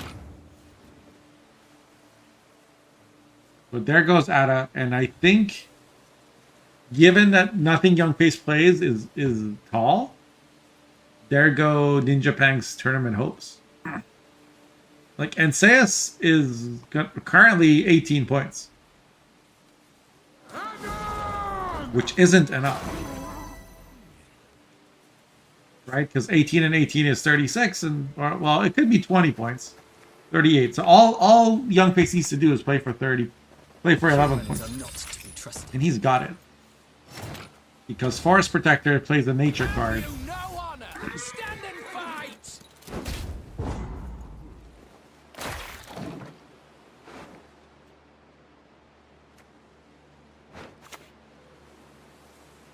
just a rebuke will be enough.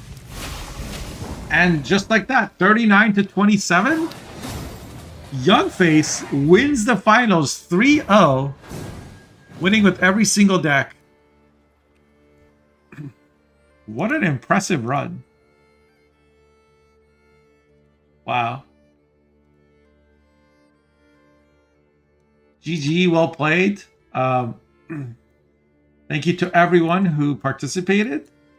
And congratulations to Youngface for once again winning the finals of the tournament. So, in terms of their paths, Ninja Pang beat Kepko 2-1 in the first game. Then Tom Who Laughs beat Aethernet 2-0. And then on the other side, Youngface had a bye in round 1, beat Buteko in round 2, beat Nick UKR in the semifinals, and went 3-0. He actually went undefeated in the tournament, 2-0, 2-0, 3-0.